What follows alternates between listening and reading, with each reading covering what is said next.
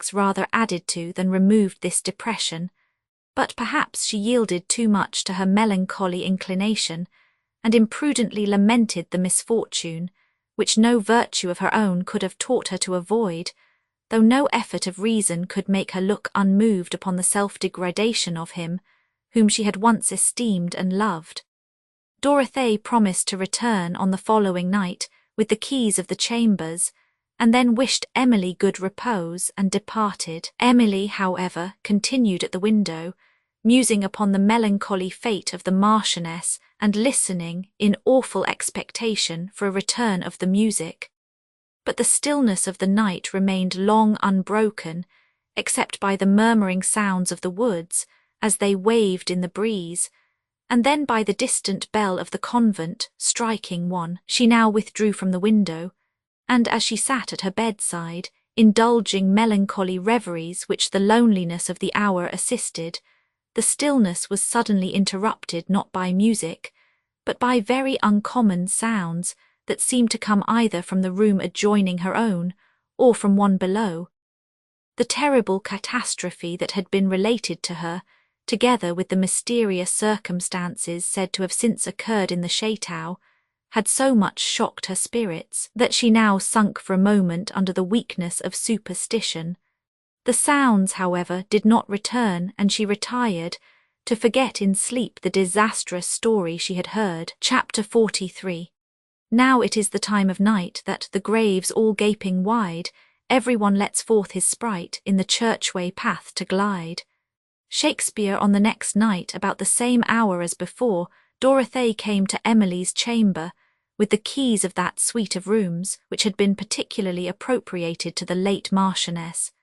These extended along the north side of the château, forming part of the old building, and as Emily's room was in the south, they had to pass over a great extent of the castle, and by the chambers of several of the family, whose observations Dorothée was anxious to avoid, since it might excite enquiry and raise reports such as would displease the Count. She therefore requested that Emily would wait half an hour before they ventured forth, that they might be certain all the servants were gone to bed. It was nearly 1 before the château was perfectly still, or Dorothée thought it prudent to leave the chamber. In this interval her spirits seemed to be greatly affected by the remembrance of past events, and by the prospect of entering again upon places where these had occurred, and in which she had not been for so many years. Emily too was affected, but her feelings had more of solemnity and less of fear. From the silence into which reflection and expectation had thrown them, they at length roused themselves and left the chamber. Dorothée at first carried the lamp, but her hand trembled so much with infirmity and alarm that Emily took it from her and offered her arm to support her feeble steps.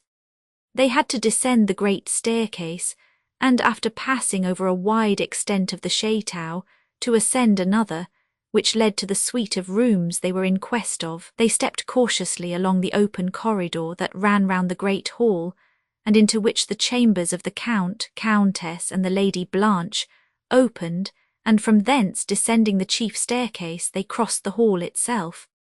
Proceeding through the servants' hall, where the dying embers of a wood fire still glimmered on the hearth, and the supper table was surrounded by chairs that obstructed their passage, they came to the foot of the back staircase. Old Dorothée here paused and looked around. "Let us listen," said she. "If anything is stirring, Mamselle, do you hear any voice?" "None," said Emily. "There certainly is no person up in the château besides ourselves." "No, Mamselle," said Dorothée, "but I have never been here at this hour before, and after what I know my fears are not wonderful." "What do you know?" said Emily. "Oh, Mamselle, we have no time for talking now, let us go on. That door on the left is the one we must open." They proceeded, and having reached the top of the staircase, Dorothée applied the key to the lock. "Ah," said she as she endeavoured to turn it, "so many years have passed since this was opened that I fear it will not move." Emily was more successful, and they presently entered a spacious and ancient chamber. "Alas!" exclaimed Dorothée as she entered, "the last time I passed through this door, I followed my poor lady's corpse." Emily, struck with the circumstance, and affected by the dusky and solemn air of the apartment, remained silent, and they passed on through a long suite of rooms, till they came to one more spacious than the rest, and rich in the remains of faded magnificence. "Let us rest here a while, madam," said Dorothée faintly. "We are going into the chamber where my lady died. That door opens into it. Ah, ma'amselle, why did you persuade me to come?" Emily drew one of the massy armchairs with which the apartment was furnished and begged Dorothée would sit down and try to compose her spirits. "How the sight of this place brings all that passed formerly to my mind," said Dorothée. "It seems as if it was but yesterday since all that sad affair happened." "Hark, what noise is that?" said Emily. Dorothée, half starting from her chair, looked round the apartment, and they listened, but everything remaining still, the old woman spoke again upon the subject of her sorrow. "This saloon, ma'amselle, was in my lady's time the finest apartment in the château, and it was fitted up according to her own taste. All this grand furniture, but you can now hardly see what it is for the dust, and our light is none of the best. Ah, how I have seen this room lighted up in my lady's time. All this grand furniture came from Paris, and was made after the fashion of some in the Louvre there, except those large glasses, and they came from some outlandish place, and that rich tapestry. How the colours are faded already.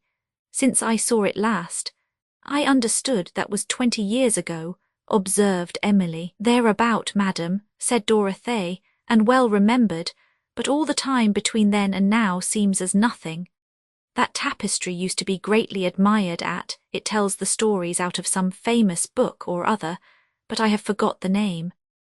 Emily now rose to examine the figures it exhibited, and discovered by verses in the Provençal tongue, wrought underneath each scene, that it exhibited stories from some of the most celebrated ancient romances. Dorothee's spirits being now more composed, she rose, and unlocked the door that led into the late Marchioness's apartment, and Emily passed into a lofty chamber, hung round with dark arras and so spacious, that the lamp she held up did not show its extent, while Dorothée, when she entered, had dropped into a chair where, sighing deeply, she scarcely trusted herself with the view of a scene so affecting to her.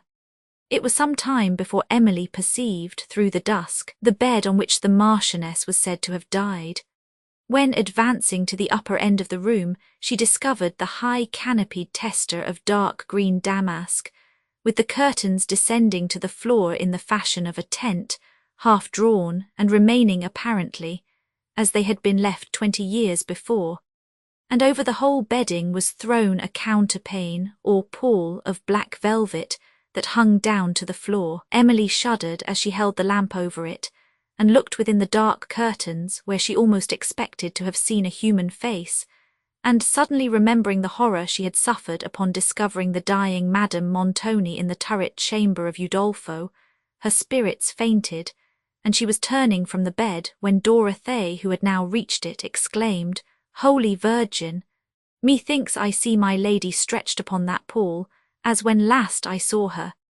Emily, shocked by this exclamation, looked involuntarily again within the curtains, but the blackness of the pall only appeared, while Dorothée was compelled to support herself upon the side of the bed, and presently tears brought her some relief. "Ah," said she after she had wept a while, "it was here I sat on that terrible night, and held my lady's hand, and heard her last words, and saw all her sufferings. Here she died in my arms." "Do not indulge these painful recollections," said Emily. "Let us go. Show me the picture you mentioned, if it will not too much affect you." "It hangs in the oriel," said Dorothée, rising, and going towards a small door near the bed's head, which she opened, and Emily followed with the light into the closet of the late Marchioness. "Alas! There she is, ma'amselle," said Dorothée, pointing to a portrait of a lady. "There is her very self, just as she looked when she came first to the château. You see, madam, she was all blooming like you, then, and so soon to be cut off." While Dorothée spoke, Emily was attentively examining the picture, which bore a strong resemblance to the miniature, though the expression of the countenance in each was somewhat different. but still she thought she perceived something of that pensive melancholy in the portrait, which so strongly characterized the miniature. "Pray, Mamselle, stand beside the picture, that I may look at you together," said Dorothée, who, when the request was complied with, exclaimed again at the resemblance. Emily also, as she gazed upon it, thought that she had somewhere seen a person very like it, though she could not now recollect who this was. In this closet were many memorials of the departed Marchioness. A robe and several articles of her dress were scattered upon the chairs, as if they had just been thrown off. On the floor were a pair of black satin slippers, and on the dressing table a pair of gloves and a long black veil, which, as Emily took it up to examine, she perceived was dropping to pieces with age. "Ah," said Dorothée, observing the veil, "my lady's hand laid it there. It has never been moved since." Emily, shuddering, immediately laid it down again. "I well remember seeing her take it off," continued Dorothée. "It was on the night before her death, when she had returned from a little walk I had persuaded her to take in the gardens, and she seemed refreshed by it. I told her how much better she looked, and I remember what a languid smile she gave me. But alas, she little thought, or I either, that she was to die that night." Dorothée wept again, and then, taking up the veil, threw it suddenly over Emily, who shuddered to find it wrapped round her, descending even to her feet, and as she endeavoured to throw it off, Dorothée entreated that she would keep it on for one moment. "I thought," added she, "how like you would look to my dear mistress in that veil. May your life, Mamselle, be a happier one than hers." Emily, having disengaged herself from the veil, laid it again on the dressing table, and surveyed the closet, where every object on which her eye fixed seemed to speak of the Marchioness. In a large oriel window of painted glass stood a table with a silver crucifix and a prayer book open, and Emily remembered with emotion what Dorothée had mentioned concerning her custom of playing on her lute in this window, before she observed the lute itself, lying on a corner of the table, as if it had been carelessly placed there by the hand that had so often awakened it. "This is a sad forlorn place," said Dorothée, "for when my dear lady died, I had no heart to put it to rights, or the chamber either, and my lord never came into the rooms after, so they remained just as they did when my lady was removed for interment." While Dorothée spoke, Emily was still looking on the lute, which was a Spanish one and remarkably large, and then with a hesitating hand she took it up and passed her fingers over the chords. They were out of tune, but uttered a deep and full sound. Dorothée started at their well-known tones, and, seeing the lute in Emily's hand, said, "This is the lute my lady Marchioness loved so. I remember when last she played upon it. It was on the night that she died. I came as usual to undress her, and as I entered the bed-chamber, I heard the sound of music from the oriel, and perceiving it was my lady's who was sitting there, I stepped softly to the door, which stood a little open, to listen, for the music, though it was mournful, was so sweet. There I saw her with the lute in her hand, looking upwards, and the tears fell upon her cheeks while she sung a vesper hymn so soft and so solemn, and her voice trembled as it were, and then she would stop for a moment and wipe away her tears and go on again lower than before. Oh, I had often listened to my lady, but never heard anything so sweet as this. It made me cry almost to hear it. She had been at prayers, I fancy, for there was the book open on the table beside her. Ay, and there it lies open still. Pray let us leave the oriel, Mamselle, added Dorothée. This is a heart-breaking place. Having returned into the chamber, she desired to look once more upon the bed, when, as they came opposite to the open door, leading into the saloon, Emily, in the partial gleam, which the lamp threw into it, thought she saw something glide along into the obscurer part of the room. Her spirits had been much affected by the surrounding scene, or it is probable this circumstance, whether real or imaginary, would not have affected her in the degree it did. But she endeavoured to conceal her emotion from Dorothée, who, however, observing her countenance change, enquired if she was ill. "Let us go," said Emily faintly. "The air of these rooms is unwholesome." But when she attempted to do so, considering that she must pass through the apartment where the phantom of her terror had appeared, this terror increased, and too faint to support herself, she sat down on the side of the bed.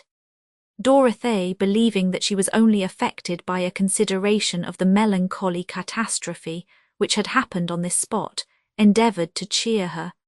And then, as they sat together on the bed, she began to relate other particulars concerning it, and this without reflecting that it might increase Emily's emotion, but because they were particularly interesting to herself. "A little before my lady's death," said she, "when the pains were gone off, she called me to her, and stretching out her hand to me, I sat down just there, where the curtain falls upon the bed. How well I remember her look at the time. Death was in it. I can almost fancy I see her now. There she lay, ma'amselle, her face was upon the pillow there. This black counterpane was not upon the bed then, it was laid on after her death, and she was laid out upon it." Emily turned to look within the dusky curtains, as if she could have seen the countenance of which Dorothée spoke. The edge of the white pillow only appeared above the blackness of the pall, but as her eyes wandered over the pall itself, she fancied she saw it move. Without speaking, she caught Dorothee's arm, who, surprised by the action and by the look of terror that accompanied it, turned her eyes from Emily to the bed, where in the next moment she too saw the pall slowly lifted and fall again. Emily attempted to go, but Dorothée stood fixed and gazing upon the bed, and at length said, "It is only the wind that waves it, ma'amselle. We have left all the doors open. See how the air waves the lamp too. It is only the wind." She had scarcely uttered these words when the pall was more violently agitated than before, but Emily, somewhat ashamed of her terrors, stepped back to the bed, willing to be convinced that the wind only had occasioned her alarm. When, as she gazed within the curtains, the pall moved again, and in the next moment the apparition of a human countenance rose above it. Screaming with terror, they both fled, and got out of the chamber as fast as their trembling limbs would bear them, leaving open the doors of all the rooms through which they passed. When they reached the staircase, Dorothée threw open a chamber door, where some of the female servants slept, and sunk breathless on the bed, while Emily, deprived of all presence of mind, made only a feeble attempt to conceal the occasion of her terror from the astonished servants. And though Dorothée, when she could speak, endeavoured to laugh at her own fright, and was joined by Emily, no remonstrances could prevail with the servants, who had quickly taken the alarm, to pass even the remainder of the night in a room so near to these terrific chambers. Dorothée having accompanied Emily to her own apartment, they then began to talk over, with some degree of coolness, the strange circumstance that had just occurred, and Emily would almost have doubted her own perceptions, had not those of Dorothée attested their truth. Having now mentioned what she had observed in the outer chamber, she asked the housekeeper whether she was certain no door had been left unfastened by which a person might secretly have entered the apartments. Dorothée replied that she had constantly kept the keys of the several doors in her own possession, that when she had gone her rounds through the castle, as she frequently did, to examine if all was safe, she had tried these doors among the rest, and had always found them fastened. It was, therefore, impossible, she added, that any person could have got admittance into the apartments, and if they could, it was very improbable they should have chosen to sleep in a place so cold and forlorn. Emily observed that their visit to these chambers had perhaps been watched, and that some person, for a frolic, had followed them into the rooms, with a design to frighten them, and while they were in the oriel, had taken the opportunity of concealing himself in the bed. Dorothée allowed that this was possible till she recollected that on entering the apartments she had turned the key of the outer door, and this, which had been done to prevent their visit being noticed by any of the family, who might happen to be up, must effectually have excluded every person except themselves from the chambers, and she now persisted in affirming that the ghastly countenance she had seen was nothing human, but some dreadful apparition.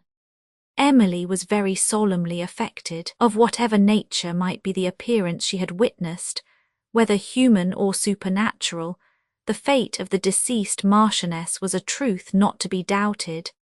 And this unaccountable circumstance, occurring in the very scene of her sufferings, affected Emily's imagination with a superstitious awe, to which, after having detected the fallacies at Udolpho, she might not have yielded, had she been ignorant of the unhappy story related by the housekeeper. Her she now solemnly conjured to conceal the occurrence of this night, and to make light of the terror she had already betrayed, that the Count might not be distressed by reports which would certainly spread alarm and confusion among his family. Time, she added, may explain this mysterious affair. Meanwhile let us watch the event in silence.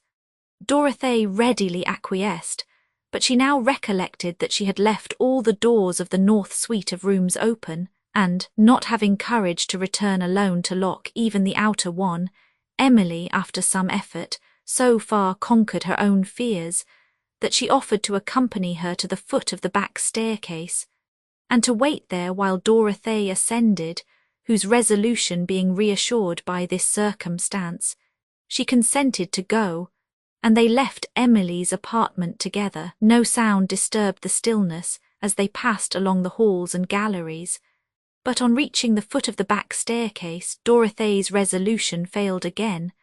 Having, however, paused a moment to listen, and no sound being heard above, she ascended, leaving Emily below, and, scarcely suffering her eye to glance within the first chamber, she fastened the door which shut up the whole suite of apartments and returned to Emily.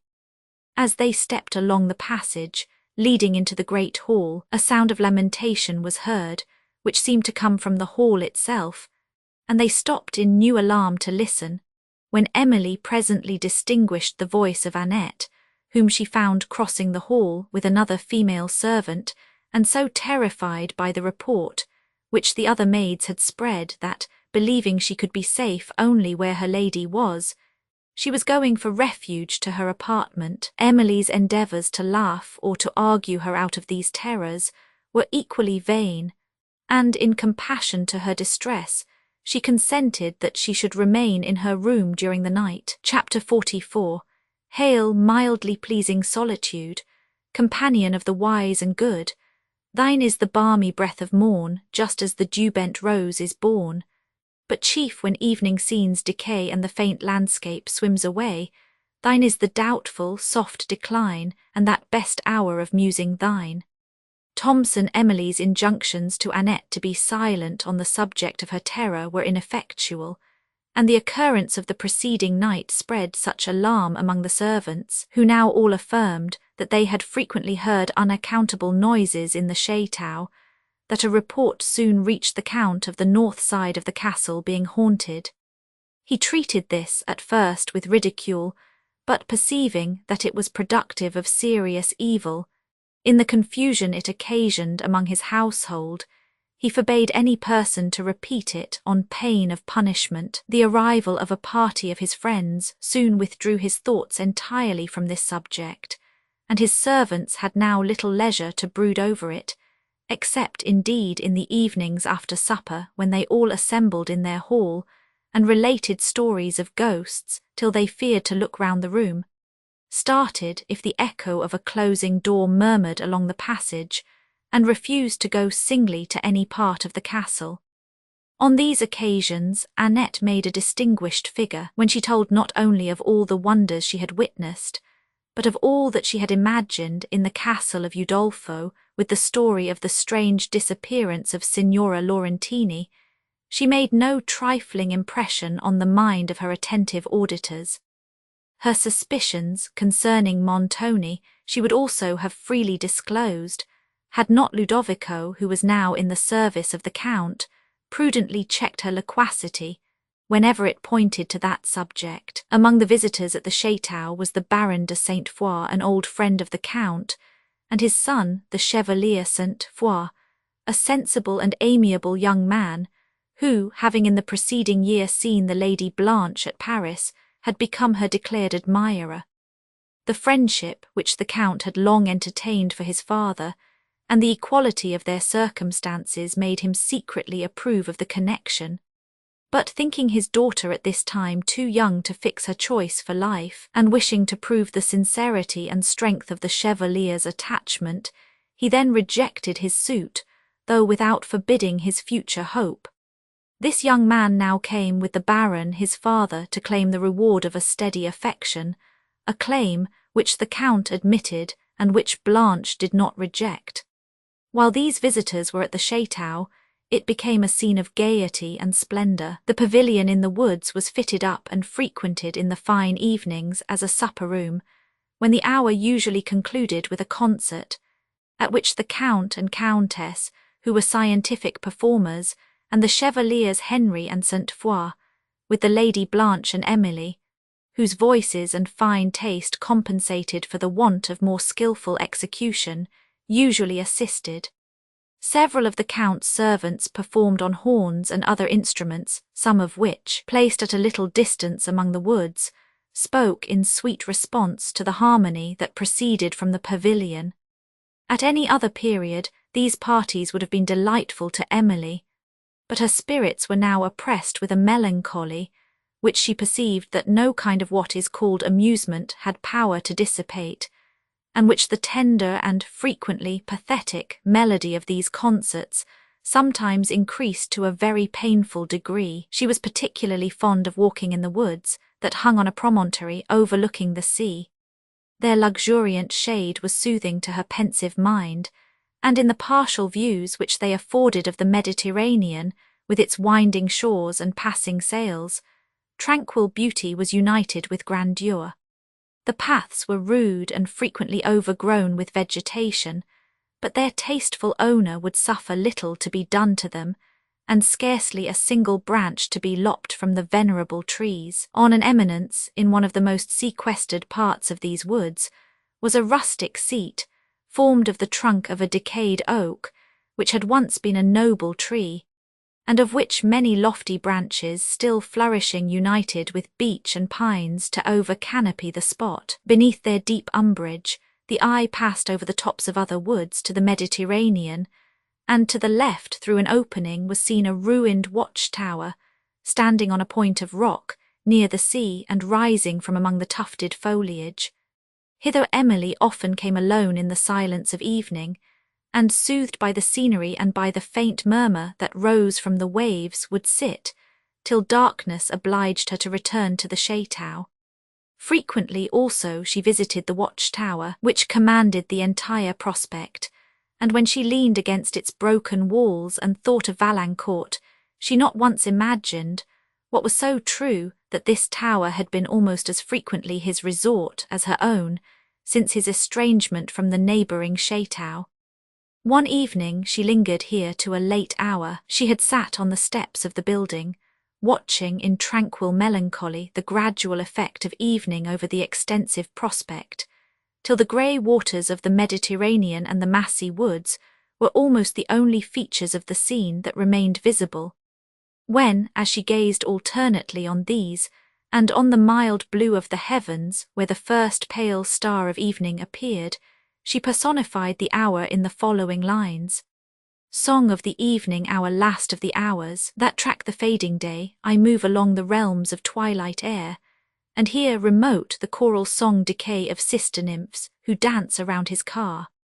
Then, as I follow through the azure void, his partial splendour from my straining eye sinks in the depth of space, my only guide his faint ray dawning on the farthest sky, save that sweet, lingering strain of gayer hours, whose close my voice prolongs in dying notes, while mortals on the green earth own its powers, as downward on the evening gale it floats, when fades along the west the sun's last beam, as, weary, to the nether world he goes, and mountain summits catch the purple gleam, and slumbering ocean faint and fainter glows, silent upon the globe's broad shade I steal, and o'er its dry turf shed the cooling dews, and every fevered herb and floweret heal, and all their fragrance on the air diffuse.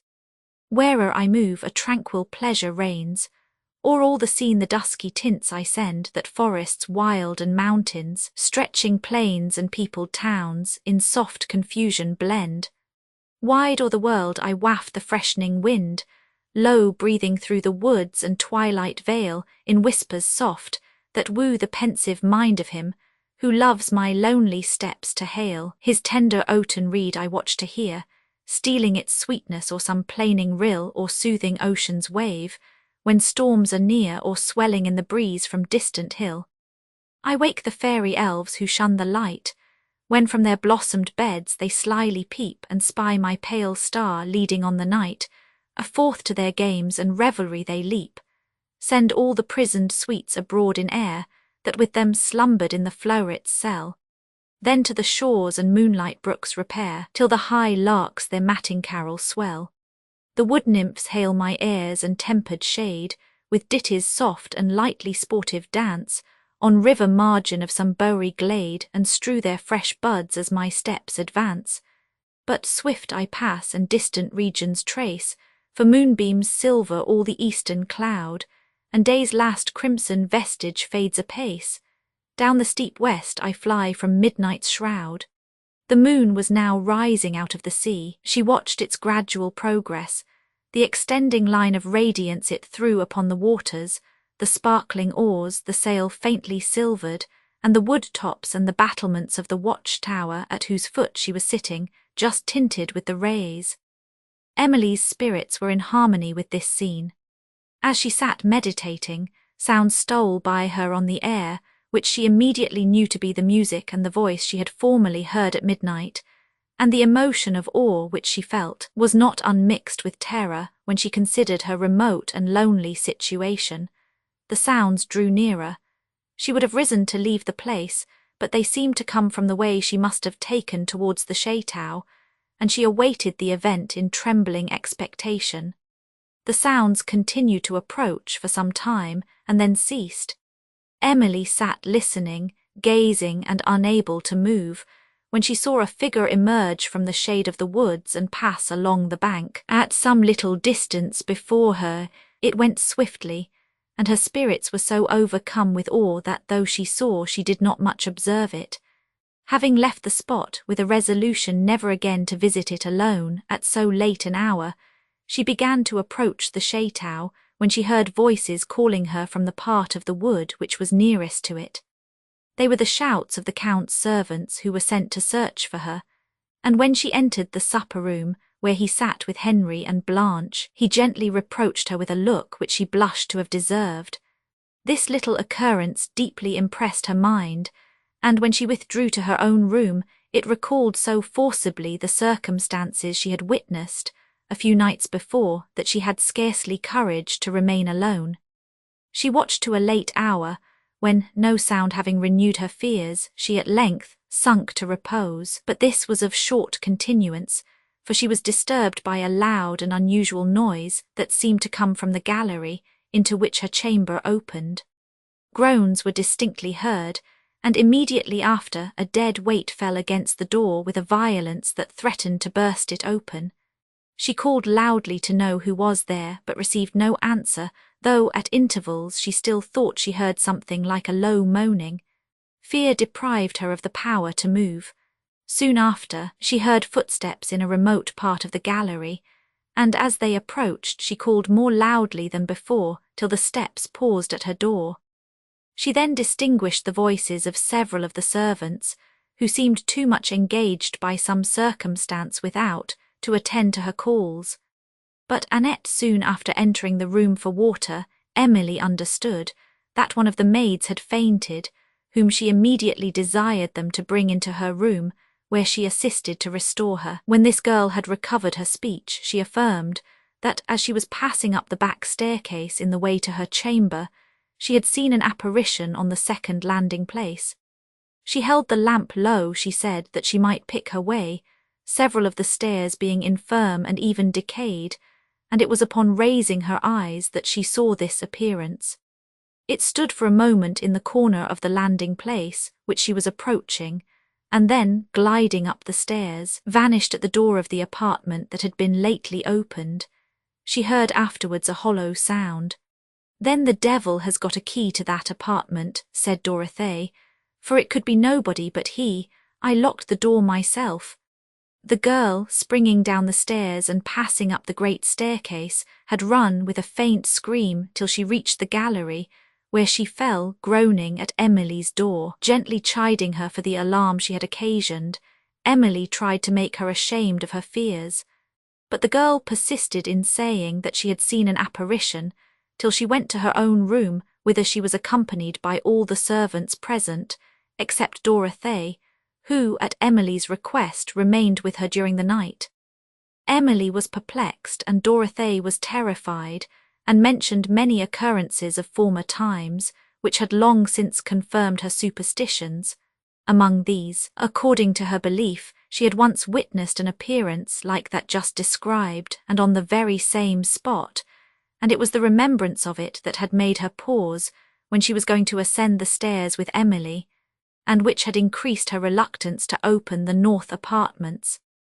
Whatever might be Emily's opinions, she did not disclose them, but listened attentively to all that Dorothée communicated, which occasioned her much thought and perplexity. From this night the terror of the servants increased to such an excess that several of them determined to leave the château, and requested their discharge of the Count, who, if he had any faith in the subject of their alarm, thought proper to dissemble it, and, anxious to avoid the inconvenience that threatened him, employed ridicule and then argument to convince them they had nothing to apprehend from supernatural agency.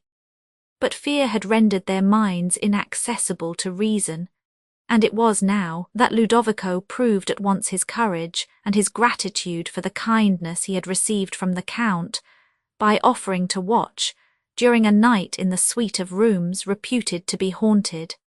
He feared, he said, no spirits, and if anything of human form appeared, he would prove that he dreaded that as little. The Count paused upon the offer, while the servants who heard it looked upon one another in doubt and amazement, and Annette, terrified for the safety of Ludovico, employed tears and entreaties to dissuade him from his purpose.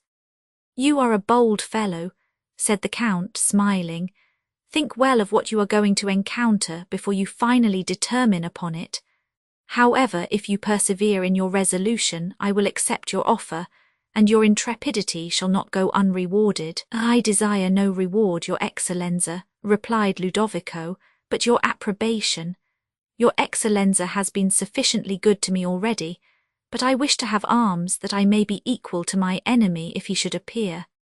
"Your sword cannot defend you against a ghost," replied the Count, throwing a glance of irony upon the other servants. "Neither can bars nor bolts, for a spirit, you know, can glide through a keyhole as easily as through a door." "Give me a sword, my Lord Count," said Ludovico, "and I will lay all the spirits that shall attack me in the Red Sea."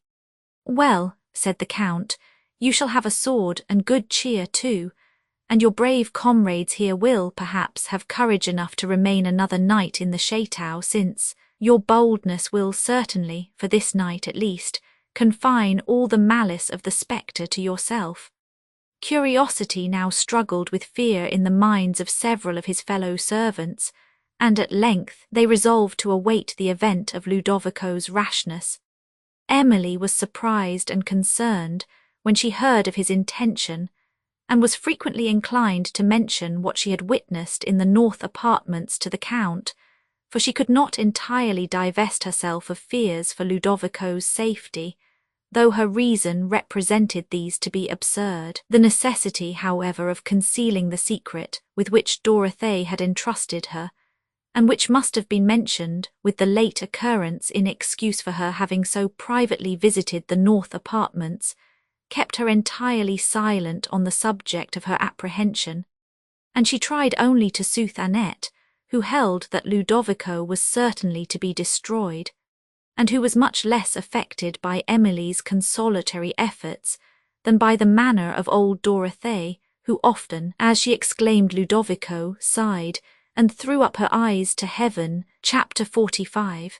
Ye gods of quiet and of sleep profound, whose soft dominion o'er this castle sways, and all the widely silent places round, forgive me if my trembling pen displays what never yet was sung in mortal lays. Thomson the Count gave orders for the north apartments to be opened and prepared for the reception of Ludovico, but Dorothée, remembering what she had lately witnessed there, feared to obey, and not one of the other servants daring to venture thither, the rooms remained shut up till the time when Ludovico was to retire thither for the night, an hour for which the whole household waited with impatience. After supper, Ludovico, by the order of the Count, attended him in his closet, where they remained alone for near half an hour, and on leaving which his lord delivered to him a sword. "It has seen service in mortal quarrels," said the Count jocosely. "You will use it honourably, no doubt, in a spiritual one. Tomorrow let me hear that there is not one ghost remaining in the château." Ludovico received it with a respectful bow. "You shall be obeyed, my lord," said he. "I will engage that no spectre shall disturb the peace of the château after this night." They now returned to the supper-room, where the Count's guests awaited to accompany him and Ludovico to the door of the north apartments, and Dorothée, being summoned for the keys, delivered them to Ludovico, who then led the way, followed by most of the inhabitants of the château. Having reached the back staircase, several of the servants shrunk back and refused to go further, but the rest followed him to the top of the staircase, where a broad landing place allowed them to flock round him, while he applied the key to the door, during which they watched him with as much eager curiosity as if he had been performing some magical rite. Ludovico, unaccustomed to the lock, could not turn it, and Dorothée, who had lingered far behind, was called forward, under whose hand the door opened slowly, and her eye glancing within the dusky chamber, she uttered a sudden shriek and retreated. At this signal of alarm, the greater part of the crowd hurried down the stairs, and the Count, Henry and Ludovico were left alone to pursue the enquiry, who instantly rushed into the apartment, Ludovico with a drawn sword, which he had just time to draw from the scabbard, the Count with the lamp in his hand, and Henry carrying a basket containing provisions for the courageous adventurer. Having looked hastily round the first room, where nothing appeared to justify alarm, they passed on to the second, and here too, all being quiet, they proceeded to a third with a more tempered step. The Count had now leisure to smile at the discomposure into which he had been surprised, and to ask Ludovico in which room he designed to pass the night. "There are several chambers beyond these, your Excellenza," said Ludovico, pointing to a door, "and in one of them is a bed, they say. I will pass the night there, and when I am weary of watching I can lie down." "Good," said the Count. "Let us go on. You see these rooms show nothing but damp walls and decaying furniture. I have been so much engaged since I came to the château that I have not looked into them till now. Remember, Ludovico, to tell the housekeeper tomorrow to throw open these windows. The damask hangings are dropping to pieces. I will have them taken down and this antique furniture removed." "Dear sir," said Henry, "here is an armchair so massy with gilding that it resembles one of the state chairs at the Louvre more than anything else." "Yes," said the Count, stopping a moment to survey it, "there is a history belonging to that chair, but I have not time to tell it. Let us pass on. This suite runs to a greater extent than I had imagined. It is many years since I was in them. But where is the bedroom you speak of, Ludovico? These are only antechambers to the great drawing-room. I remember them in their splendour."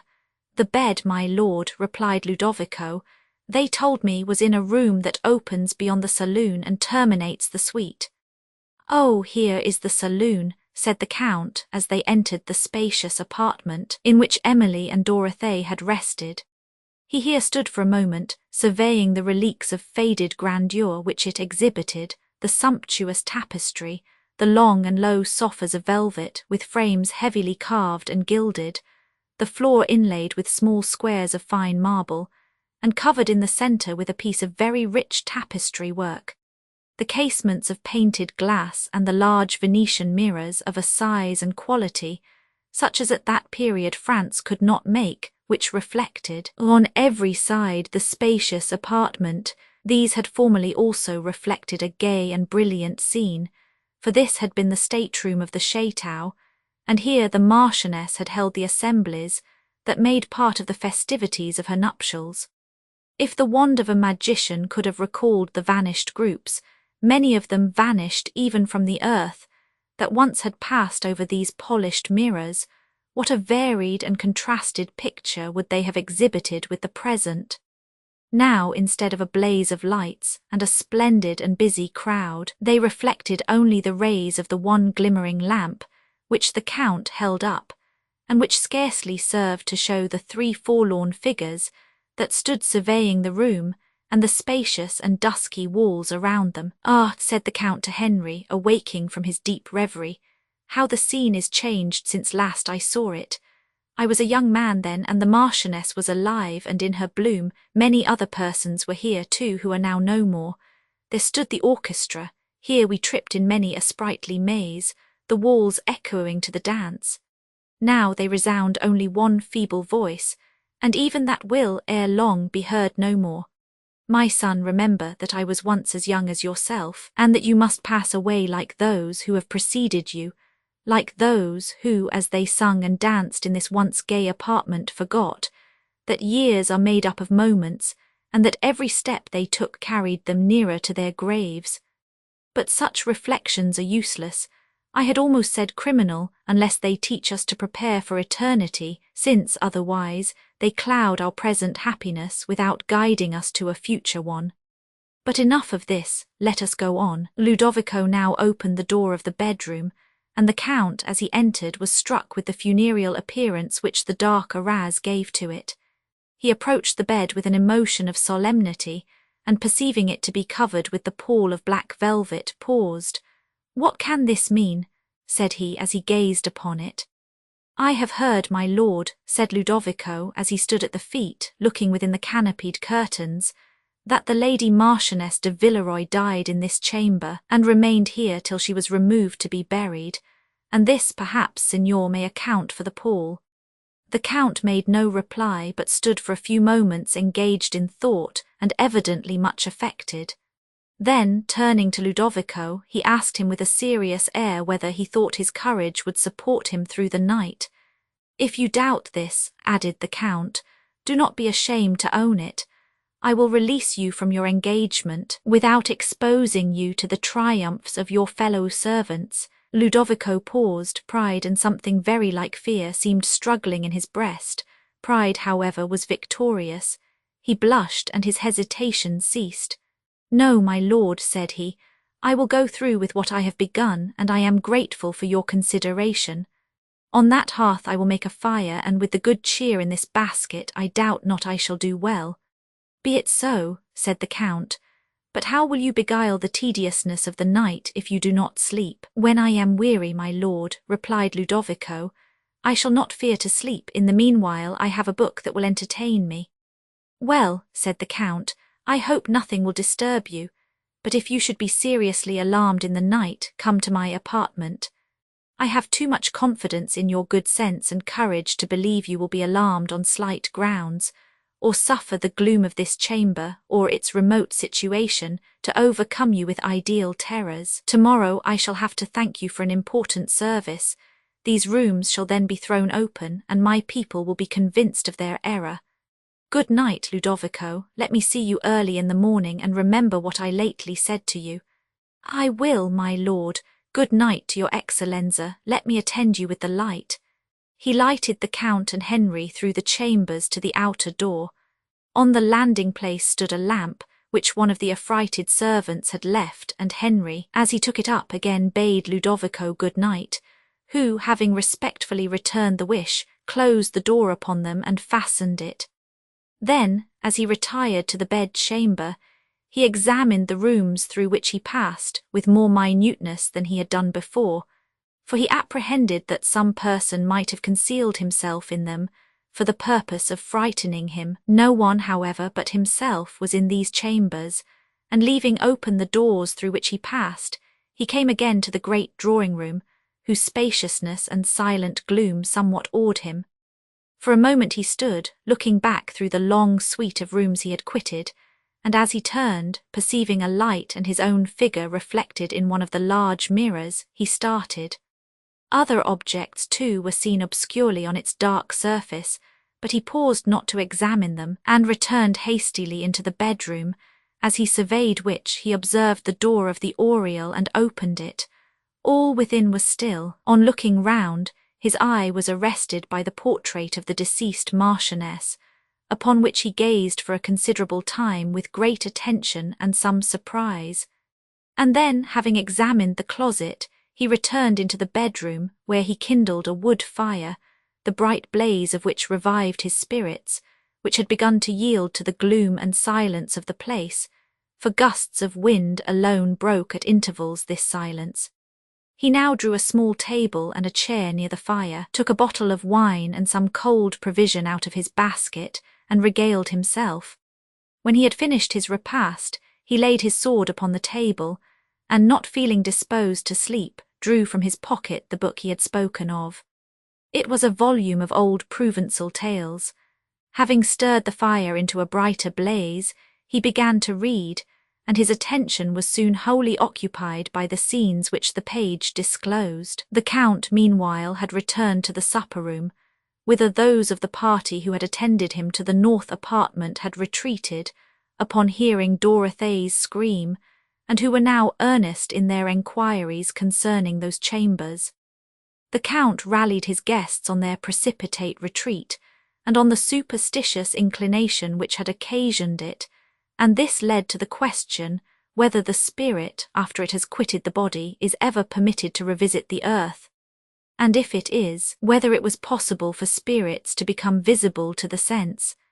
The Baron was of opinion that the first was probable, and the last was possible, and he endeavoured to justify this opinion by respectable authorities, both ancient and modern, which he quoted. The Count, however, was decidedly against him, and a long conversation ensued, in which the usual arguments on these subjects were on both sides brought forward with skill, and discussed with candour, but without converting either party to the opinion of his opponent. The effect of their conversation on their auditors was various. Though the Count had much the superiority of the Baron in point of argument, he had considerably fewer adherents, for that love, so natural to the human mind, of whatever is able to distend its faculties with wonder and astonishment, attached the majority of the company to the side of the Baron, and though many of the Count's propositions were unanswerable, his opponents were inclined to believe this the consequence of their own want of knowledge on so abstracted a subject, rather than that arguments did not exist which were forcible enough to conquer his. Blanche was pale with attention, till the ridicule in her father's glance called a blush upon her countenance, and she then endeavoured to forget the superstitious tales she had been told in her convent. Meanwhile, Emily had been listening with deep attention to the discussion of what was to her a very interesting question, and, remembering the appearance she had witnessed in the apartment of the late Marchioness, she was frequently chilled with awe. Several times she was on the point of mentioning what she had seen, but the fear of giving pain to the Count, and the dread of his ridicule, restrained her, and awaiting in anxious expectation the event of Ludovico's intrepidity, she determined that her future silence should depend upon it. When the party had separated for the night, and the Count retired to his dressing-room, the remembrance of the desolate scenes he had lately witnessed in his own mansion deeply affected him. But at length he was aroused from his reverie and his silence. "What music is that I hear?" said he suddenly to his valet, "who plays at this late hour?" The man made no reply, and the Count continued to listen, and then added, "That is no common musician. He touches the instrument with a delicate hand. Who is it, Pierre?" "My lord," said the man hesitatingly. "Who plays that instrument?" repeated the Count.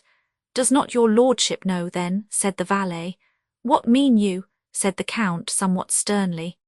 "Nothing, my lord, I meant nothing," rejoined the man submissively.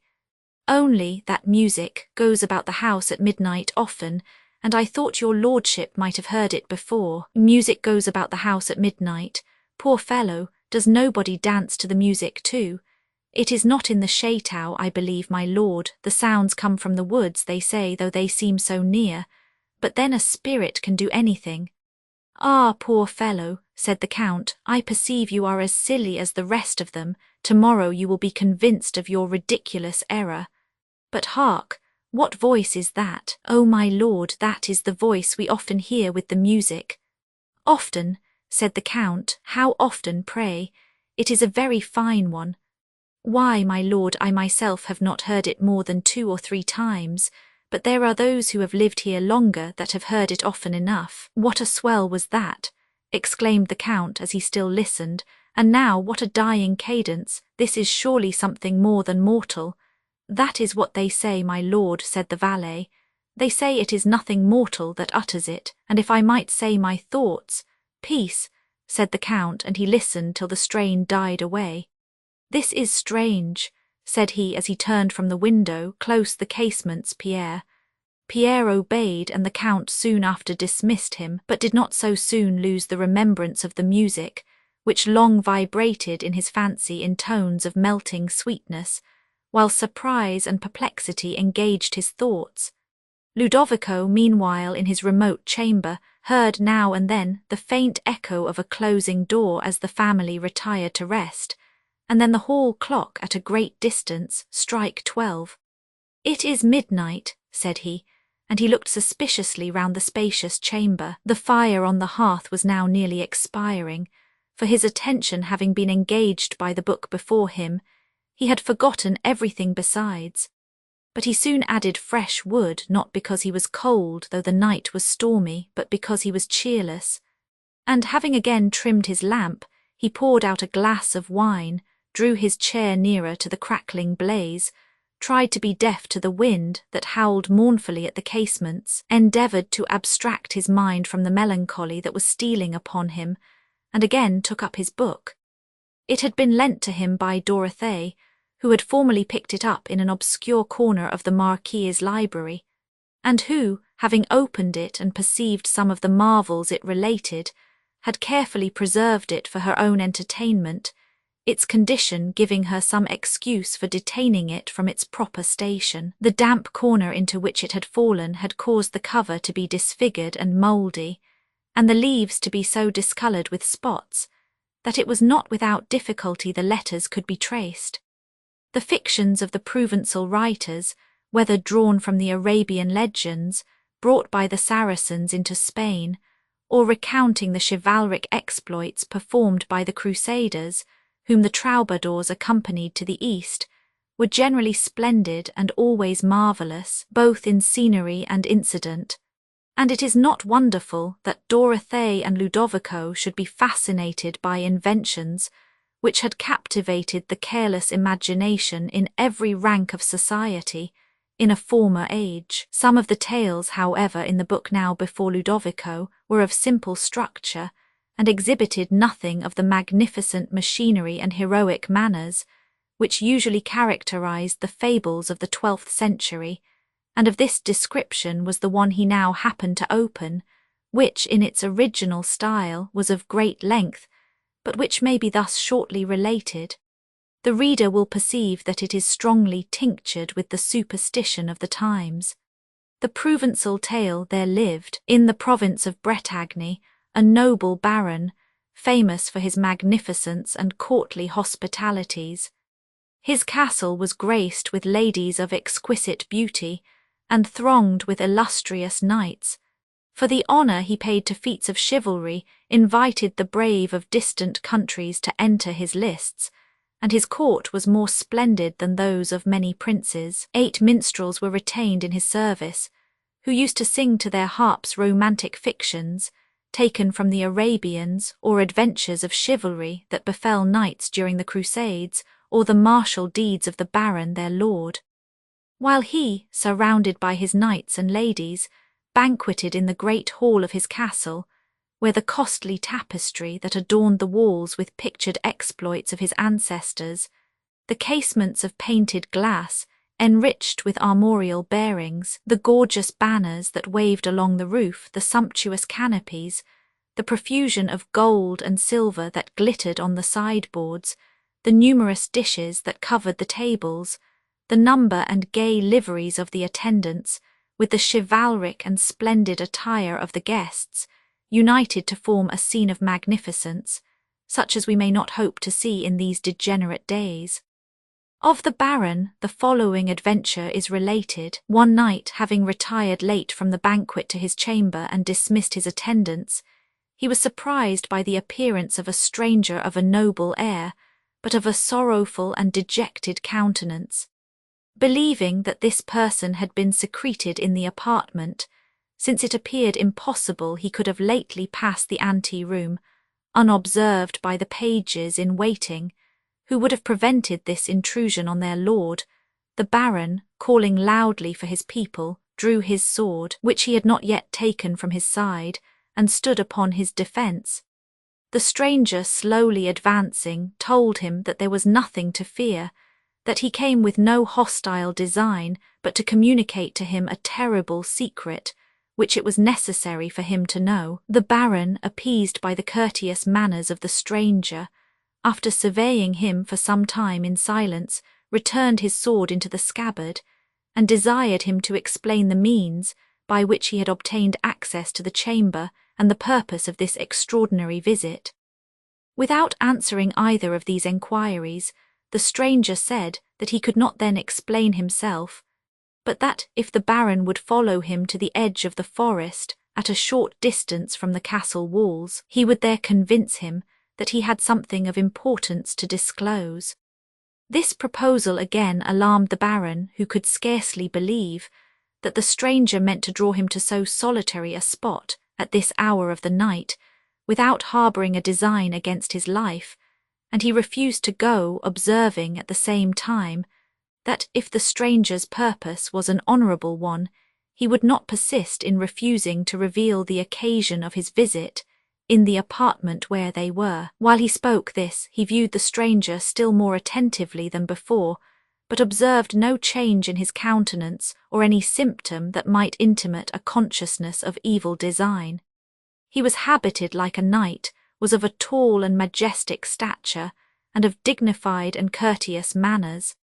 Still, however, he refused to communicate the subject of his errand in any place, but that he had mentioned, and at the same time gave hints concerning the secret he would disclose, that awakened a degree of solemn curiosity in the Baron, which at length induced him to consent to follow the stranger on certain conditions.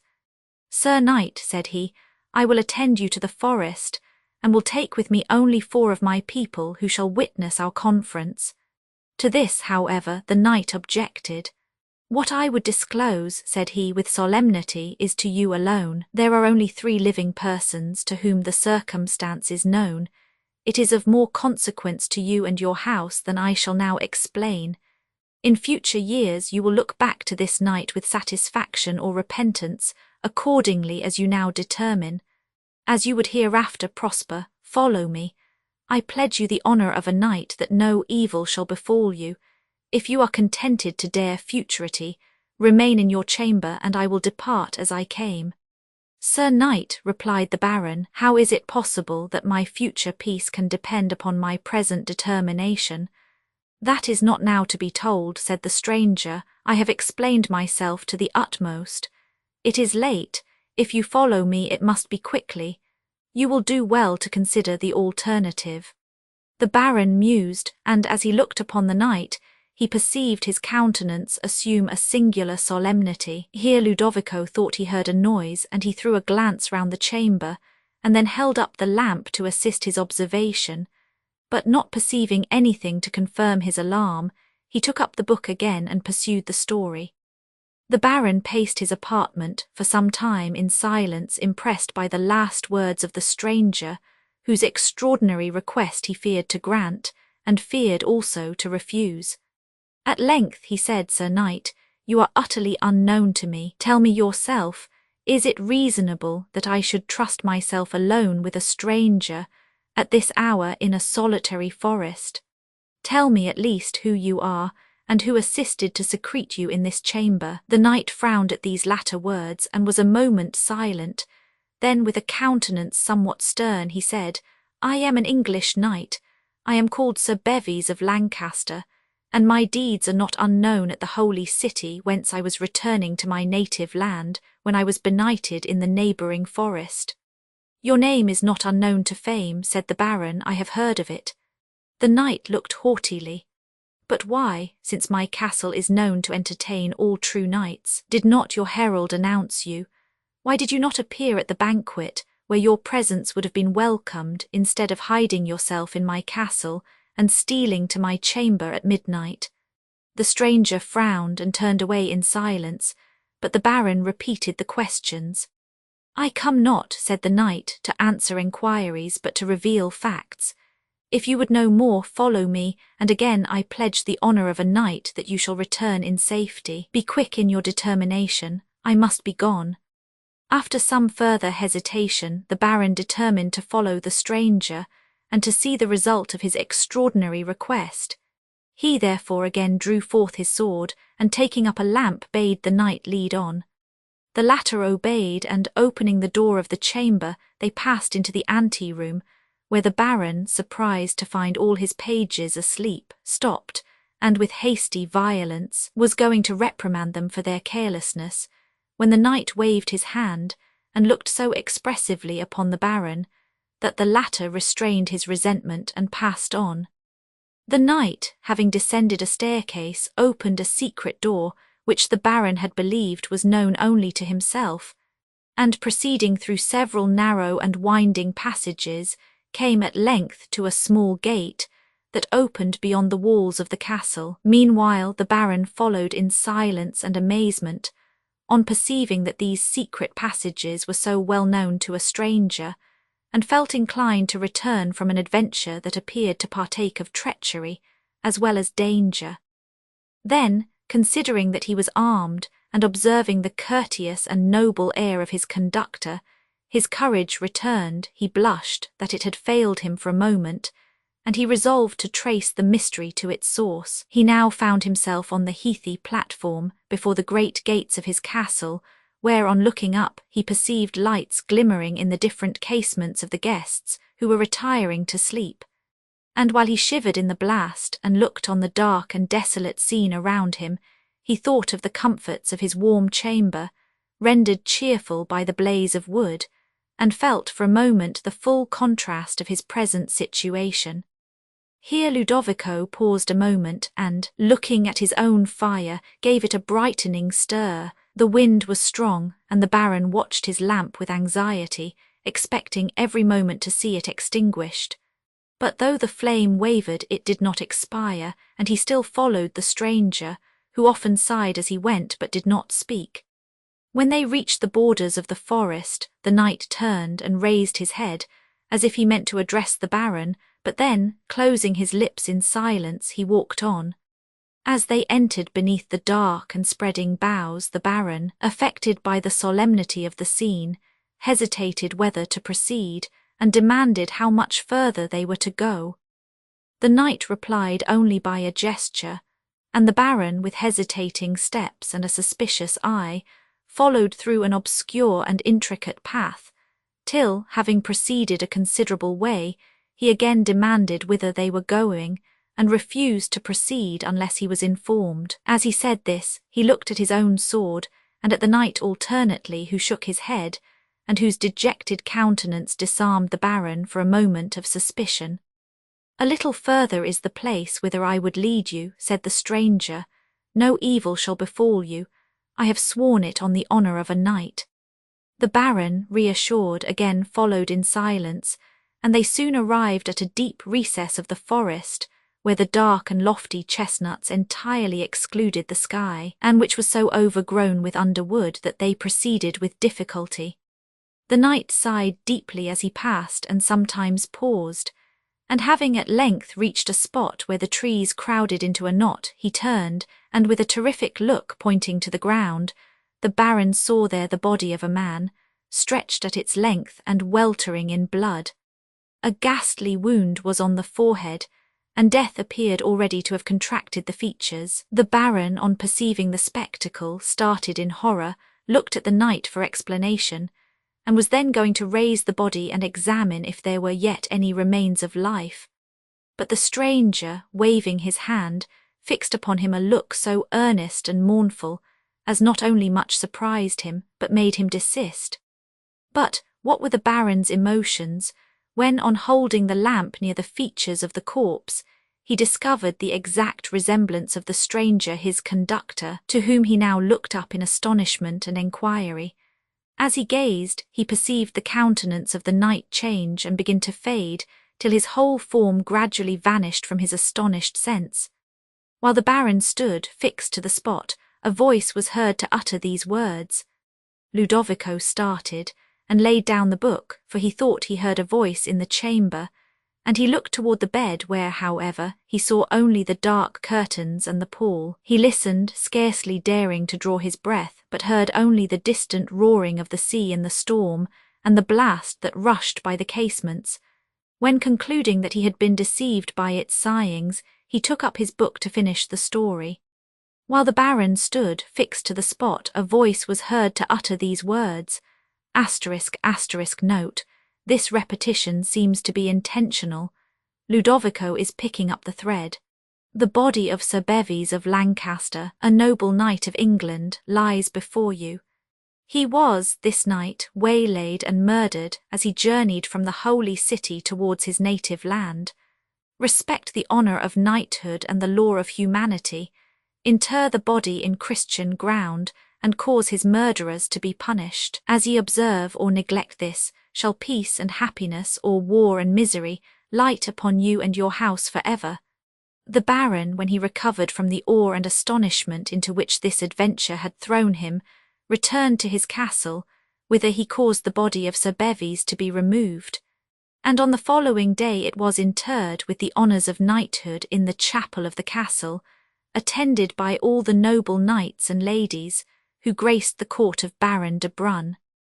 Ludovico, having finished this story, laid aside the book, for he felt drowsy, and after putting more wood on the fire and taking another glass of wine, he reposed himself in the armchair on the hearth. In his dream he still beheld the chamber where he really was, and once or twice started from imperfect slumbers, imagining he saw a man's face looking over the high back of his armchair. This idea had so strongly impressed him that when he raised his eyes, he almost expected to meet other eyes, fixed upon his own, and he quitted his seat and looked behind the chair before he felt perfectly convinced that no person was there. Thus closed the hour. Chapter 46. Enjoy the honey-heavy dew of slumber. Thou hast no figures nor no fantasies which busy care draws in the brains of men, therefore thou sleepst so sound. Shakespeare the Count, who had slept little during the night, rose early and anxious to speak with Ludovico, went to the north apartment, but the outer door having been fastened on the preceding night, he was obliged to knock loudly for admittance. Neither the knocking nor his voice was heard, but, considering the distance of this door from the bedroom, and that Ludovico, wearied with watching, had probably fallen into a deep sleep, the Count was not surprised on receiving no answer, and leaving the door he went down to walk in his grounds. It was a grey autumnal morning. The sun, rising over Provence, gave only a feeble light, as his rays struggled through the vapours that ascended from the sea, and floated heavily over the wood tops, which were now varied with many a mellow tint of autumn. The storm was past, but the waves were yet violently agitated, and their course was traced by long lines of foam, while not a breeze fluttered in the sails of the vessels near the shore that were weighing anchor to depart. The still gloom of the hour was pleasing to the Count, and he pursued his way through the woods, sunk in deep thought. Emily also rose at an early hour and took her customary walk along the brow of the promontory that overhung the Mediterranean. Her mind was now not occupied with the occurrences of the Château, and Valancourt was the subject of her mournful thoughts, whom she had not yet taught herself to consider with indifference, though her judgment constantly reproached her for the affection that lingered in her heart after her esteem for him was departed. Remembrance frequently gave her his parting look and the tones of his voice when he had bade her a last farewell, and some accidental associations now recalling these circumstances to her fancy with peculiar energy, she shed bitter tears to the recollection. Having reached the watchtower, she seated herself on the broken steps, and in melancholy dejection watched the waves, half hid in vapour as they came rolling towards the shore and threw up their light spray round the rocks below. Their hollow murmur and the obscuring mists that came in wreaths up the cliffs gave a solemnity to the scene which was in harmony with the temper of her mind, and she sat, given up to the remembrance of past times, till this became too painful, and she abruptly quitted the place. On passing the little gate of the watchtower, she observed letters, engraved on the stone postern, which she paused to examine, and though they appeared to have been rudely cut with a penknife, the characters were familiar to her. At length, recognizing the handwriting of Valancourt, she read with trembling anxiety the following lines, entitled Shipwreck till solemn midnight. On this lonely steep, beneath this watchtower's desolated wall, where mystic shapes the wonder appall, I rest, and view below the desert deep, as through tempestuous clouds the moon's cold light gleams on the wave.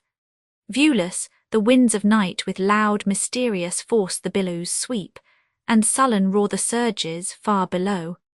In the still pauses of the gust I hear the voice of spirits, rising sweet and slow, and oft among the clouds their forms appear. But hark, what shriek of death comes in the gale, and in the distant ray what glimmering sail bends to the storm. Now sinks the note of fear. Ah, wretched mariners! No more shall day unclose his cheering eye to light ye on your way. From these lines it appeared that Valancourt had visited the tower, that he had probably been here on the preceding night, for it was such a one as they described, and that he had left the building very lately, since it had not long been light, and without light it was impossible these letters could have been cut. It was thus even probable that he might be yet in the gardens. As these reflections passed rapidly over the mind of Emily, they called up a variety of contending emotions that almost overcame her spirits. But her first impulse was to avoid him, and immediately leaving the tower, she returned with hasty steps towards the chateau. As she passed along, she remembered the music she had lately heard near the tower with the figure which had appeared, and in this moment of agitation she was inclined to believe that she had then heard and seen Valancourt, but other recollections soon convinced her of her error. On turning into a thicker part of the woods, she perceived a person walking slowly in the gloom at some little distance, and her mind engaged by the idea of him, she started and paused, imagining this to be Valancourt. The person advanced with quicker steps, and before she could recover recollection enough to avoid him, he spoke, and she then knew the voice of the Count, who expressed some surprise on finding her walking at so early an hour, and made a feeble effort to rally her on her love of solitude. But he soon perceived this to be more a subject of concern than of light laughter, and changing his manner, affectionately expostulated with Emily on thus indulging unavailing regret, who, though she acknowledged the justness of all he said, could not restrain her tears while she did so, and he presently quitted the topic. Expressing surprise at not having yet heard from his friend, the advocate at Avignon, in answer to the questions proposed to him respecting the estates of the late Madame Montoni, he, with friendly zeal, endeavoured to cheer Emily with hopes of establishing her claim to them, while she felt that the estates could now contribute little to the happiness of a life in which Valancourt had no longer an interest. When they returned to the chateau, Emily retired to her apartment, and Count de Villefort to the door of the north chambers. This was still fastened, but being now determined to arouse Ludovico, he renewed his calls more loudly than before, after which a total silence ensued, and the Count, finding all his efforts to be heard ineffectual, at length began to fear that some accident had befallen Ludovico, whom terror of an imaginary being might have deprived of his senses. He, therefore, left the door with an intention of summoning his servants to force it open, some of whom he now heard moving in the lower part of the chateau, To the Count's enquiries whether they had seen or heard Ludovico, they replied in a fright that not one of them had ventured on the north side of the chateau since the preceding night. "He sleeps soundly then," said the Count, "and is at such a distance from the outer door, which is fastened, that to gain admittance to the chambers it will be necessary to force it. Bring an instrument and follow me." The servants stood mute and dejected, and it was not till nearly all the household were assembled that the Count's orders were obeyed. In the meantime, Dorothée was telling of a door that opened from a gallery, leading from the great staircase into the last ante-room of the saloon, and this being much nearer to the bed-chamber, it appeared probable that Ludovico might be easily awakened by an attempt to open it. Thither, therefore, the Count went, but his voice was as ineffectual at this door as it had proved at the remoter one, and now, seriously interested for Ludovico, he was himself going to strike upon the door with the instrument, when he observed its singular beauty and withheld the blow. It appeared on the first glance to be of ebony, so dark and close was its grain and so high its polish, but it proved to be only of larch wood, of the growth of Provence, then famous for its forests of larch. The beauty of its polished hue and of its delicate carvings determined the Count to spare this door, and he returned to that leading from the back staircase, which being at length forced, he entered the first ante-room, followed by Henry and a few of the most courageous of his servants, the rest awaiting the event of the enquiry on the stairs and landing-place. All was silent in the chambers, through which the Count passed, and having reached the saloon, he called loudly upon Ludovico, after which, still receiving no answer, he threw open the door of the bedroom and entered.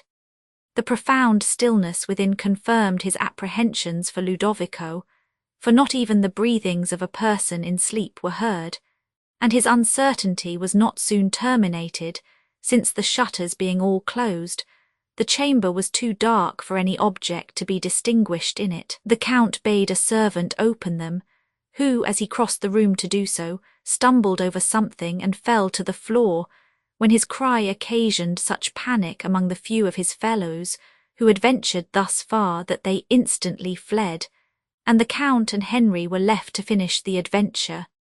Henry then sprung across the room, and opening a window shutter they perceived that the man had fallen over a chair near the hearth in which Ludovico had been sitting, for he sat there no longer, nor could anywhere be seen by the imperfect light that was admitted into the apartment.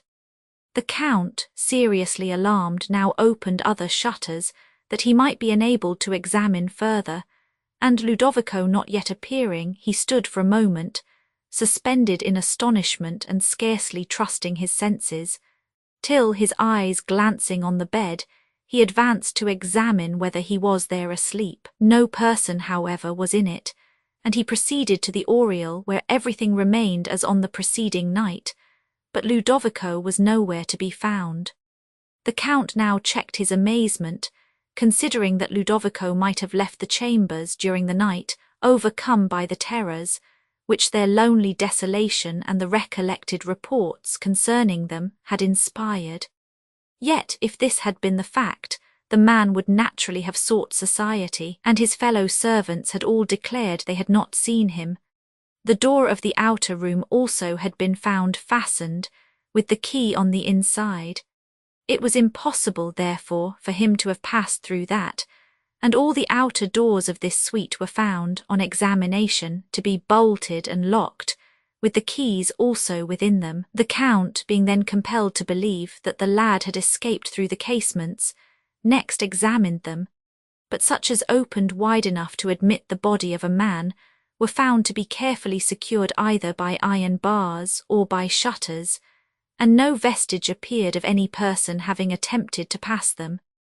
Neither was it probable that Ludovico would have incurred the risk of breaking his neck by leaping from a window, when he might have walked safely through a door. The Count's amazement did not admit of words, but he returned once more to examine the bedroom, where was no appearance of disorder, except that occasioned by the late overthrow of the chair, near which had stood a small table, and on this Ludovico's sword, his lamp, the book he had been reading, and the remnant of his flask of wine still remained. At the foot of the table, too, was the basket with some fragments of provision and wood. Henry and the servant now uttered their astonishment without reserve, and though the Count said little, there was a seriousness in his manner that expressed much. It appeared that Ludovico must have quitted these rooms by some concealed passage, for the Count could not believe that any supernatural means had occasioned this event, yet if there was any such passage, it seemed inexplicable why he should retreat through it, and it was equally surprising that not even the smallest vestige should appear by which his progress could be traced. In the rooms everything remained as much in order as if he had just walked out by the common way. The Count himself assisted in lifting the arras, with which the bed-chamber, saloon and one of the ante-rooms were hung, that he might discover if any door had been concealed behind it. But after a laborious search none was found, and he at length quitted the apartments, having secured the door of the last ante-chamber, the key of which he took into his own possession. He then gave orders that strict search should be made for Ludovico not only in the château, but in the neighbourhood, and, retiring with Henry to his closet, they remained there in conversation for a considerable time, and whatever was the subject of it, Henry from this hour lost much of his vivacity, and his manners were particularly grave and reserved whenever the topic, which now agitated the Count's family with wonder and alarm, was introduced. On the disappearing of Ludovico, Baron St. Foix seemed strengthened in all his former opinions concerning the probability of apparitions, though it was difficult to discover what connection there could possibly be between the two subjects, or to account for this effect otherwise than by supposing that the mystery attending Ludovico, by exciting awe and curiosity, reduced the mind to a state of sensibility, which rendered it more liable to the influence of superstition in general. It is, however, certain that from this period the Baron and his adherents became more bigoted to their own systems than before, while the terrors of the Count's servants increased to an excess that occasioned many of them to quit the mansion immediately, and the rest remained only till others could be procured to supply their places. The most strenuous search after Ludovico proved unsuccessful, and after several days of indefatigable inquiry, poor Annette gave herself up to despair, and the other inhabitants of the château to amazement. Emily, whose mind had been deeply affected by the disastrous fate of the late Marchioness, and with the mysterious connection which she fancied had existed between her and St. Aubert, was particularly impressed by the late extraordinary event, and much concerned for the loss of Ludovico, whose integrity and faithful services claimed both her esteem and gratitude.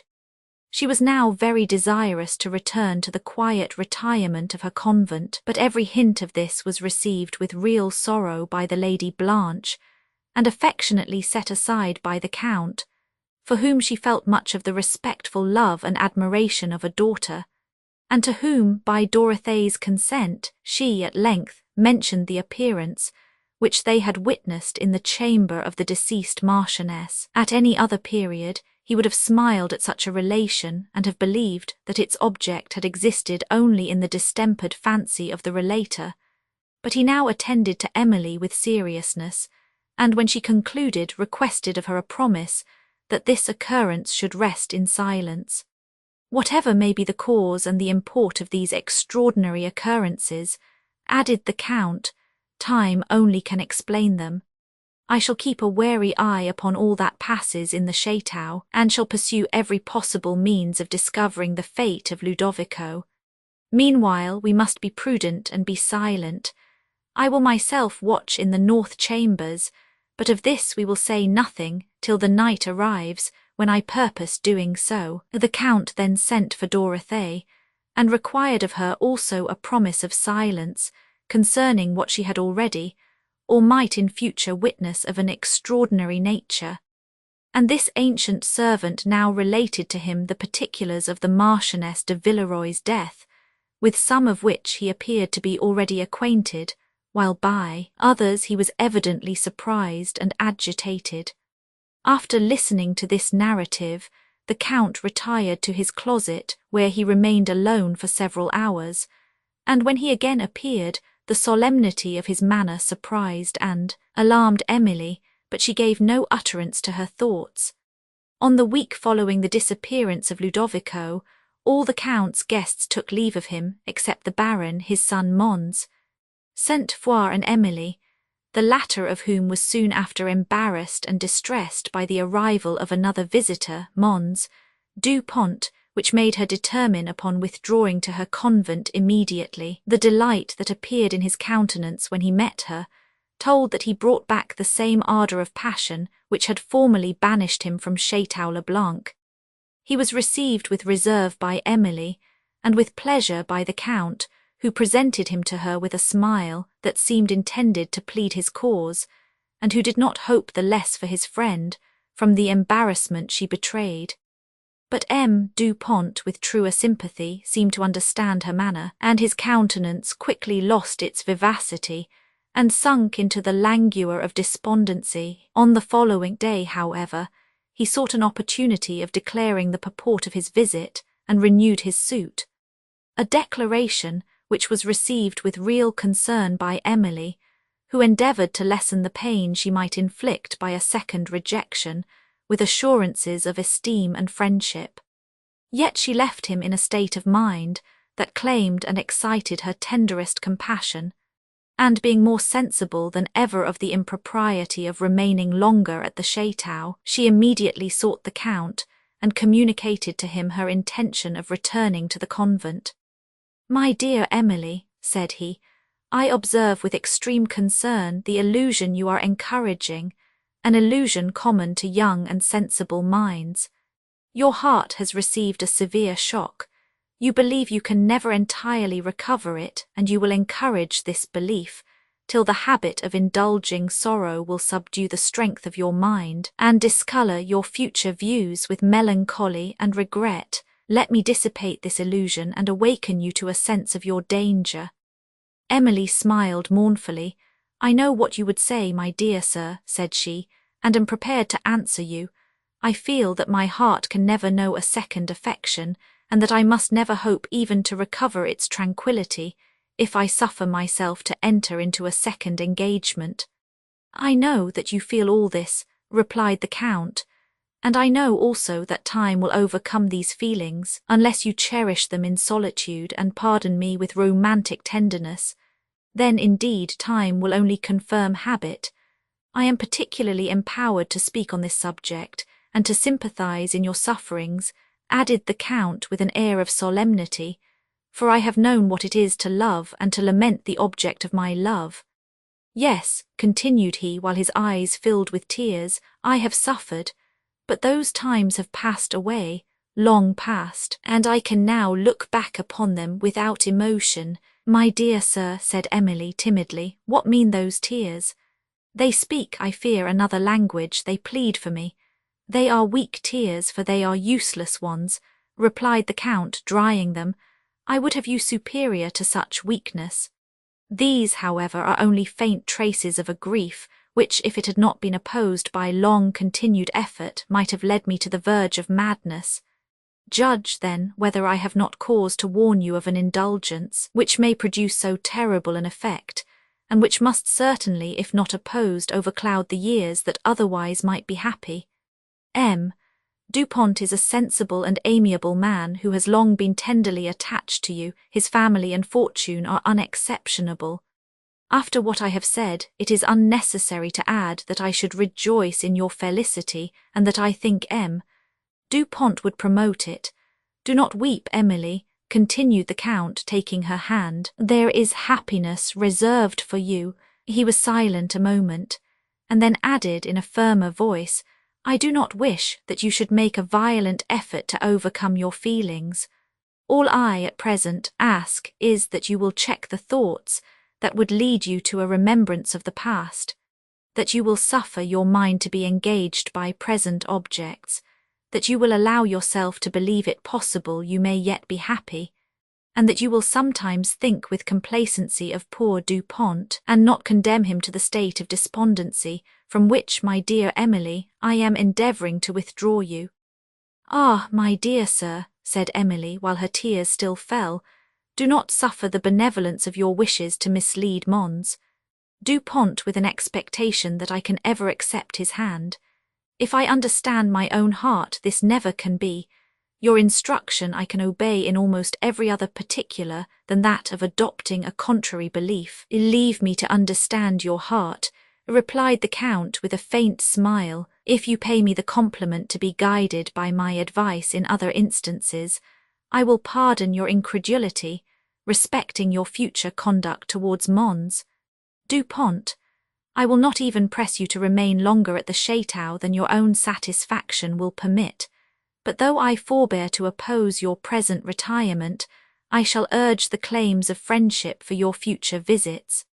Tears of gratitude mingled with those of tender regret, while Emily thanked the Count for the many instances of friendship she had received from him, promised to be directed by his advice upon every subject but one, and assured him of the pleasure with which she should, at some future period, accept the invitation of the Countess and himself, if Mons. Dupont was not at the Château. The Count smiled at this condition. Be it so, said he. Meanwhile the convent is so near the Château that my daughter and I shall often visit you, and if sometimes we should dare to bring you another visitor, will you forgive us? Emily looked distressed and remained silent. Well, rejoined the Count, I will pursue this subject no further, and must now entreat your forgiveness for having pressed it thus far. You will, however, do me the justice to believe that I have been urged only by a sincere regard for your happiness and that of my amiable friend Mons. Dupont. Emily, when she left the Count, went to mention her intended departure to the Countess, who opposed it with polite expressions of regret, after which she sent a note to acquaint the Lady Abbess that she should return to the convent, and thither she withdrew on the evening of the following day. Dupont, in extreme regret, saw her depart, while the Count endeavoured to cheer him with a hope that Emily would sometimes regard him with a more favourable eye. She was pleased to find herself once more in the tranquil retirement of the convent, where she experienced a renewal of all the maternal kindness of the abbess, and of the sisterly attentions of the nuns. A report of the late extraordinary occurrence at the Château had already reached them, and after supper, on the evening of her arrival, it was the subject of conversation in the convent parlour, where she was requested to mention some particulars of that unaccountable event. Emily was guarded in her conversation on this subject, and briefly related a few circumstances concerning Ludovico, whose disappearance, her auditors almost unanimously agreed, had been effected by supernatural means. A belief had so long prevailed, said a nun who was called Sister Francis, that the Château was haunted that I was surprised when I heard the Count had the temerity to inhabit it. Its former possessor, I fear, had some deed of conscience to atone for. Let us hope that the virtues of its present owner will preserve him from the punishment due to the errors of the last, if indeed he was a criminal. Of what crime, then, was he suspected? Said a Mademoiselle Feydeau, a boarder at the convent. Let us pray for his soul, said a nun who had till now sat in silent attention. If he was criminal, his punishment in this world was sufficient. There was a mixture of wildness and solemnity in her manner of delivering this, which struck Emily exceedingly, but Mademoiselle repeated her question, without noticing the solemn eagerness of the nun. I dare not presume to say what was his crime, replied Sister Francis, but I have heard many reports of an extraordinary nature respecting the late Marquis de Villeroy, and among others that, soon after the death of his lady, he quitted Château le Blanc and never afterwards returned to it. I was not here at the time, so I can only mention it from report, and so many years have passed since the Marchioness died, that few of our sisterhood, I believe, can do more. But I can, said the nun who had before spoke and whom they called Sister Agnes, You then, said Mademoiselle Feydeau, are possibly acquainted with circumstances that enable you to judge whether he was criminal or not and what was the crime imputed to him. I am, replied the nun, but who shall dare to scrutinize my thoughts? Who shall dare to pluck out my opinion? God only is his judge, and to that judge he is gone. Emily looked with surprise at Sister Frances, who returned her a significant glance. I only requested your opinion, said Mademoiselle Feydeau mildly. If the subject is displeasing to you, I will drop it. Displeasing, said the nun with emphasis. We are idle talkers, we do not weigh the meaning of the words we use. Displeasing is a poor word, I will go pray. As she said this, she rose from her seat and with a profound sigh quitted the room. What can be the meaning of this? Said Emily when she was gone. It is nothing extraordinary, replied Sister Frances. She is often thus, but she had no meaning in what she says. Her intellects are at times deranged. Did you never see her thus before? Never, said Emily. I have indeed sometimes thought that there was the melancholy of madness in her look, but never before perceived it in her speech. Poor soul, I will pray for her. Your prayers, then, my daughter, will unite with ours, observed the Lady Abbess. She has need of them. Dear lady, said Mademoiselle Feydeau, addressing the abbess, what is your opinion of the late Marquis? The strange circumstances that have occurred at the Château have so much awakened my curiosity that I shall be pardoned the question. What was his imputed crime, and what the punishment to which Sister Agnes alluded? We must be cautious of advancing our opinion, said the abbess with an air of reserve mingled with solemnity. We must be cautious of advancing our opinion on so delicate a subject.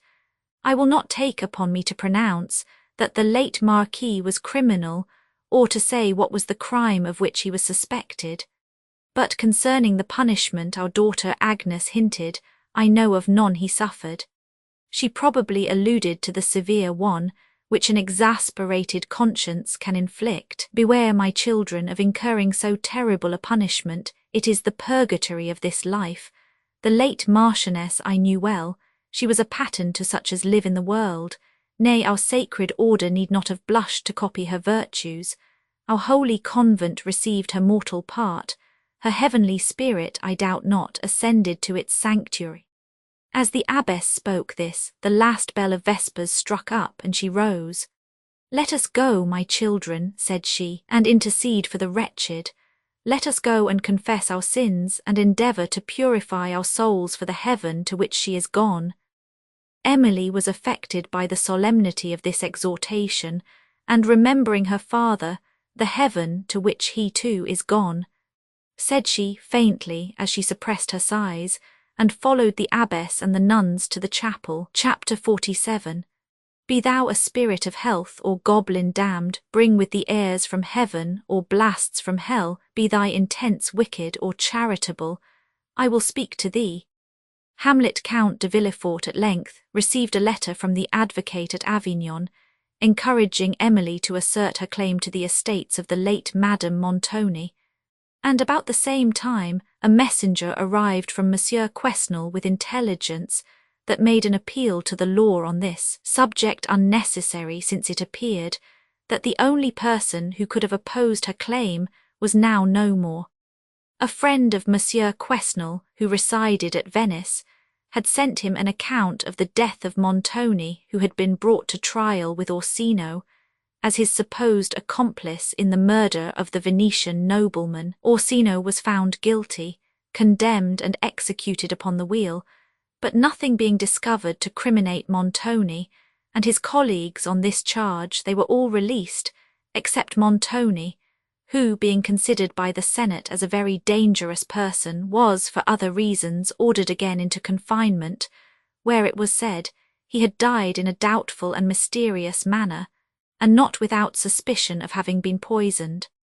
The authority from which M. Quesnel had received this information would not allow him to doubt its truth, and he told Emily that she had now only to lay claim to the estates of her late aunt, to secure them, and added that he would himself assist in the necessary forms of this business. The term for which La Vallée had been let being now also nearly expired, he acquainted her with the circumstance, and advised her to take the road thither through Thulaus, where he promised to meet her, and where it would be proper for her to take possession of the estates of the late Madame Montoni, adding that he would spare her any difficulties that might occur on that occasion from the want of knowledge on the subject, and that he believed it would be necessary for her to be at Thulaus in about 3 weeks from the present time.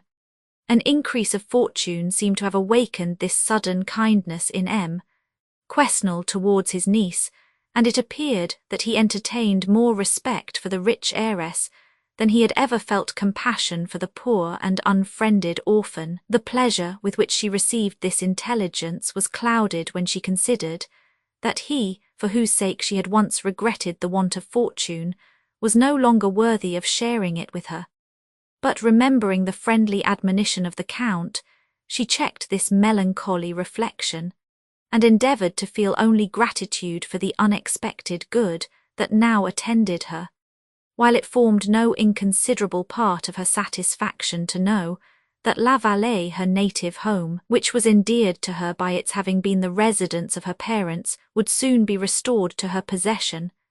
There she meant to fix her future residence, for though it could not be compared with the Château at Thulaus, either for extent or magnificence, its pleasant scenes and the tender remembrances that haunted them had claims upon her heart which she was not inclined to sacrifice to ostentation. She wrote immediately to thank M. Quesnel for the active interest he took in her concerns, and to say that she would meet him at Thulaus at the appointed time. When Count de Villefort with Blanche came to the convent to give Emily the advice of the advocate, he was informed of the contents of M. Quesnel's letter, and gave her his sincere congratulations on the occasion, but she observed that, when the first expression of satisfaction had faded from his countenance, an unusual gravity succeeded, and she scarcely hesitated to inquire its cause. "It has no new occasion," replied the Count. "I am harassed and perplexed by the confusion into which my family is thrown by their foolish superstition. Idle reports are floating round me which I can neither admit to be true nor prove to be false, and I am also very anxious about the poor fellow Ludovico, concerning whom I have not been able to obtain information. Every part of the Château and every part of the neighbourhood, too, has, I believe, been searched, and I know not what further can be done, since I have already offered large rewards for the discovery of him. The keys of the north apartment I have not suffered to be out of my possession since he disappeared, and I mean to watch in those chambers myself this very night." Emily, seriously alarmed for the Count, united her entreaties with those of the Lady Blanche to dissuade him from his purpose. "What should I fear?" said he. "I have no faith in supernatural combats, and for human opposition I shall be prepared, nay, I will even promise not to watch alone." "But who, dear sir, will have courage enough to watch with you?" said Emily. "My son," replied the Count.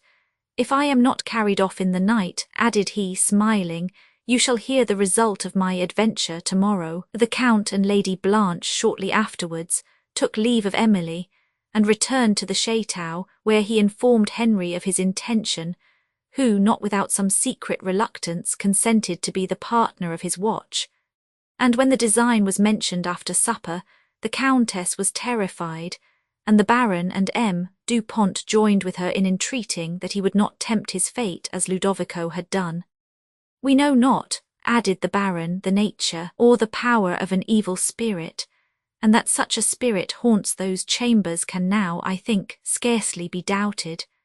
Beware, my lord, how you provoke its vengeance, since it has already given us one terrible example of its malice. I allow it may be probable that the spirits of the dead are permitted to return to the earth only on occasions of high import, but the present import may be your destruction." The Count could not forbear smiling. "Do you think then, Baron," said he, "that my destruction is of sufficient importance to draw back to earth the soul of the departed? Alas, My good friend, there is no occasion for such means to accomplish the destruction of any individual. Wherever the mystery rests, I trust I shall this night be able to detect it. You know I am not superstitious." "I know that you are incredulous," interrupted the Baron.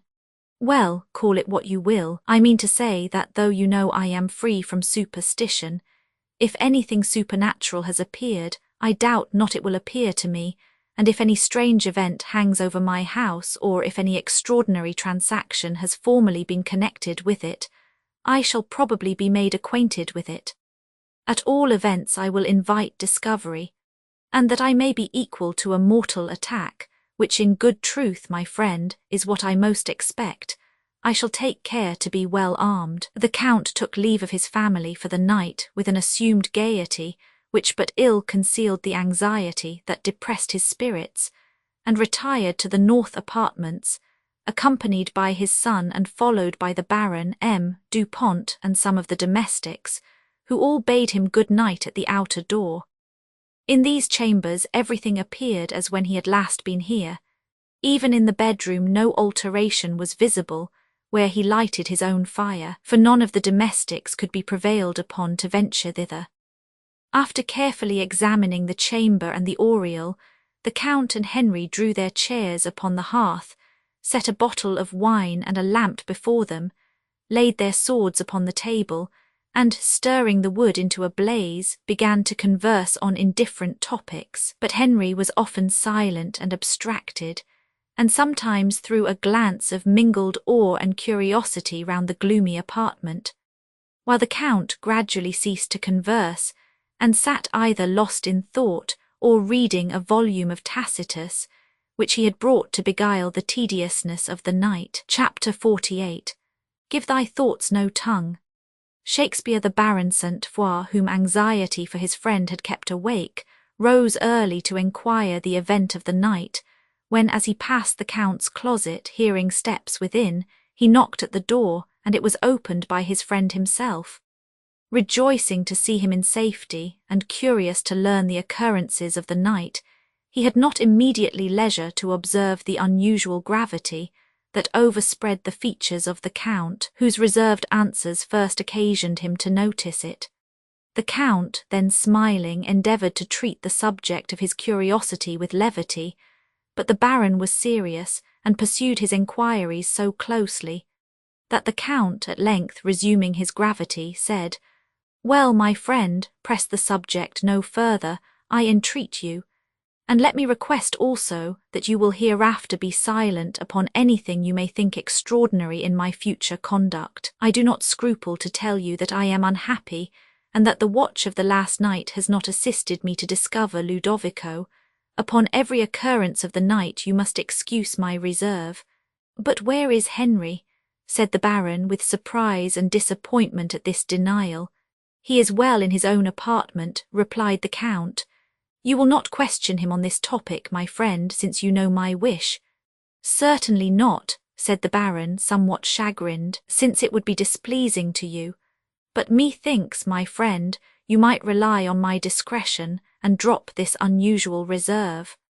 However, you must allow me to suspect that you have seen reason to become a convert to my system, and are no longer the incredulous knight you lately appeared to be." "Let us talk no more upon this subject," said the Count.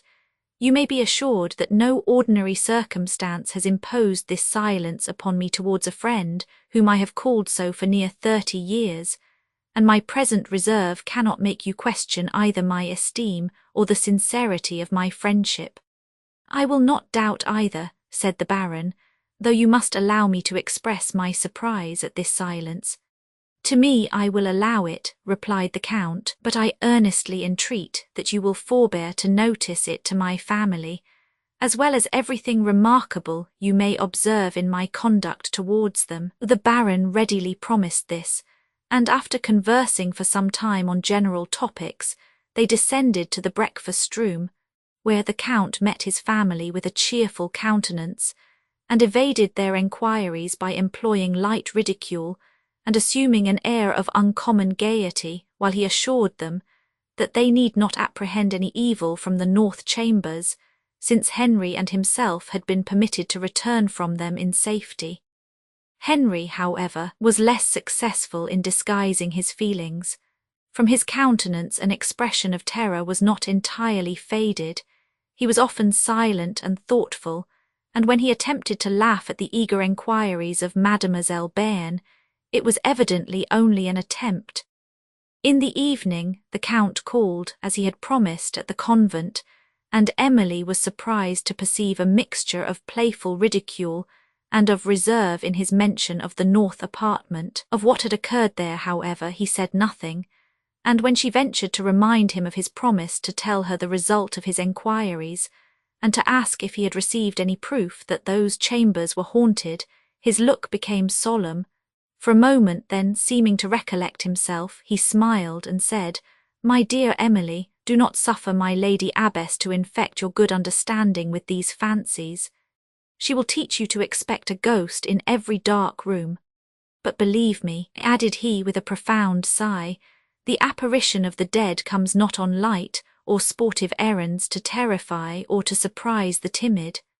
He paused and fell into a momentary thoughtfulness, and then added, "We will say no more on this subject." Soon after he took leave, and when Emily joined some of the nuns, she was surprised to find them acquainted with a circumstance which she had carefully avoided to mention, and expressing their admiration of his intrepidity in having dared to pass a night in the apartment whence Ludovico had disappeared, for she had not considered with what rapidity a tale of wonder circulates.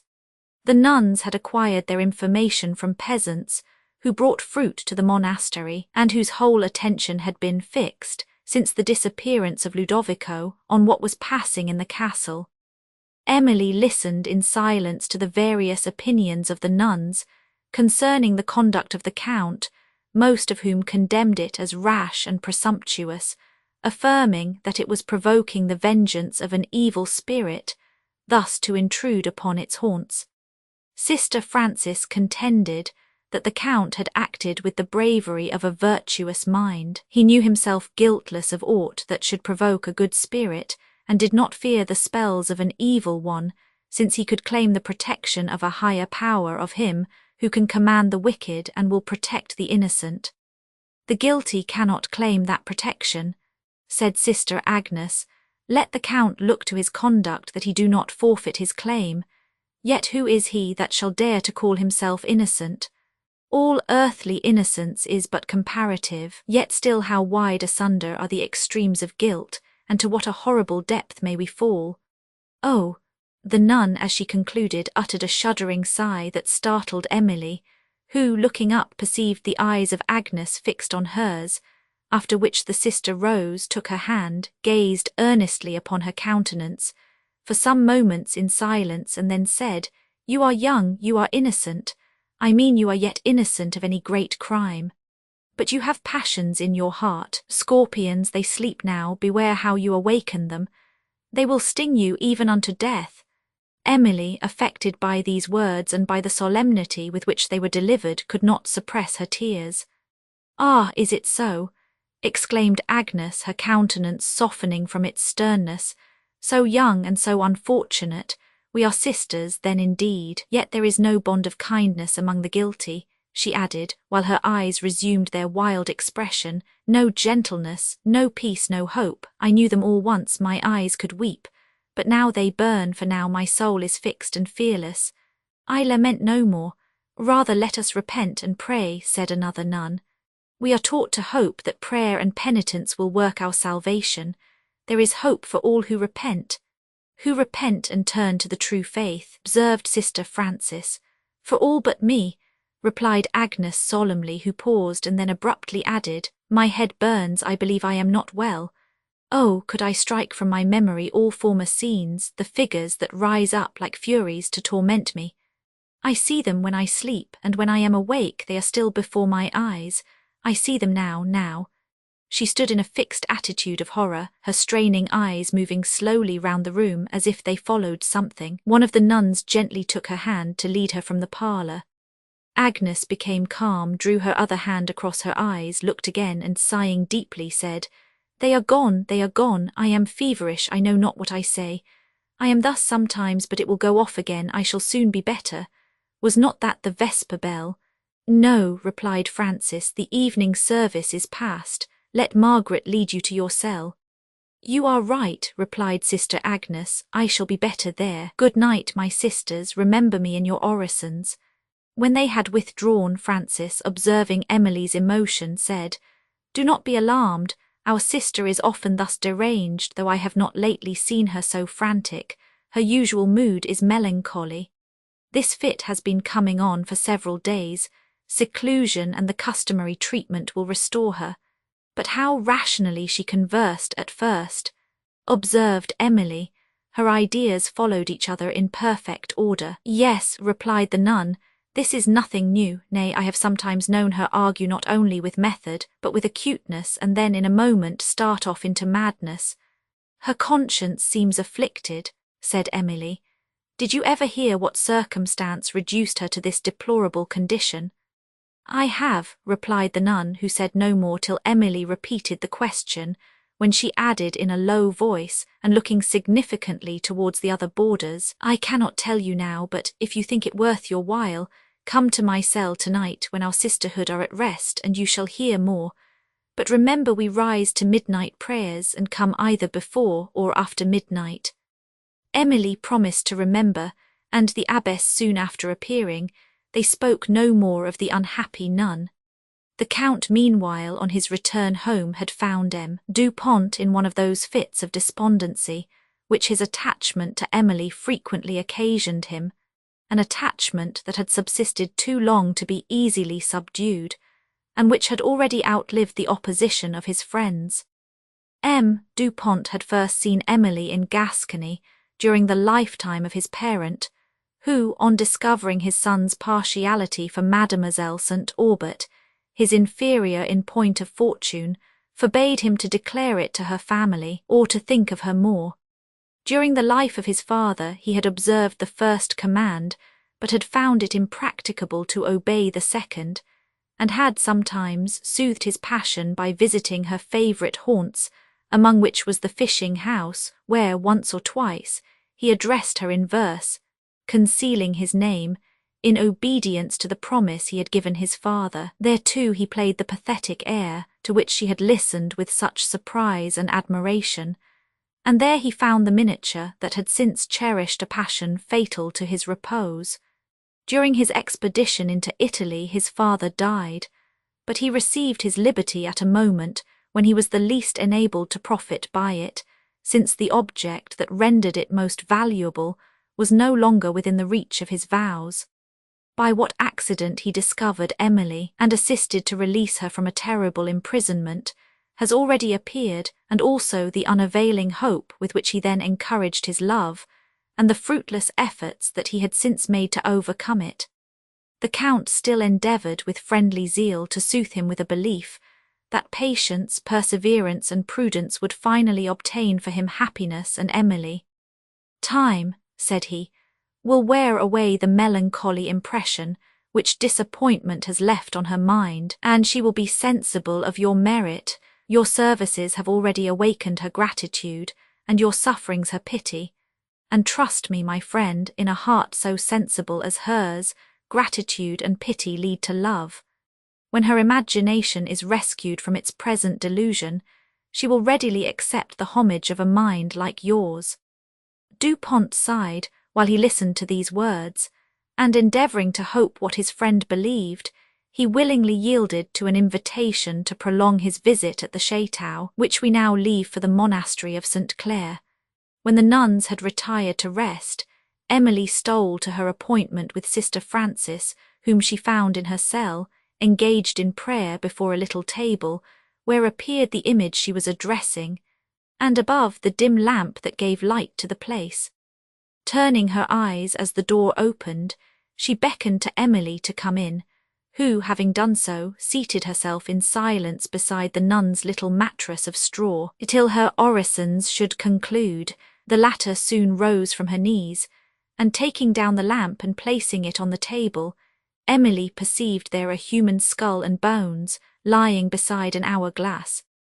But the nun, without observing her emotion, sat down on the mattress by her, saying, "Your curiosity, sister, has made you punctual, but you have nothing remarkable to hear in the history of poor Agnes, of whom I avoided to speak in the presence of my lay sisters, only because I would not publish her crime to them." "I shall consider your confidence in me as a favour," said Emily, "and will not misuse it." "Sister Agnes," resumed the nun, "is of a noble family, as the dignity of her heir must already have informed you, but I will not dishonour their name so much as to reveal it. Love was the occasion of her crime and of her madness. She was beloved by a gentleman of inferior fortune, and her father, as I have heard, bestowing her on a nobleman whom she disliked. An ill-governed passion proved her destruction, every obligation of virtue and of duty was forgotten, and she profaned her marriage vows. But her guilt was soon detected, and she would have fallen a sacrifice to the vengeance of her husband, had not her father contrived to convey her from his power. By what means he did this I never could learn, but he secreted her in this convent, where he afterwards prevailed with her to take the veil, while a report was circulated in the world that she was dead, and the father, to save his daughter, assisted the rumour, and employed such means as induced her husband to believe she had become a victim to his jealousy. You look surprised," added the nun, observing Emily's countenance. "I allow the story is uncommon, but not, I believe, without a parallel." "Pray proceed," said Emily. "I am interested." "The story is already told," resumed the nun. "I have only to mention that the long struggle which Agnes suffered between love, remorse, and a sense of the duties she had taken upon herself in becoming of our order, at length unsettled her reason. At first she was frantic and melancholy by quick alternatives. Then she sunk into a deep and settled melancholy, which still, however, has at times been interrupted by fits of wildness, and of late these have again been frequent. Emily was affected by the history of the sister, some parts of whose story brought to her remembrance that of the Marchioness de Villeroy, who had also been compelled by her father to forsake the object of her affections for a nobleman of his choice.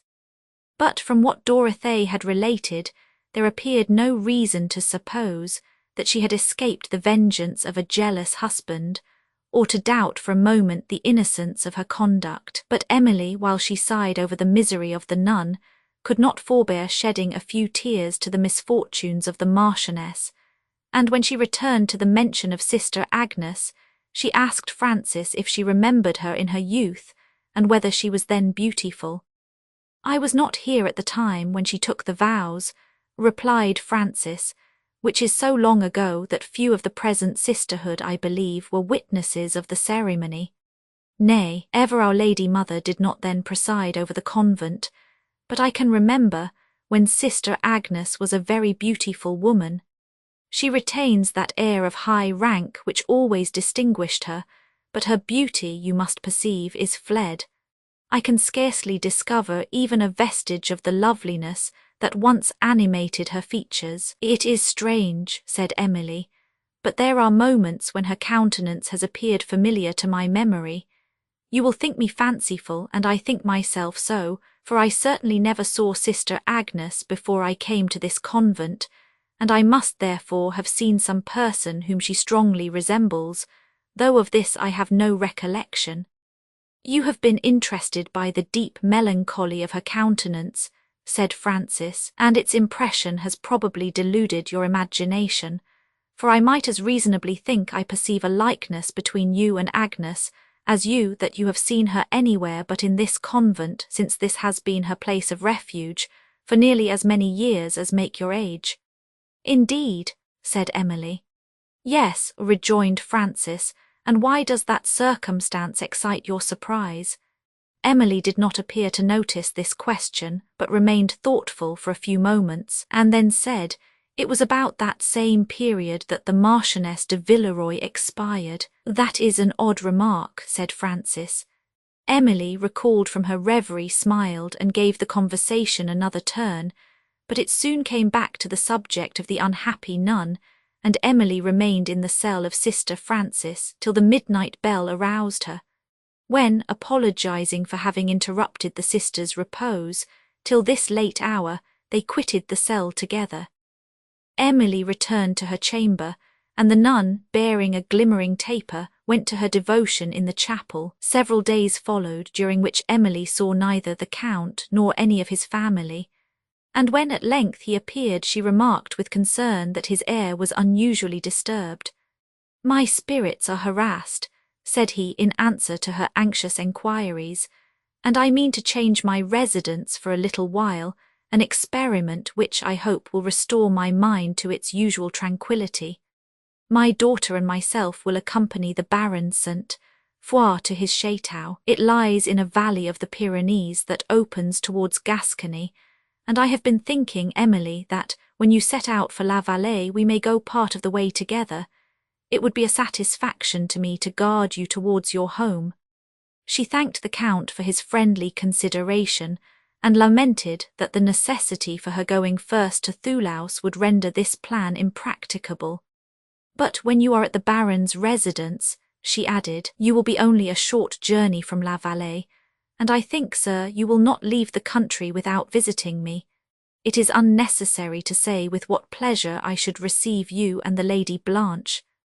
"I do not doubt it," replied the Count, "and I will not deny myself and Blanche the pleasure of visiting you, if your affairs should allow you to be at La Vallée, about the time when we can meet you there." When Emily said that she should hope to see the Countess also, she was not sorry to learn that this lady was going, accompanied by Mademoiselle Bayne, to pay a visit for a few weeks to a family in Lower Languedoc. The Count, after some further conversation on his intended journey and on the arrangement of Emily's, took leave, and many days did not succeed this visit before a second letter from M. Quesnel informed her that he was then at Thoulouse, that La Vallée was at liberty, and that he wished her to set off for the former place, where he awaited her arrival with all possible dispatch, since his own affairs pressed him to return to Gascony. Emily did not hesitate to obey him, and having taken an affecting leave of the Count's family, in which M. Du Pont was still included, and of her friends at the convent, she set out for Thoulouse, attended by the unhappy Annette and guarded by a steady servant of the Count. Lulled in the countless chambers of the brain, our thoughts are linked by many a hidden chain. Awake but one, and lo, what myriads rise! Each stamps its image as the other flies. Pleasures of memory, Emily pursued her journey without any accident, along the plains of Languedoc towards the northwest, and on this her return to Thoulouse, which she had last left with Madame Montoni, she thought much on the melancholy fate of her aunt, who, but for her own imprudence, might now have been living in happiness there. Montoni, too, often rose to her fancy, such as she had seen him in his days of triumph, bold, spirited, and commanding, such also as she had since beheld him in his days of vengeance, and now only a few short months had passed, and he had no longer the power or the will to afflict. He had become a clod of earth, and his life was vanished like a shadow. Emily could have wept at his fate had she not remembered his crimes. For that of her unfortunate aunt she did weep, and all sense of her errors was overcome by the recollection of her misfortunes. Chapter 49. Other thoughts and other emotions succeeded as Emily drew near the well-known scenes of her early love, and considered that Valancourt was lost to her and to himself for ever. At length she came to the brow of the hill whence, on her departure for Italy, she had given a farewell look to this beloved landscape, amongst whose woods and fields she had so often walked with Valancourt, and where he was then to inhabit when she would be far, far away. She saw once more that chain of the Pyrenees, which overlooked La Vallée, rising, like faint clouds, on the horizon. There too is Gascony extended at their feet.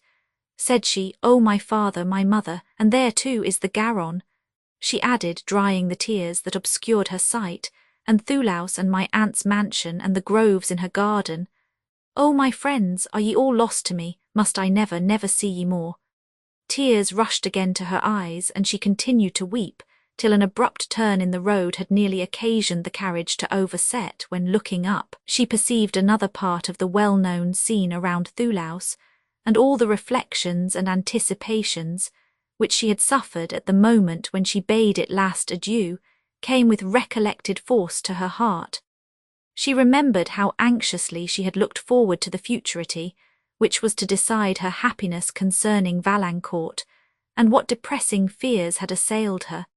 The very words she had uttered as she withdrew her last look from the prospect came to her memory. "Could I but be certain," she had then said, "that I should ever return and that Valancourt would still live for me, I should go in peace." Now that futurity so anxiously anticipated was arrived, she was returned, but what a dreary blank appeared! Valancourt no longer lived for her. She had no longer even the melancholy satisfaction of contemplating his image in her heart, for he was no longer the same Valancourt she had cherished there, the solace of many a mournful hour, the animating friend that had enabled her to bear up against the oppression of Montoni, the distant hope that had beamed over her gloomy prospect. On perceiving this beloved idea to be an illusion of her own creation, Valancourt seemed to be annihilated, and her soul sickened at the blank that remained. His marriage with a rival, even his death, she thought she could have endured with more fortitude than this discovery. For then, amidst all her grief, she could have looked in secret upon the image of goodness which her fancy had drawn of him, and comfort would have mingled with her suffering.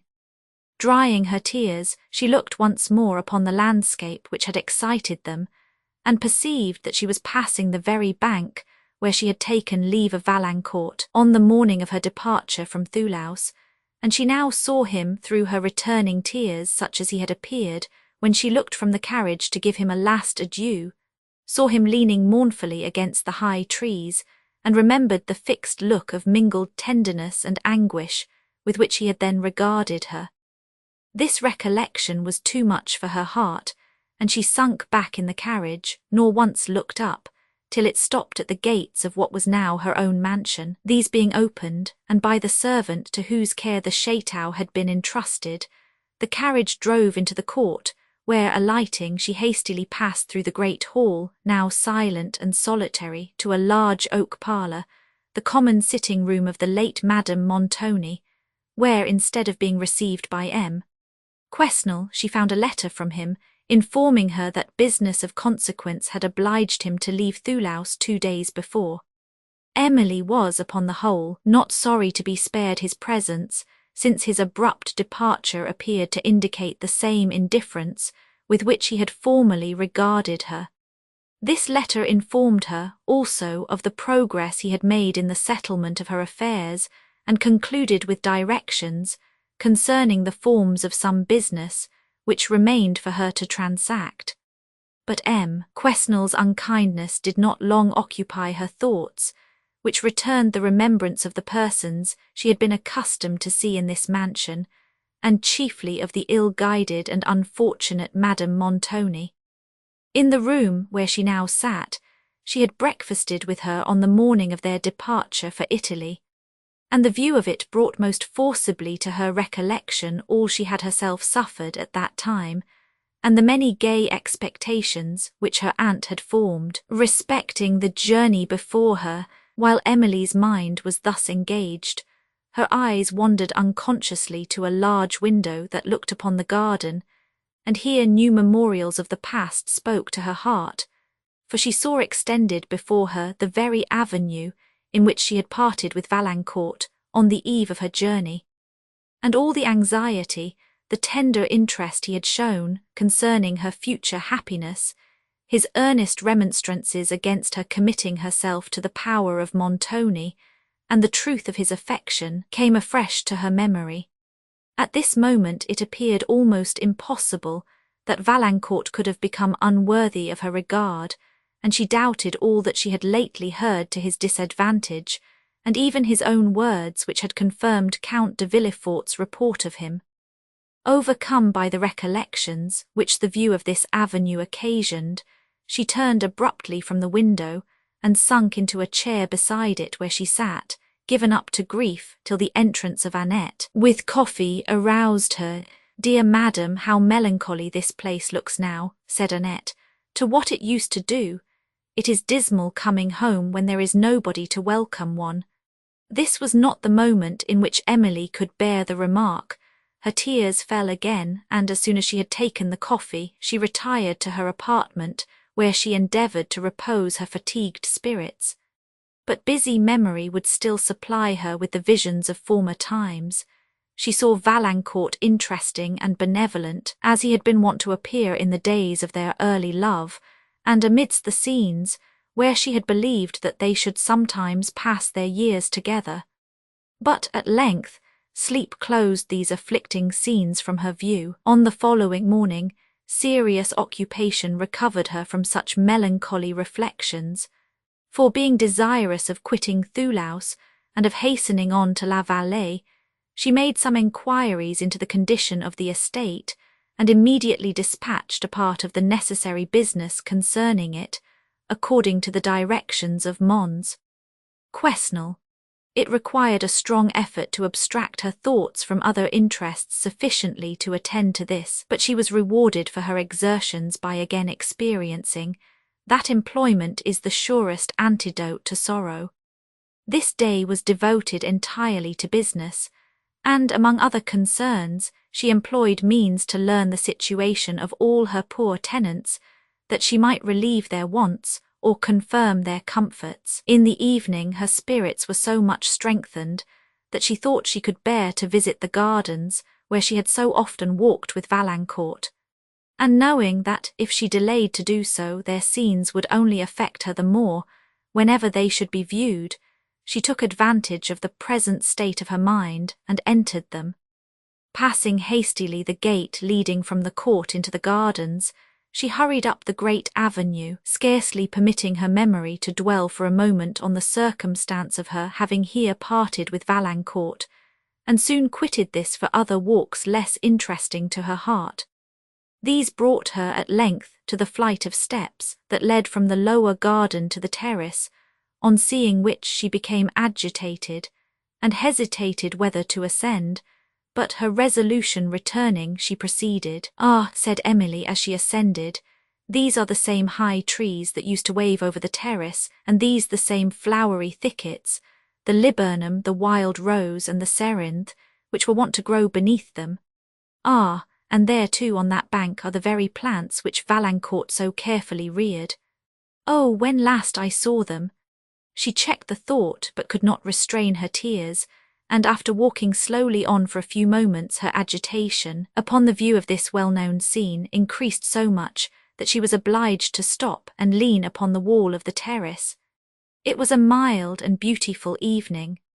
The sun was setting over the extensive landscape, to which his beams, sloping from beneath a dark cloud that overhung the west, gave rich and partial colouring, and touched the tufted summits of the groves that rose from the garden below with a yellow gleam. Emily and Valancourt had often admired together this scene at the same hour, and it was exactly on this spot that on the night preceding her departure for Italy she had listened to his remonstrances against the journey and to the pleadings of passionate affection. Some observations which she made on the landscape brought this to her remembrance, and with it all the minute particulars of that conversation. The alarming doubts he had expressed concerning Montoni, doubts which had since been fatally confirmed. The reasons and entreaties he had employed to prevail with her to consent to an immediate marriage, the tenderness of his love, the paroxysms of this grief, and the conviction that he had repeatedly expressed that they should never meet again in happiness. All these circumstances rose afresh to her mind, and awakened the various emotions she had then suffered. Her tenderness for Valancourt became as powerful as in the moments when she thought that she was parting with him and happiness together, and when the strength of her mind had enabled her to triumph over present suffering, rather than to deserve the reproach of her conscience by engaging in a clandestine marriage. "Alas," said Emily as these recollections came to her mind, "and what have I gained by the fortitude I then practised? Am I happy now? He said we should meet no more in happiness, but oh, he little thought his own misconduct would separate us and lead to the very evil he then dreaded. Her reflections increased her anguish while she was compelled to acknowledge that the fortitude she had formerly exerted, if it had not conducted her to happiness, had saved her from irretrievable misfortune, from Valancourt himself. But in these moments she could not congratulate herself on the prudence that had saved her. She could only lament with bitterest anguish the circumstances which had conspired to betray Valancourt into a course of life so different from that which the virtues, the tastes, and the pursuits of his early years had promised. But she still loved him too well to believe that his heart was even now depraved, though his conduct had been criminal. An observation which had fallen from St. Aubert more than once now occurred to her. "This young man," said he, speaking of Valancourt, "has never been at Paris," a remark that had surprised her at the time it was uttered, but which she now understood, and she exclaimed sorrowfully, "Oh, Valancourt, if such a friend as my father had been with you at Paris, your noble, ingenuous nature would not have fallen."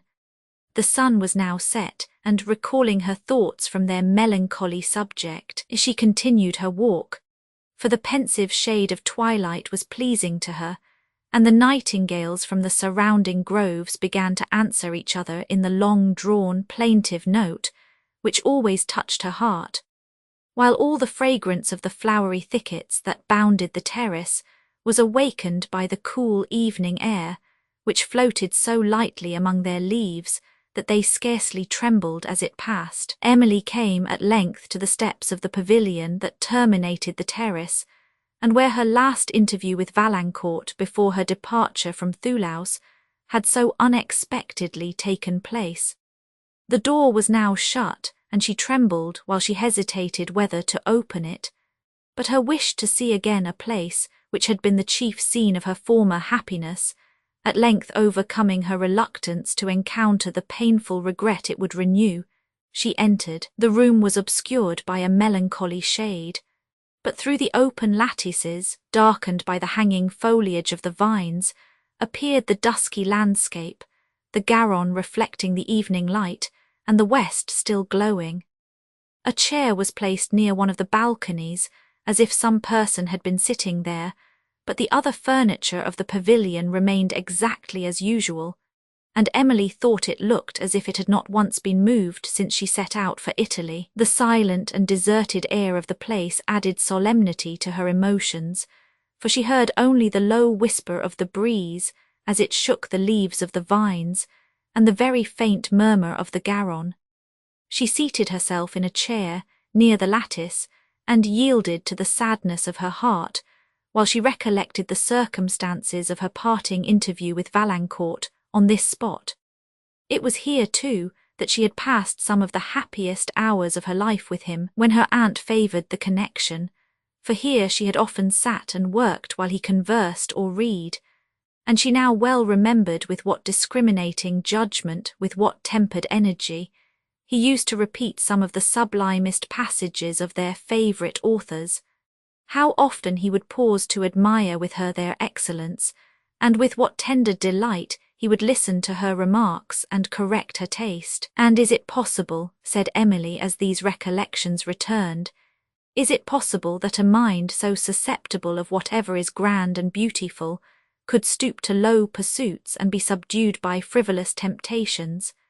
She remembered how often she had seen the sudden tear start in his eye, and had heard his voice tremble with emotion, while he related any great or benevolent action or repeated a sentiment of the same character. "And such a mind," said she, "such a heart, were to be sacrificed to the habits of a great city."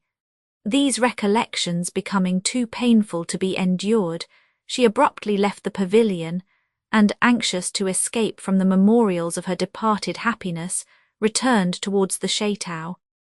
As she passed along the terrace, she perceived a person walking with a slow step and a dejected air under the trees at some distance. The twilight, which was now deep, would not allow her to distinguish who it was, and she imagined it to be one of the servants, till the sound of her steps seeming to reach him, he turned half round, and she thought she saw Valancourt. Whoever it was, he instantly struck among the thickets on the left and disappeared, while Emily, her eyes fixed on the place whence he had vanished, and her frame trembling so excessively that she could scarcely support herself, remained for some moments unable to quit the spot and scarcely conscious of existence. With her recollection her strength returned, and she hurried toward the house, where she did not venture to enquire who had been in the gardens, lest she should betray her emotion, and she sat down alone, endeavouring to recollect the figure, air and features of the person she had just seen. Her view of him, however, had been so transient, and the gloom had rendered it so imperfect, that she could remember nothing with exactness. Yet the general appearance of his figure and his abrupt departure made her still believe that this person was Valancourt. Sometimes, indeed, she thought that her fancy, which had been occupied by the idea of him, had suggested his image to her uncertain sight, but this conjecture was fleeting. If it was himself whom she had seen, she wondered much that he should be at Thoulouse, and more, how he had gained admittance into the garden. But as often as her impatience prompted her to enquire whether any stranger had been admitted, she was restrained by an unwillingness to betray her doubts, and the evening was passed in anxious conjecture, and in efforts to dismiss the subject from her thoughts. But these endeavours were ineffectual, and 1,000 inconsistent emotions assailed her, whenever she fancied that Valancourt might be near her. Now she dreaded it to be true, and now she feared it to be false, and while she constantly tried to persuade herself that she wished the person whom she had seen might not be Valancourt, her heart as constantly contradicted her reason. The following day was occupied by the visits of several neighbouring families, formerly intimate with Madame Montoni, who came to condole with Emily on her death, to congratulate her upon the acquisition of these estates, and to enquire about Montoni, and concerning the strange reports they had heard of her own situation. All which was done with the utmost decorum, and the visitors departed with as much composure as they had arrived. Emily was wearied by these formalities, and disgusted by the subservient manners of many persons who had thought her scarcely worthy of common attention, while she was believed to be a dependent on Madame Montoni. "Surely," said she, "there is some magic in wealth which can thus make persons pay their court to it, when it does not even benefit themselves. How strange it is that a fool or a knave with riches should be treated with more respect by the world than a good man or a wise man in poverty." It was evening before she was left alone, and she then wished to have refreshed her spirits in the free air of her garden, but she feared to go thither lest she should meet again the person whom she had seen on the preceding night, and he should prove to be Valancourt. The suspense and anxiety she suffered on this subject she found all her efforts unable to control, and her secret wish to see Valancourt once more, though unseen by him, powerfully prompted her to go, but prudence and a delicate pride restrained her, and she determined to avoid the possibility of throwing herself in his way by forbearing to visit the gardens for several days. When after near a week she again ventured thither, she made Annette her companion, and confined her walk to the lower grounds, but often started as the leaves rustled in the breeze, imagining that some person was among the thickets, and at the turn of every alley she looked forward with apprehensive expectation. She pursued her walk thoughtfully and silently, for her agitation would not suffer her to converse with Annette, to whom, however, thought and silence were so intolerable that she did not scruple at length to talk to her mistress. "Dear madam," said she, "why do you start so? One would think you knew what has happened." "What has happened?" said Emily in a faltering voice and trying to command her emotion. "The night before last, you know, madam." "I know nothing, Annette," replied her lady in a more hurried voice. "The night before last, madam, there was a robber in the garden." "A robber?" said Emily in an eager yet doubting tone.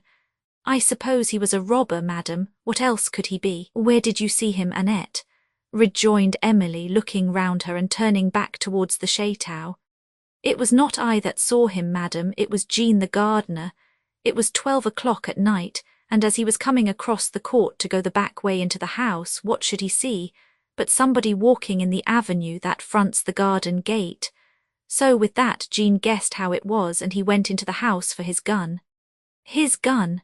exclaimed Emily. "Yes, madam, his gun, and then he came out into the court to watch him. Presently he sees him come slowly down the avenue and lean over the garden gate and look up at the house for a long time, and I warrant he examined it well and settled what window he should break in at." "But the gun," said Emily. "The gun. Yes, madam, all in good time. Presently Jean says the robber opened the gate and was coming into the court, and then he thought proper to ask him his business, so he called out again and bade him say who he was and what he wanted. But the man would do neither, but turned upon his heel and passed into the garden again. Jean knew then well enough how it was, and so he fired after him." "Fired!" exclaimed Emily. "Yes, madam, fired off his gun, but Holy Virgin, what makes you look so pale, madam? The man was not killed, I dare say, but if he was, his comrades carried him off, for when Jean went in the morning to look for the body it was gone and nothing to be seen but a track of blood on the ground. Jean followed it that he might find out where the man got into the garden, but it was lost in the grass, and—" Annette was interrupted, for Emily's spirits died away, and she would have fallen to the ground if the girl had not caught her, and supported her to a bench close to them.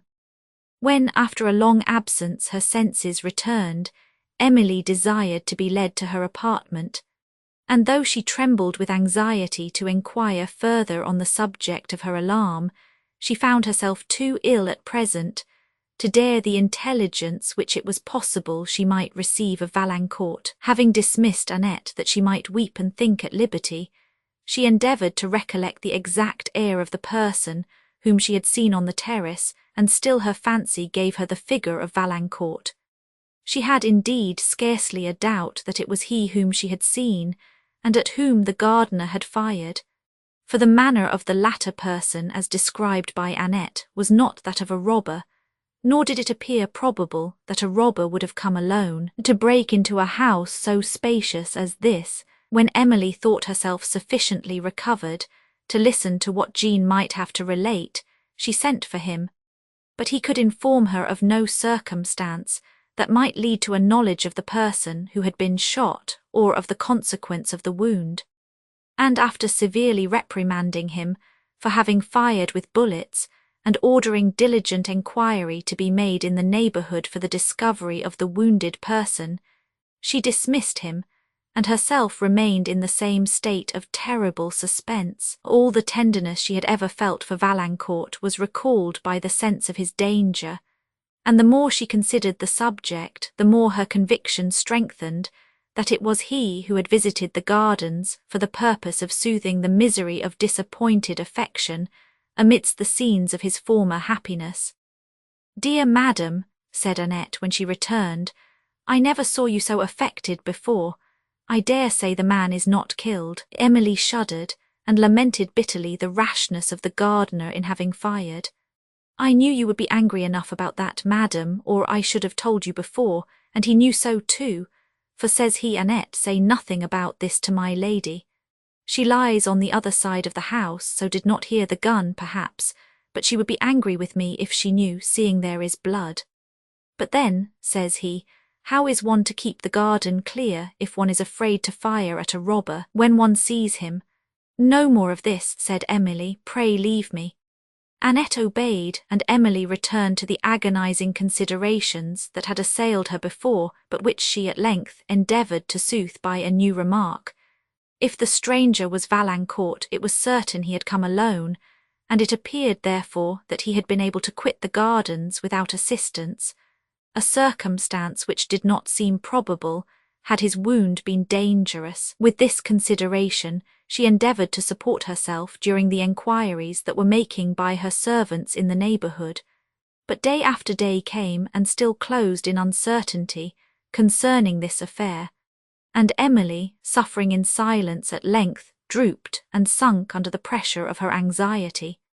She was attacked by a slow fever, and when she yielded to the persuasion of Annette to send for medical advice, the physicians prescribed little beside air, gentle exercise and amusement.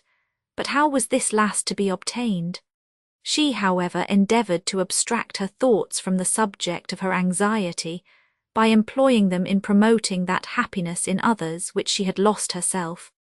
And when the evening was fine, she usually took an airing, including in her ride the cottages of some of her tenants, on whose condition she made such observations as often enabled her, unasked, to fulfil their wishes. Her indisposition and the business she engaged in relative to this estate had already protracted her stay at Thoulouse, beyond the period she had formerly fixed for her departure to La Vallée, and now she was unwilling to leave the only place where it seemed possible that certainty could be obtained on the subject of her distress.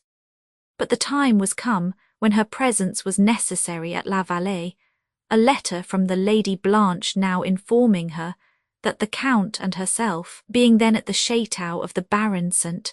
Foix, purposed to visit her at La Vallée on their way home as soon as they should be informed of her arrival there.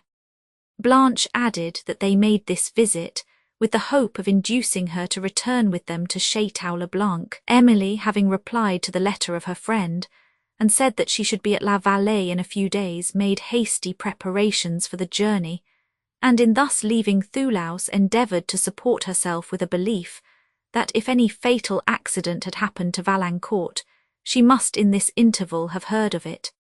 On the evening before her departure, she went to take leave of the terrace and the pavilion. The day had been sultry, but a light shower that fell just before sunset had cooled the air, and given that soft verdure to the woods and pastures which is so refreshing to the eye, while the rain drops, still trembling on the shrubs, glittered in the last yellow gleam that lighted up the scene, and the air was filled with fragrance, exhaled by the late shower, from herbs and flowers and from the earth itself. But the lovely prospect which Emily beheld from the terrace was no longer viewed by her with delight. She sighed deeply as her eye wandered over it, and her spirits were in a state of such dejection that she could not think of her approaching return to La Vallée without tears, and seemed to mourn again the death of her father, as if it had been an event of yesterday. Having reached the pavilion, she seated herself at the open lattice, and while her eyes settled on the distant mountains that overlooked Gascony, still gleaming on the horizon, though the sun had now left the plains below, "Alas," said she, "I return to your long-lost scenes, but shall meet no more the parents that were wont to render them delightful. No more shall see the smile of welcome, or hear the well-known voice of fondness. All will now be cold and silent in what was once my happy home." Tears stole down her cheek as the remembrance of what that home had been returned to her. But after indulging her sorrow for some time, she checked it, accusing herself of ingratitude in forgetting the friends that she possessed, while she lamented those that were departed. And she at length left the pavilion and the terrace, without having observed a shadow of Valancourt or of any other person. Chapter 50. Our happy hills, our pleasing shade, our fields beloved in vain, where once my careless childhood strayed, a stranger yet to pain, I feel the gales that from ye blow a momentary bliss bestow, as waving fresh their gladsome wing, my weary soul they seem to soothe. Grey on the following morning, Emily left Thoulouse at an early hour, and reached La Vallée about sunset. With the melancholy she experienced on the review of a place which had been the residence of her parents, and the scene of her earliest delight, was mingled, after the first shock had subsided, a tender and undescribable pleasure. For time had so far blunted the acuteness of her grief, that she now courted every scene that awakened the memory of her friends. In every room where she had been accustomed to see them, they almost seemed to live again, and she felt that La Vallée was still her happiest home. One of the first apartments she visited was that which had been her father's library, and here she seated herself in his armchair, and while she contemplated with tempered resignation the picture of past times which her memory gave, the tears she shed could scarcely be called those of grief. Soon after her arrival, she was surprised by a visit from the venerable M. Barrow, who came impatiently to welcome the daughter of his late respected neighbour to her long-deserted home. Emily was comforted by the presence of an old friend, and they passed an interesting hour in conversing of former times, and in relating some of the circumstances that had occurred to each since they parted. The evening was so far advanced when M. Barrow left Emily that she could not visit the garden that night, but on the following morning she traced its long-regretted scenes with fond impatience, and as she walked beneath the groves which her father had planted, and where she had so often sauntered in affectionate conversation with him, his countenance, his smile, even the accents of his voice, returned with exactness to her fancy, and her heart melted to the tender recollections. This, too, was his favourite season of the year, at which they had often together admired the rich and variegated tints of these woods, and the magical effect of autumnal lights upon the mountains. And now, the view of these circumstances made memory eloquent. As she wandered pensively on, she fancied the following address to Autumn, sweet Autumn. How thy melancholy grace steals on my heart as through these shades I wind. Soothed by thy breathing sigh, I fondly trace each lonely image of the pensive mind. Loved scenes, loved friends, long lost, around me rise and wake the melting thought, the tender tear. That tear, that thought, which more than mirth I prize, sweet as the gradual tint that paints the year, thy farewell smile, with fond regret I view thy beaming lights, soft gliding o'er the woods. Thy distant landscape, touched with yellow hue while falls the lengthened gleam, thy winding floods now veiled in shade, save where the skiff's white sails swell to the breeze, and catch thy streaming ray. But now, ere now, the partial vision fails, and the wave smiles as sweeps the cloud away. Emblem of life, thus checkered is its plan, thus joy succeeds to grief, thus smiles the varied man. One of Emily's earliest inquiries after her arrival at La Vallée was concerning Teresa, her father's old servant, whom it may be remembered that M. Quesnel had turned from the house when it was let, without any provision. Understanding that she lived in a cottage at no great distance, Emily walked thither, and on approaching was pleased to see that her habitation was pleasantly situated on a green slope, sheltered by a tuft of oaks, and had an appearance of comfort and extreme neatness. She found the old woman within, picking vine stalks, who, on perceiving her young mistress, was nearly overcome with joy. "Ah, my dear young lady," said she, "I thought I should never see you again in this world, when I heard you were gone to that outlandish country. I have been hardly used since you went. I little thought they would have turned me out of my old master's family in my old age." Emily lamented the circumstance, and then assured her that she would make her latter days comfortable, and expressed satisfaction on seeing her in so pleasant a habitation. Teresa thanked her with tears, adding, "Yes, mademoiselle, it is a very comfortable home, thanks to the kind friend who took me out of my distress. When you were too far off to help me and placed me here, I little thought, but no more of that." "And who was this kind friend?" said Emily. "Whoever it was, I shall consider him as mine also." "Ah, mademoiselle, that friend forbade me to blazon the good deed. I must not say who it was, but how you are altered since I saw you last. You look so pale now, and so thin too, but then there is my old master's smile. Yes, that will never leave you, any more than the goodness that used to make him smile. Alas a day, the poor lost a friend indeed when he died." Emily was affected by this mention of her father, which Teresa, observing, changed the subject. "I heard, mademoiselle," said she, "that Madame Cheron married a foreign gentleman after all and took you abroad. How does she do?" Emily now mentioned her death. "Alas," said Teresa, "if she had not been my master's sister, I should never have loved her. She was always so cross. But how does that dear young gentleman do? M. Valancourt, he was a handsome youth and a good one. Is he well, mademoiselle?" Emily was much agitated. "A blessing on him," continued Teresa. "Ah, my dear young lady, you need not look so shy. I know all about it. Do you think I do not know that he loves you? Why, when you were away, mademoiselle, He used to come to the chateau and walk about it so disconsolate.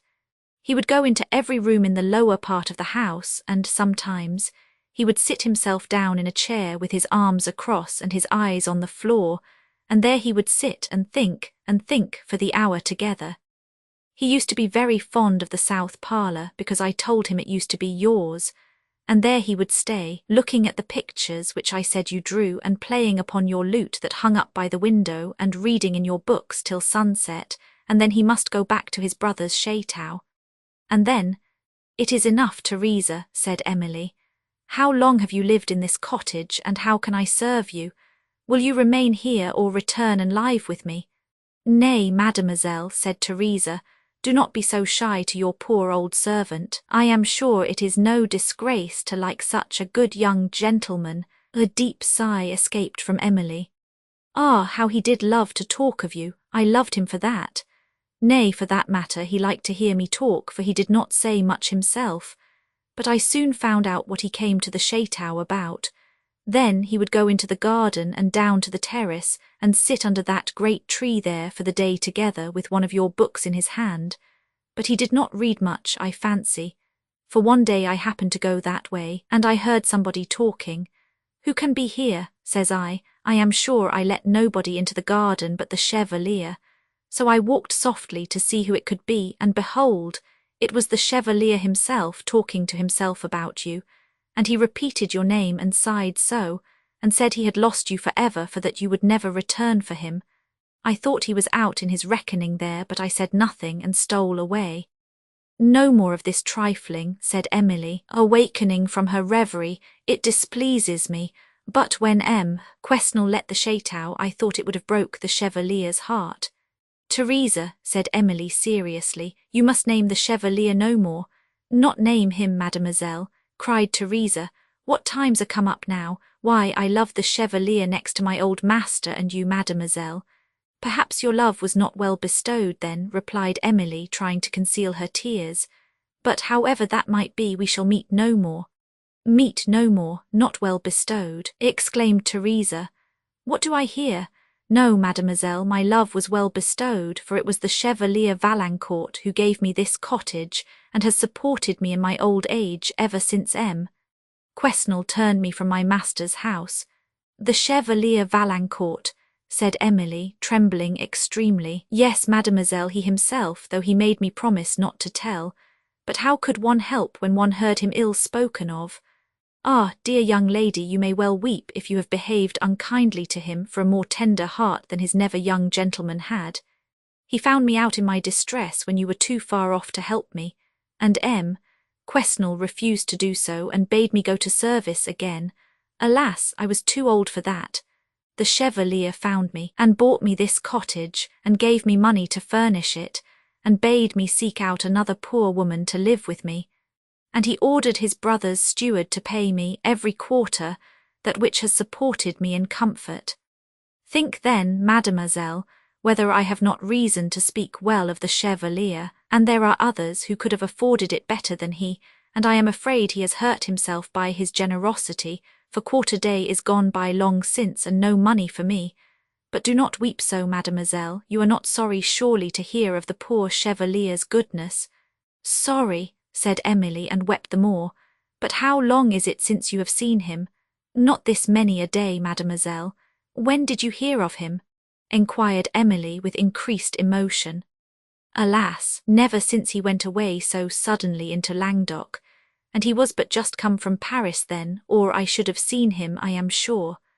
Quarter day is gone by long since, and, as I said, no money for me, and I begin to fear some harm has happened to him, and if I was not so far from Estuvière and so lame, I should have gone to enquire before this time, and I have nobody to send so far." Emily's anxiety as to the fate of Valancourt was now scarcely endurable, and since propriety would not suffer her to send to the chateau of his brother, she requested that Teresa would immediately hire some person to go to his steward from herself, and when he asked for the quarterage due to her, to make enquiries concerning Valancourt.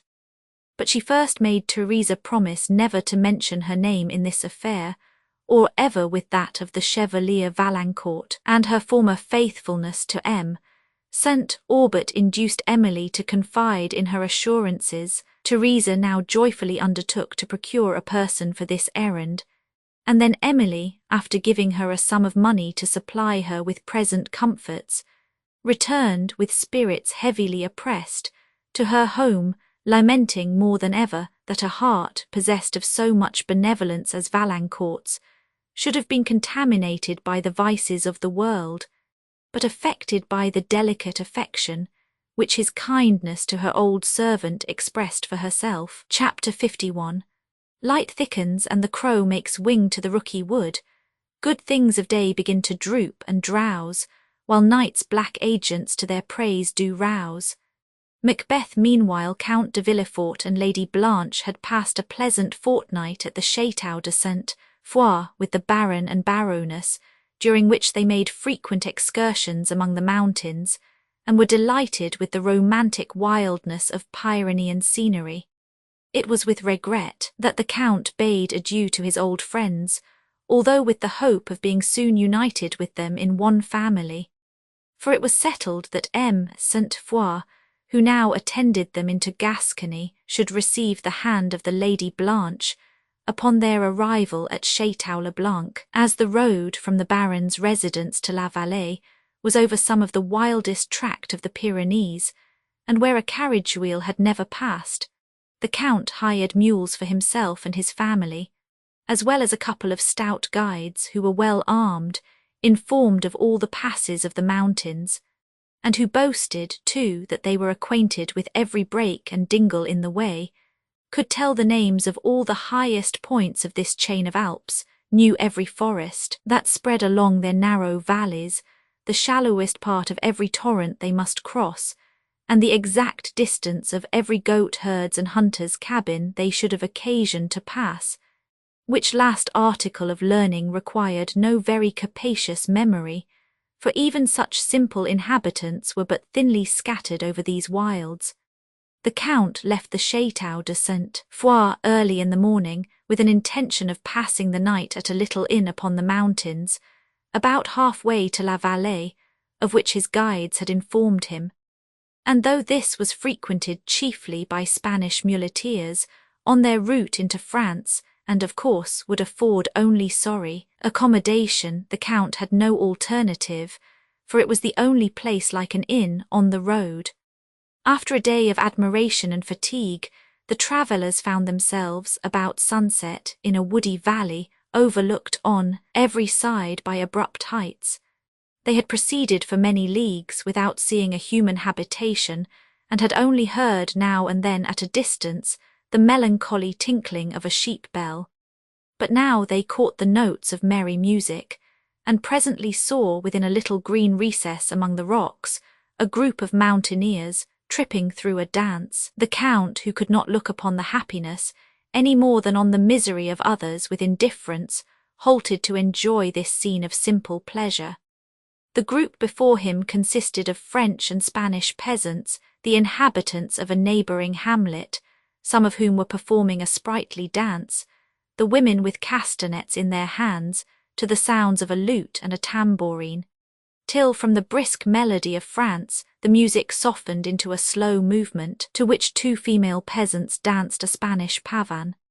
The Count, comparing this with the scenes of such gaiety as he had witnessed at Paris, where false taste painted the features, and while it vainly tried to supply the glow of nature, concealed the charms of animation, where affectation so often distorted the air, and vice perverted the manners, sighed to think that natural graces and innocent pleasures flourished in the wilds of solitude, while they drooped amidst the concourse of polished society. But the lengthening shadows reminded the travellers that they had no time to lose, and leaving this joyous group they pursued their way towards the little inn, which was to shelter them from the night. The rays of the setting sun now threw a yellow gleam upon the forests of pine and chestnut that swept down the lower region of the mountains and gave resplendent tints to the snowy points above. But soon even this light faded fast, and the scenery assumed a more tremendous appearance, invested with the obscurity of twilight. Where the torrent had been seen, it was now only heard. Where the wild cliffs had displayed every variety of form and attitude, a dark mass of mountains now alone appeared. And the vale which far, far below had opened its dreadful chasm, the eye could no longer fathom. A melancholy gleam still lingered on the summits of the highest Alps, overlooking the deep repose of evening, and seeming to make the stillness of the hour more awful. Blanche viewed the scene in silence, and listened with enthusiasm to the murmur of the pines, that extended in dark lines along the mountains, and to the faint voice of the Izard among the rocks that came at intervals on the air. But her enthusiasm sunk into apprehension when, as the shadows deepened, she looked upon the doubtful precipice that bordered the road, as well as on the various fantastic forms of danger that glimmered through the obscurity beyond it. And she asked her father how far they were from the inn, and whether he did not consider the road to be dangerous at this late hour. The Count repeated the first question to the guides, who returned a doubtful answer, adding that when it was darker it would be safest to rest till the moon rose. "It is scarcely safe to proceed now," said the Count, but the guides, assuring him that there was no danger, went on. Blanche, revived by this assurance, again indulged a pensive pleasure, as she watched the progress of twilight gradually spreading its tints over the woods and mountains, and stealing from the eye every minuter feature of the scene, till the grand outlines of nature alone remained.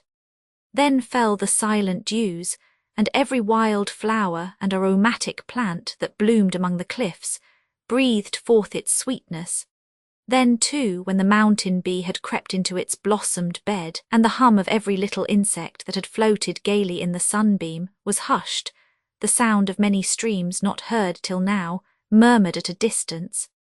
The bats alone of all the animals inhabiting this region seemed awake, and while they flitted across the silent path which Blanche was pursuing, she remembered the following lines which Emily had given her. "To the BAT from haunt of man, from day's obtrusive glare, thou shroud'st thee in the ruin's ivied tower, or in some shadowy glen's romantic bower, where wizard forms their mystic charms prepare, where horror lurks and ever boding care. But at the sweet and silent evening hour, when closed in sleep is every languid flower, thou lov'st to sport upon the twilight air, mocking the eye that would thy course pursue in many a wanton round, elastic, gay. Thou flitst athwart the pensive wanderer's way, as his lone footsteps print the mountain dew. From Indian isles thou com'st with summer's car, twilight thy love, thy guide her beaming star. To a warm imagination the dubious forms that float, half veiled in darkness, afford a higher delight than the most distinct scenery that the sun can show. While the fancy thus wanders over landscapes partly of its own creation, a sweet complacency steals upon the mind, and refines it all to subtlest feeling, bids the tear of rapture roll, the distant note of a torrent, the weak trembling of the breeze among the woods, or the far-off sound of a human voice now lost and heard again, are circumstances which wonderfully heighten the enthusiastic tone of the mind. The young Sainte-Foy, who saw the presentations of a fervid fancy, and felt whatever enthusiasm could suggest, sometimes interrupted the silence, which the rest of the party seemed by mutual consent to preserve, remarking and pointing out to Blanche the most striking effect of the hour upon the scenery, while Blanche, whose apprehensions were beguiled by the conversation of her lover, yielded to the taste so congenial to his, and they conversed in a low, restrained voice, the effect of the pensive tranquillity which twilight and the scene inspired rather than of any fear that they should be heard. But while the heart was thus soothed to tenderness, Sainte-Foy gradually mingled with his admiration of the country a mention of his affection, and he continued to speak, and Blanche to listen, till the mountains, the woods, and the magical illusions of twilight were remembered no more. The shadows of evening soon shifted to the gloom of night, which was somewhat anticipated by the vapours, that, gathering fast round the mountains, rolled in dark wreaths along their sides, and the guides proposed to rest till the moon should rise, adding that they thought a storm was coming on. As they looked round for a spot that might afford some kind of shelter, an object was perceived obscurely through the dusk, on a point of rock, a little way down the mountain, which they imagined to be a hunter's or a shepherd's cabin, and the party with cautious steps proceeded towards it. Their labour, however, was not rewarded or their apprehensions soothed, for on reaching the object of their search they discovered a monumental cross, which marked the spot to have been polluted by murder. The darkness would not permit them to read the inscription, but the guides knew this to be a cross, raised to the memory of a Count de Billiard, who had been murdered here by a horde of banditti that had infested this part of the Pyrenees a few years before, and the uncommon size of the monument seemed to justify the supposition that it was erected for a person of some distinction. Blanche shuddered as she listened to some horrid particulars of the Count's fate, which one of the guides related in a low, restrained tone, as if the sound of his own voice frightened him. But while they lingered at the cross attending to his narrative, a flash of lightning glanced upon the rocks, thunder muttered at a distance, and the travellers, now alarmed, quitted this scene of solitary horror in search of shelter. Having regained their former track, the guides, as they passed on, endeavoured to interest the Count by various stories of robbery, and even of murder which had been perpetrated in the very places they must unavoidably pass, with accounts of their own dauntless courage and wonderful escapes. The chief guide, or rather he, who was the most completely armed, drawing forth one of the 4 pistols that were tucked into his belt, swore that it had shot 3 robbers within the year. He then brandished a clasp knife of enormous length, and was going to recount the wonderful execution it had done, when Sainte-Foy, perceiving that Blanche was terrified, interrupted him. The Count, meanwhile, secretly laughing at the terrible histories and extravagant boastings of the man, resolved to humour him, and telling Blanche in a whisper his design, began to recount some exploits of his own, which infinitely exceeded any related by the guide. To these surprising circumstances he so artfully gave the colouring of truth, that the courage of the guides was visibly affected by them, who continued silent long after the Count had ceased to speak.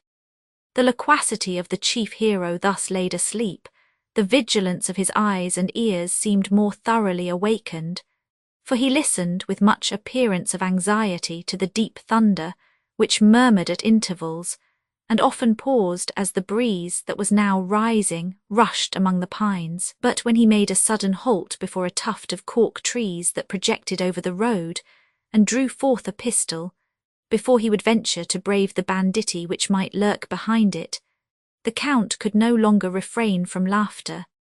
Having now, however, arrived at a level spot, somewhat sheltered from the air by overhanging cliffs and by a wood of larch that rose over the precipice on the left, and the guides being yet ignorant how far they were from the inn, the travellers determined to rest till the moon should rise or the storm disperse. Blanche, recalled to a sense of the present moment, looked on the surrounding gloom with terror, but giving her hand to Sainte-Foy she alighted, and the whole party entered a kind of cave, if such it could be called, which was only a shallow cavity, formed by the curve of impending rocks. A light being struck, a fire was kindled, whose blaze afforded some degree of cheerfulness and no small comfort, for though the day had been hot, the night air of this mountainous region was chilling. A fire was partly necessary also to keep off the wolves with which those wilds were infested. Provisions being spread upon a projection of the rock, the Count and his family partook of a supper, which in a scene less rude would certainly have been thought less excellent. When the repast was finished, Sainte-Foy, impatient for the moon, sauntered along the precipice to a point that fronted the east, but all was yet wrapped in gloom, and the silence of night was broken only by the murmuring of woods that waved far below or by distant thunder, and now and then by the faint voices of the party he had quitted. He viewed with emotions of awful sublimity the long volumes of sulphureous clouds that floated along the upper and middle regions of the air, and the lightnings that flashed from them, sometimes silently and at others followed by sullen peals of thunder, which the mountains feebly prolonged, while the whole horizon and the abyss on which he stood were discovered in the momentary light. Upon the succeeding darkness, the fire which had been kindled in the cave threw a partial gleam, illumining some points of the opposite rocks and the summits of pine woods that hung beetling on the cliffs below, while their recesses seemed to frown in deeper shade. St. Foix stopped to observe the picture which the party in the cave presented, where the elegant form of Blanche was finely contrasted by the majestic figure of the Count, who was seated by her on a rude stone, and each was rendered more impressive by the grotesque habits and strong features of the guides and other attendants, who were in the background of the piece. The effect of the light, too, was interesting. On the surrounding figures it threw a strong, though pale gleam, and glittered on their bright arms, while upon the foliage of a gigantic larch that impended its shade over the cliff above, appeared a red, dusky tint, deepening almost imperceptibly into the blackness of night. While St. Foix contemplated the scene, the moon, broad and yellow, rose over the eastern summits from among embattled clouds, and showed dimly the grandeur of the heavens, the mass of vapours that rolled halfway down the precipice beneath, and the doubtful mountains. What dreadful pleasure! There to stand sublime like shipwrecked mariner on desert coast and view enormous waste of vapour, tossed in billows lengthening to horizon round.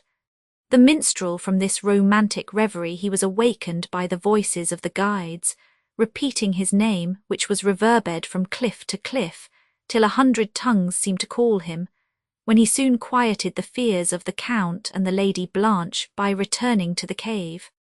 As the storm, however, seemed approaching, they did not quit their place of shelter, and the Count, seated between his daughter and St. Foix, endeavoured to divert the fears of the former and conversed on subjects relating to the natural history of the scene among which they wandered. He spoke of the mineral and fossil substances found in the depths of these mountains, the veins of marble and granite with which they abounded, the strata of shells discovered near their summits, many thousand fathom above the level of the sea, and at a vast distance from its present shore, of the tremendous chasms and caverns of the rocks, the grotesque form of the mountains, and the various phenomena that seemed to stamp upon the world the history of the deluge. From the natural history, he descended to the mention of events and circumstances connected with the civil story of the Pyrenees, named some of the most remarkable fortresses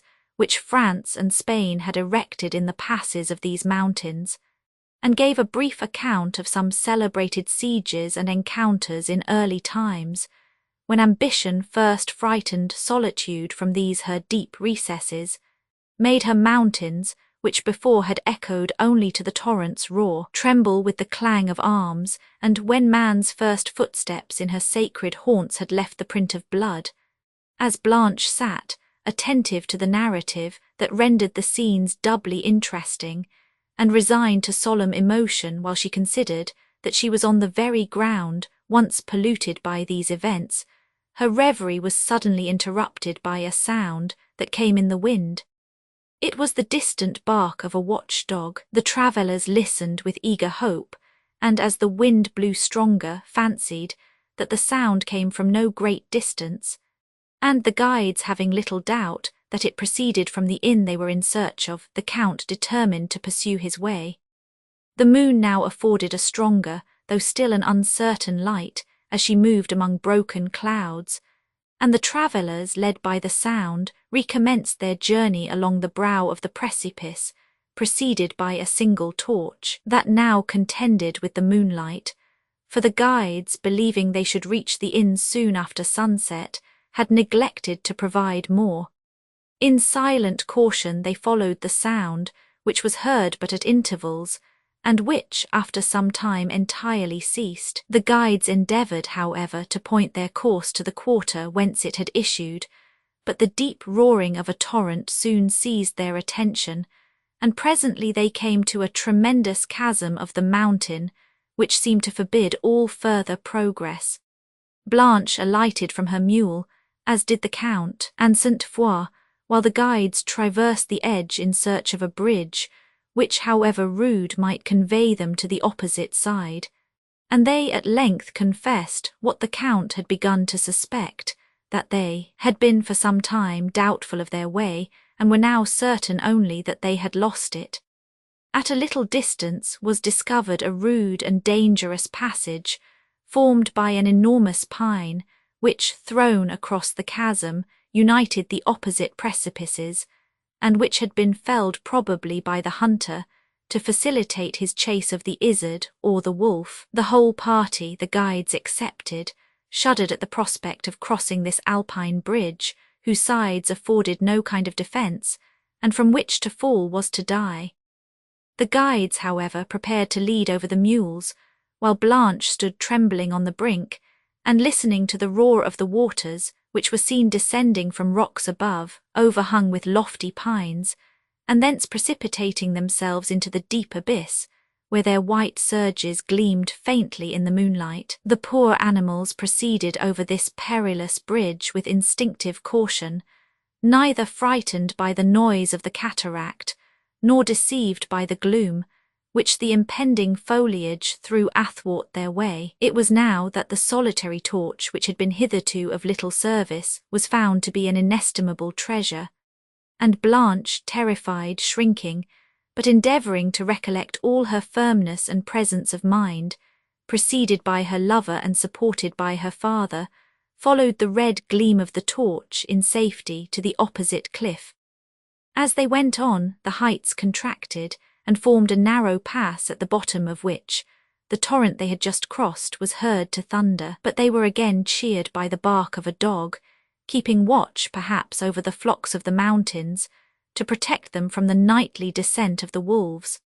The sound was much nearer than before, and while they rejoiced in the hope of soon reaching a place of repose, a light was seen to glimmer at a distance.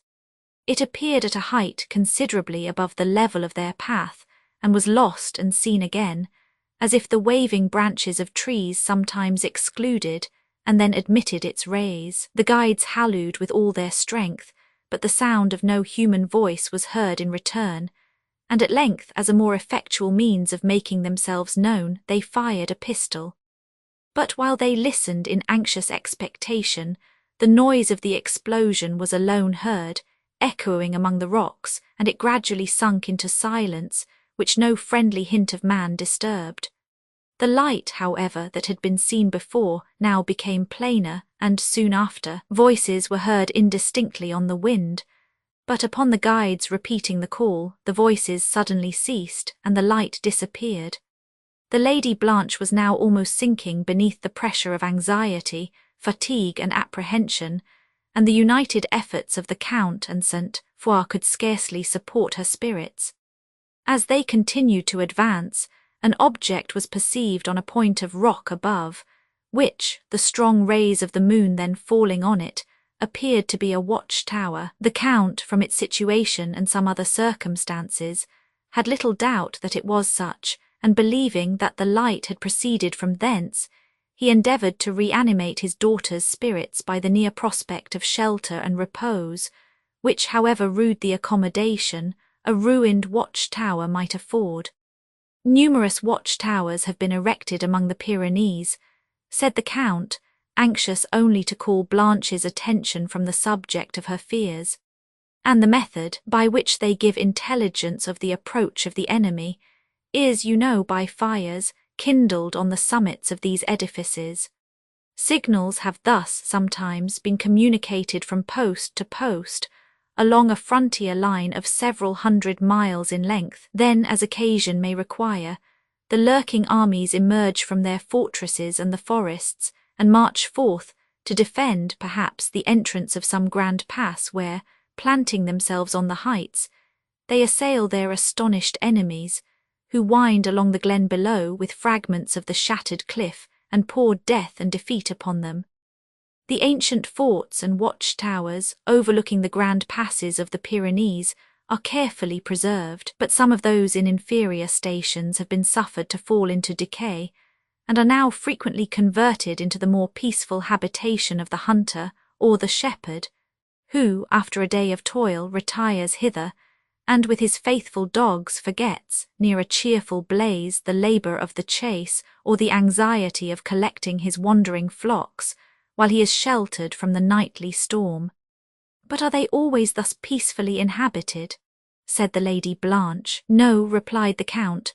They are sometimes the asylum of French and Spanish smugglers, who cross the mountains with contraband goods from their respective countries, and the latter are particularly numerous, against whom strong parties of the King's troops are sometimes sent.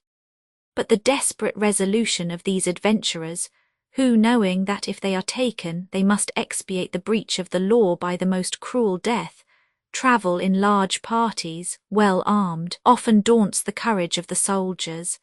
The smugglers, who seek only safety, never engage when they can possibly avoid it. The military also, who know that in these encounters danger is certain and glory almost unattainable, are equally reluctant to fight. An engagement, therefore, very seldom happens, but when it does, it never concludes till after the most desperate and bloody conflict. You are inattentive, Blanche, added the Count. I have wearied you with a dull subject, but see yonder in the moonlight is the edifice we have been in search of, and we are fortunate to be so near it before the storm bursts. Blanche, looking up, perceived that they were at the foot of the cliff on whose summit the building stood, but no light now issued from it. The barking of the dog too had for some time ceased, and the guides began to doubt whether this was really the object of their search. From the distance at which they surveyed it, shown imperfectly by a cloudy moon, it appeared to be of more extent than a single watch-tower, but the difficulty was how to ascend the height, whose abrupt declivities seemed to afford no kind of pathway. While the guides carried forward the torch to examine the cliff, the Count, remaining with Blanche and St. Foix at its foot under the shadow of the woods, endeavoured again to beguile the time by conversation, but again anxiety abstracted the mind of Blanche, and he then consulted, apart with St. Foix, whether it would be advisable, should a path be found, to venture to an edifice which might possibly harbour banditti. They considered that their own party was not small, and that several of them were well armed, and after enumerating the dangers to be incurred by passing the night in the open wild, exposed perhaps to the effects of a thunderstorm, there remained not a doubt that they ought to endeavour to obtain admittance to the edifice above, at any hazard respecting the inhabitants it might harbour.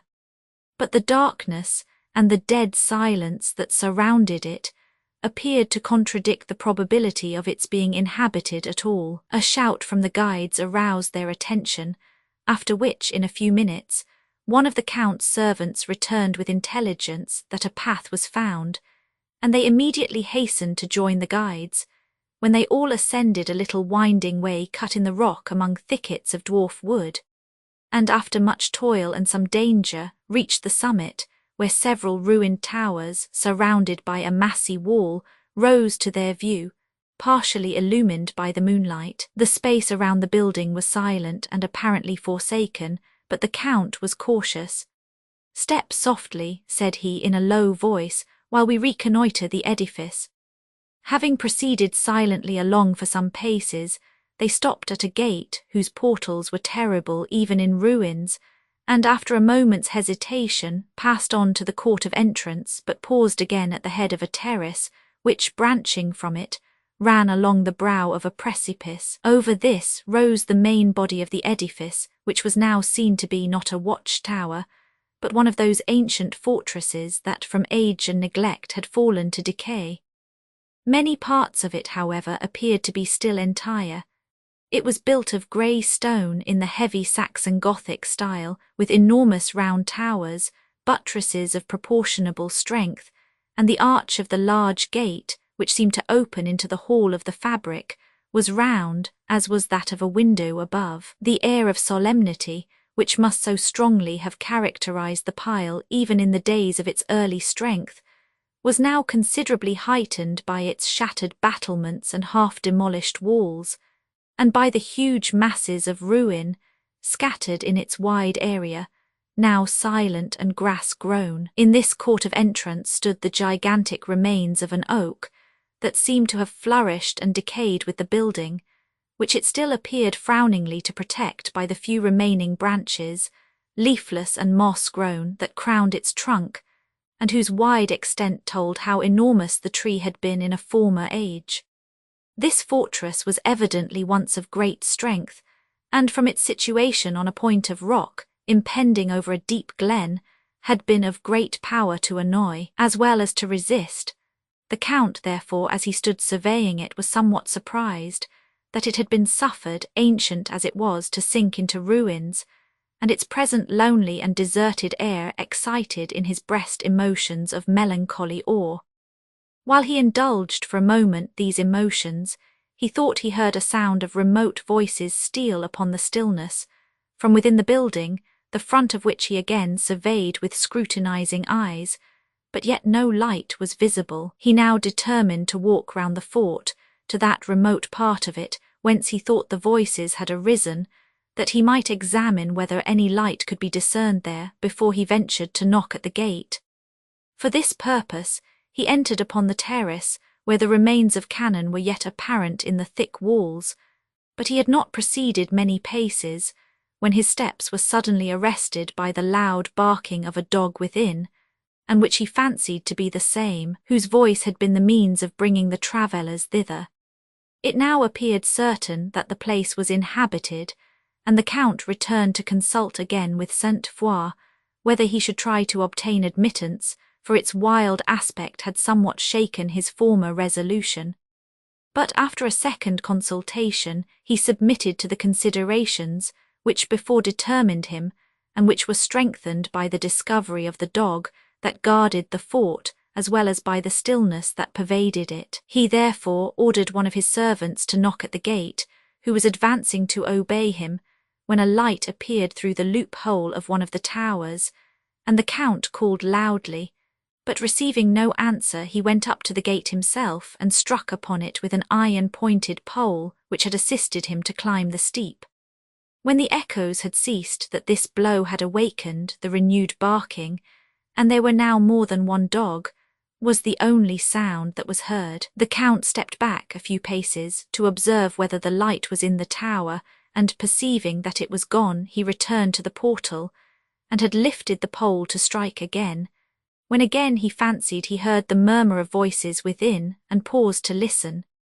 He was confirmed in the supposition, but they were too remote to be heard otherwise than in a murmur, and the Count now let the pole fall heavily upon the gate, when almost immediately a profound silence followed. It was apparent that the people within had heard the sound, and their caution in admitting strangers gave him a favourable opinion of them. "They are either hunters or shepherds," said he, "who, like ourselves, have probably sought shelter from the night within these walls, and are fearful of admitting strangers lest they should prove robbers. I will endeavour to remove their fears." So saying, he called aloud, "We are friends who ask shelter from the night." In a few moments steps were heard within, which approached, and a voice then inquired, "Who calls?" "Friends," repeated the Count, "open the gates and you shall know more." Strong bolts were now heard to be undrawn, and a man armed with a hunting spear appeared. "What is it you want at this hour?" said he. The Count beckoned his attendants and then answered that he wished to inquire the way to the nearest cabin. "Are you so little acquainted with these mountains," said the man, "as not to know that there is none within several leagues? I cannot show you the way, you must seek it, there's a moon." Saying this, he was closing the gate, and the Count was turning away, half disappointed and half afraid, when another voice was heard from above, and on looking up he saw a light and a man's face at the grate of the portal. "Stay, friend, you have lost your way," said the voice. "You are hunters, I suppose, like ourselves. I will be with you presently." The voice ceased and the light disappeared. Blanche had been alarmed by the appearance of the man who had opened the gate, and she now entreated her father to quit the place. But the Count had observed the hunter's spear which he carried, and the words from the tower encouraged him to await the event. The gate was soon opened, and several men in hunters' habits who had heard above what had passed below appeared, and having listened some time to the Count, told him he was welcome to rest there for the night. They then pressed him with much courtesy to enter, and to partake of such fare as they were about to sit down to. The Count, who had observed them attentively while they spoke, was cautious and somewhat suspicious, but he was also weary, fearful of the approaching storm, and of encountering alpine heights in the obscurity of night. Being likewise somewhat confident in the strength and number of his attendants, he, after some further consideration, determined to accept the invitation. With this resolution he called his servants, who, advancing round the tower, behind which some of them had silently listened to this conference, followed their lord, the Lady Blanche, and St. Foix into the fortress. The strangers led them on to a large and rude hall, partially seen by a fire that blazed at its extremity, round which 4 men in the hunter's dress were seated, and on the hearth were several dogs stretched in sleep. In the middle of the hall stood a large table, and over the fire some part of an animal was boiling. As the Count approached, the men arose, and the dogs, half raising themselves, looked fiercely at the strangers, but on hearing their masters' voices, kept their postures on the hearth. Blanche looked round this gloomy and spacious hall, then at the men and to her father, who, smiling cheerfully at her, addressed himself to the hunters. "This is a hospitable hearth," said he. "The blaze of a fire is reviving after having wandered so long in these dreary wilds. Your dogs are tired. What success have you had?" "Such as we usually have," replied one of the men who had been seated in the hall. "We kill our game with tolerable certainty." "These are fellow hunters," said one of the men who had brought the Count hither, "that have lost their way, and I have told them there is room enough in the fort for us all." very true," replied his companion. "What luck have you had in the chase, brothers? We have killed 2 izzards, and that, you will say, is pretty well." "You mistake, friend," said the Count. "We are not hunters, but travellers. But if you will admit us to hunters' fare, we shall be well contented, and will repay your kindness." "Sit down then, brother," said one of the men. "Jacques, lay more fuel on the fire, the kid will soon be ready. Bring a seat for the lady too. Mamselle, will you taste our brandy? It is true Barcelona, and as bright as ever flowed from a keg." Blanche timidly smiled and was going to refuse when her father prevented her by taking, with a good-humoured air, the glass offered to his daughter, and Mons, St. Foix, who was seated next her, pressed her hand and gave her an encouraging look, but her attention was engaged by a man who sat silently by the fire, observing St. Foix with a steady and earnest eye. "You lead a jolly life here," said the Count. "The life of a hunter is a pleasant and a healthy one, and the repose is sweet which succeeds to your labour." "Yes," replied one of his hosts, "our life is pleasant enough. We live here only during the summer and autumnal months. In winter the place is dreary, and the swollen torrents that descend from the heights put a stop to the chase." "'Tis a life of liberty and enjoyment," said the Count. "I should like to pass a month in your way very well." "We find employment for our guns too," said a man who stood behind the Count. "Here are plenty of birds of delicious flavour that feed upon the wild thyme and herbs that grow in the valleys. Now I think of it, there is a brace of birds hung up in the stone gallery. Go fetch them, Jacques, we will have them dressed." The Count now made enquiry concerning the method of pursuing the chase among the rocks and precipices of these romantic regions, and was listening to a curious detail when a horn was sounded at the gate. Blanche looked timidly at her father, who continued to converse on the subject of the chase, but whose countenance was somewhat expressive of anxiety, and who often turned his eyes towards that part of the hall nearest the gate. The horn sounded again, and a loud halloo succeeded. "These are some of our companions, returned from their day's labour," said a man, going lazily from his seat towards the gate, and in a few minutes 2 men appeared, each with a gun over his shoulder and pistols in his belt.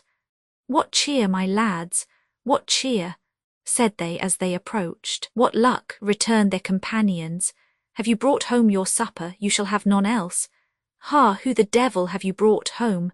said they in bad Spanish on perceiving the Count's party. "Are they from France or Spain? Where did you meet with them?" "They met with us, and a merry meeting too," replied his companion aloud in good French.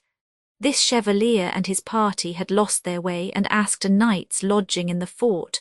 The others made no reply, but threw down a kind of knapsack and drew forth several brace of birds. The bag sounded heavily as it fell to the ground, and the glitter of some bright metal within glanced on the eye of the Count, who now surveyed with a more inquiring look the man that held the knapsack. He was a tall, robust figure, of a hard countenance, and had short black hair curling in his neck. Instead of the hunter's dress, he wore a faded military uniform. Sandals were laced on his broad legs, and a kind of short trousers hung from his waist. On his head he wore a leathern cap, somewhat resembling in shape an ancient Roman helmet, but the brows that scowled beneath it would have characterized those of the barbarians, who conquered Rome rather than those of a Roman soldier. The Count at length turned away his eyes and remained silent and thoughtful, till again raising them, he perceived a figure standing in an obscure part of the hall, fixed in attentive gaze on Sainte Foix, who was conversing with Blanche and did not observe this. But the Count, soon after, saw the same man looking over the shoulder of the soldier as attentively at himself. He withdrew his eye when that of the Count met it, who felt mistrust gathering fast upon his mind, but feared to betray it in his countenance, and, forcing his features to assume a smile, addressed Blanche on some indifferent subject. When he again looked round, he perceived that the soldier and his companion were gone. The man, who was called Jacques, now returned from the stone gallery. "A fire is lighted there," said he, "and the birds are dressing. The table too is spread there, for that place is warmer than this." His companions approved of the removal and invited their guests to follow to the gallery, of whom Blanche appeared distressed and remained seated, and Sainte Foix looked at the Count, who said he preferred the comfortable blaze of the fire he was then near. The hunters, however, commended the warmth of the other apartment, and pressed his removal with such seeming courtesy, that the Count, half doubting and half fearful of betraying his doubts, consented to go. The long and ruinous passages through which they went somewhat daunted him, but the thunder, which now burst in loud peals above, made it dangerous to quit this place of shelter, and he forbore to provoke his conductors by showing that he distrusted them. The hunters led the way with a lamp. The Count and Sainte Foix, who wished to please their hosts by some instances of familiarity, carried each a seat, and Blanche followed with faltering steps. As she passed on, part of her dress caught on a nail in the wall, and while she stopped somewhat too scrupulously to disengage it, the Count, who was talking to Sainte Foix and neither of whom observed the circumstance, followed their conductor round an abrupt angle of the passage, and Blanche was left behind in darkness. The thunder prevented them from hearing her call, but having disengaged her dress, she quickly followed, as she thought, the way they had taken. A light that glimmered at a distance confirmed this belief, and she proceeded towards an open door whence it issued, conjecturing the room beyond to be the stone gallery the men had spoken of. Hearing voices as she advanced, she paused within a few paces of the chamber, that she might be certain whether she was right, and from thence, by the light of a lamp that hung from the ceiling, observed 4 men, seated round a table, over which they leaned in apparent consultation. In one of them she distinguished the features of him, whom she had observed, gazing at Sainte Foix with such deep attention, and who was now speaking in an earnest though restrained voice, till one of his companions seeming to oppose him, they spoke together in a loud and harsher tone. Blanche, alarmed by perceiving that neither her father nor Sainte Foix were there, and terrified at the fierce countenances and manners of these men, was turning hastily from the chamber to pursue her search of the gallery, when she heard one of the men say, Let all dispute end here. Who talks of danger, follow my advice and there will be none, secure them and the rest are an easy prey. Blanche, struck with these words, paused a moment to hear more. There is nothing to be got by the rest, said one of his companions. I am never for blood when I can help it. Dispatch the 2 others and our business is done, the rest may go. May they so? Exclaimed the first ruffian with a tremendous oath. What, to tell how we have disposed of their masters and to send the king's troops to drag us to the wheel? You were always a choice adviser. I warrant we have not yet forgot St. Thomas's Eve last year. Blanche's heart now sunk with horror. Her first impulse was to retreat from the door, but when she would have gone, her trembling frame refused to support her, and having tottered a few paces to a more obscure part of the passage, she was compelled to listen to the dreadful counsels of those who, she was no longer suffered to doubt, were banditti. In the next moment she heard the following words, "Why you would not murder the whole gang?" "I warrant our lives are as good as theirs," replied his comrade. "If we don't kill them, they will hang us. Better they should die than we be hanged." "Better, better," cried his comrades.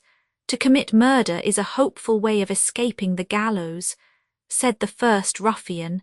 "Many an honest fellow has run his head into the noose that way, though." There was a pause of some moments during which they appeared to be considering. "Confound those fellows," exclaimed one of the robbers impatiently. "They ought to have been here by this time. They will come back presently with the old story and no booty. If they were here, our business would be plain and easy. I see we shall not be able to do the business tonight, for our numbers are not equal to the enemy, and in the morning they will be for marching off, and how can we detain them without force?" "I have been thinking of a scheme that will do," said one of his comrades. "If we can dispatch the 2 chevaliers silently, it will be easy to master the rest." "That's a plausible scheme in good faith," said another with a smile of scorn. "If I can eat my way through the prison wall, I shall be at liberty. How can we dispatch them silently?" "By poison," replied his companions. "Well said, that will do," said the second ruffian. "That will give a lingering death too and satisfy my revenge. These barons shall take care how they again tempt our vengeance." "I knew the son the moment I saw him," said the man whom Blanche had observed gazing on Saint Foix. "Though he does not know me, the father I had almost forgotten." "Well, you may say what you will," said the third ruffian, "but I don't believe he is the baron, and I am as likely to know as any of you, for I was one of them that attacked him with our brave lads that suffered." "And was not I another?" said the first ruffian. "I tell you he is the baron, but what does it signify whether he is or not? Shall we let all this booty go out of our hands? It is not often we have such luck at this, while we run the chance of the wheel for smuggling a few pounds of tobacco, to cheat the king's manufactory, and of breaking our necks down the precipices in the chase of our food, and now and then rob a brother smuggler or a straggling pilgrim, of what scarcely repays us the powder we fire at them. Shall we let such a prize as this go? Why, they have enough about them to keep us for." "I am not for that, I am not for that," replied the third robber. "Let us make the most of them. Only if this is the baron, I should like to have a flash the more at him for the sake of our brave comrades that he brought to the gallows." "Aye, aye, flash as much as you will," rejoined the first man, "but I tell you the baron is a taller man." "Confound your quibbling," said the second ruffian. "Shall we let them go or not? If we stay here much longer, they will take the hint and march off without our leave. Let them be who they will, they are rich, or why all those servants. Did you see the ring he you call the baron had on his finger? It was a diamond, but he has not got it on now. He saw me looking at it, I warrant, and took it off." "Aye, and then there is the picture, did you see that?" "She has not taken that off," observed the first ruffian. "It hangs at her neck. If it had not sparkled so, I should not have found it out, for it was almost hid by her dress. Those are diamonds too, and a rare many of them there must be to go round such a large picture. But how are we to manage this business?" said the second ruffian. "Let us talk of that. There is no fear of there being booty enough, but how are we to secure it?" "Aye, aye," said his comrades. Let us talk of that, and remember no time is to be lost. I am still for poison, observed the third, but consider their number. Why, there are 9 or 10 of them, and armed too. When I saw so many at the gate, I was not for letting them in, you know, nor you either. I thought they might be some of our enemies, replied the second. I did not so much mind numbers. But you must mind them now, rejoined his comrade, or it will be worse for you. We are not more than 6, and how can we master 10 by open force? I tell you we must give some of them a dose, and the rest may then be managed. I'll tell you a better way, rejoined the other impatiently. Draw closer. Blanche, who had listened to this conversation in an agony which it would be impossible to describe, could no longer distinguish what was said, for the ruffians now spoke in lowered voices. But the hope that she might save her friends from the plot, if she could find her way quickly to them, suddenly reanimated her spirits, and lent her strength enough to turn her steps in search of the gallery. Terror, however, and darkness conspired against her, and having moved a few yards, the feeble light that issued from the chamber no longer even contended with the gloom, and her foot stumbling over a step that crossed the passage, she fell to the ground. The noise startled the banditti, who became suddenly silent, and then all rushed to the passage to examine whether any person was there who might have overheard their counsels. Blanche saw them approaching and perceived their fierce and eager looks, but before she could raise herself they discovered and seized her, and as they dragged her towards the chamber they had quitted, her screams drew from them horrible threatenings. Having reached the room, they began to consult what they should do with her. Let us first know what she had heard, said the chief robber. How long have you been in the passage, lady, and what brought you there? Let us first secure that picture, said one of his comrades, approaching the trembling Blanche. Fair lady, by your leave that picture is mine. Come, surrender it, or I shall seize it. Blanche, entreating their mercy, immediately gave up the miniature, while another of the ruffians fiercely interrogated her concerning what she had overheard of their conversation, when, her confusion and terror too plainly telling what her tongue feared to confess, the ruffians looked expressively upon one another, and 2 of them withdrew to a remote part of the room, as if to consult further. These are diamonds, by St. Peter, exclaimed the fellow who had been examining the miniature, and here is a very pretty picture too, faith, as handsome a young chevalier as you would wish to see by a summer's sun.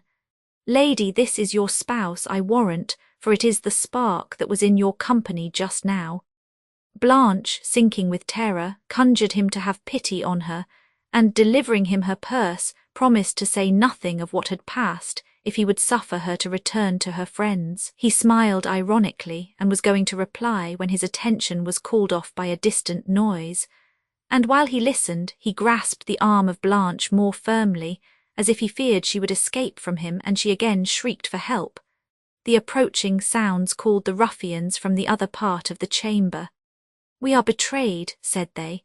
But let us listen a moment, perhaps it is only our comrades come in from the mountains, and if so our work is sure. Listen. A distant discharge of shot confirmed this supposition for a moment, but in the next the former sounds drawing nearer, the clashing of swords, mingled with the voices of loud contention and with heavy groans, were distinguished in the avenue leading to the chamber. While the ruffians prepared their arms, they heard themselves called by some of their comrades afar off, and then a shrill horn was sounded without the fortress, a signal, it appeared, they too well understood, for 3 of them, leaving the Lady Blanche to the care of the 4th, instantly rushed from the chamber.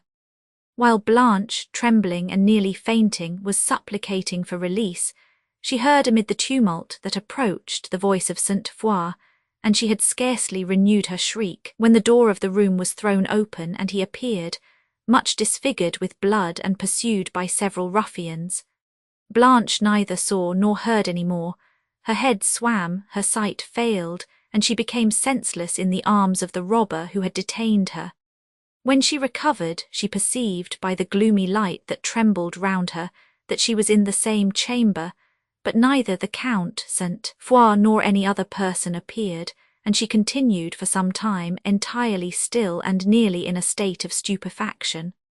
But the dreadful images of the past returning, she endeavoured to raise herself, that she might seek her friends, when a sullen groan at a little distance reminded her of Saint Foix, and of the condition in which she had seen him enter this room. Then, starting from the floor by a sudden effort of horror, she advanced to the place whence the sound had proceeded, where a body was lying stretched upon the pavement, and where, by the glimmering light of a lamp, she discovered the pale and disfigured countenance of Saint Foix. Her horrors at that moment may be easily imagined. He was speechless, his eyes were half closed, and on the hand which she grasped in the agony of despair, cold damps had settled. While she vainly repeated his name and called for assistance, steps approached, and a person entered the chamber, who, she soon perceived, was not the Count, her father. But what was her astonishment when, supplicating him to give his assistance to Saint Foix, she discovered Ludovico. He scarcely paused to recognize her, but immediately bound up the wounds of the chevalier, and perceiving that he had fainted probably from loss of blood, ran for water. But he had been absent only a few moments when Blanche heard other steps approaching, and while she was almost frantic with apprehension of the ruffians, the light of a torch flashed upon the walls, and then Count de Villefort appeared with an affrighted countenance and breathless with impatience, calling upon his daughter. At the sound of his voice, she rose and ran to his arms, while he, letting fall the bloody sword he held, pressed her to his bosom in a transport of gratitude and joy, and then hastily enquired for Saint Foix, who now gave some signs of life. Ludovico soon after returning with water and brandy, the former was applied to his lips and the latter to his temples and hands, and Blanche at length saw him unclose his eyes, and then heard him enquire for her. But the joy she felt on this occasion was interrupted by new alarms, when Ludovico said it would be necessary to remove Mons. Saint Foix immediately, and added, "The banditti that are out, my lord, were expected home an hour ago, and they will certainly find us if we delay. That shrill horn, they know, is never sounded by their comrades but on most desperate occasions, and it echoes among the mountains for many leagues round. I have known them brought home by its sound, even from the Pied de Melicant. Is anybody standing watch at the great gate, my lord?" "Nobody," replied the Count. "The rest of my people are now scattered about, I scarcely know where. Go, Ludovico, collect them together, and look out yourself, and listen if you hear the feet of mules." Ludovico then hurried away, and the Count consulted as to the means of removing Saint Foix, who could not have borne the motion of a mule, even if his strength would have supported him in the saddle. While the Count was telling that the banditti, whom they had found in the fort, were secured in the dungeon, Blanche observed that he was himself wounded, and that his left arm was entirely useless, but he smiled at her anxiety, assuring her the wound was trifling. The Count's servants, except 2 who kept watch at the gate, now appeared, and soon after Ludovico. "I think I hear mules coming along the glen, my lord," said he, "but the roaring of the torrent below will not let me be certain. However, I have brought what will serve the chevalier," he added, showing a bear's skin fastened to a couple of long poles, which had been adapted for the purpose of bringing home such of the banditti as happened to be wounded in their encounters. Ludovico spread it on the ground, and placing the skins of several goats upon it, made a kind of bed, into which the chevalier, who was however now much revived, was gently lifted, and the poles being raised upon the shoulders of the guides, whose footing among these steeps could best be depended upon, he was borne along with an easy motion. Some of the Count's servants were also wounded, but not materially, and their wounds being bound up, they now followed to the great gate. As they passed along the hall, a loud tumult was heard at some distance, and Blanche was terrified. "It is only those villains in the dungeon, my lady," said Ludovico. "They seem to be bursting it open," said the Count. "No, my lord," replied Ludovico, "it has an iron door, we have nothing to fear from them, but let me go first and look out from the rampart." They quickly followed him and found their mules browsing before the gates, where the party listened anxiously but heard no sound, except that of the torrent below and of the early breeze sighing among the branches of the old oak that grew in the court, and they were now glad to perceive the first tints of dawn over the mountain tops. When they had mounted their mules, Ludovico, undertaking to be their guide, led them by an easier path than that by which they had formerly ascended into the glen. "We must avoid that valley to the east, my lord," said he, "or we may meet the banditti. They went out that way in the morning." The travellers soon after quitted this glen, and found themselves in a narrow valley that stretched towards the northwest. The morning light upon the mountains now strengthened fast, and gradually discovered the green hillocks that skirted the winding feet of the cliffs, tufted with cork tree and evergreen oak. The thunder clouds being dispersed had left the sky perfectly serene, and Blanche was revived by the fresh breeze, and by the view of verdure which the late rain had brightened. Soon after the sun arose, when the dripping rocks, with the shrubs that fringed their summits and many a turfy slope below, sparkled in his rays. A wreath of mist was seen, floating along the extremity of the valley, but the gale bore it before the travellers, and the sunbeams gradually drew it up towards the summit of the mountains. They had proceeded about a league, when St. Foix, having complained of extreme faintness, they stopped to give him refreshment, and that the men who bore him might rest.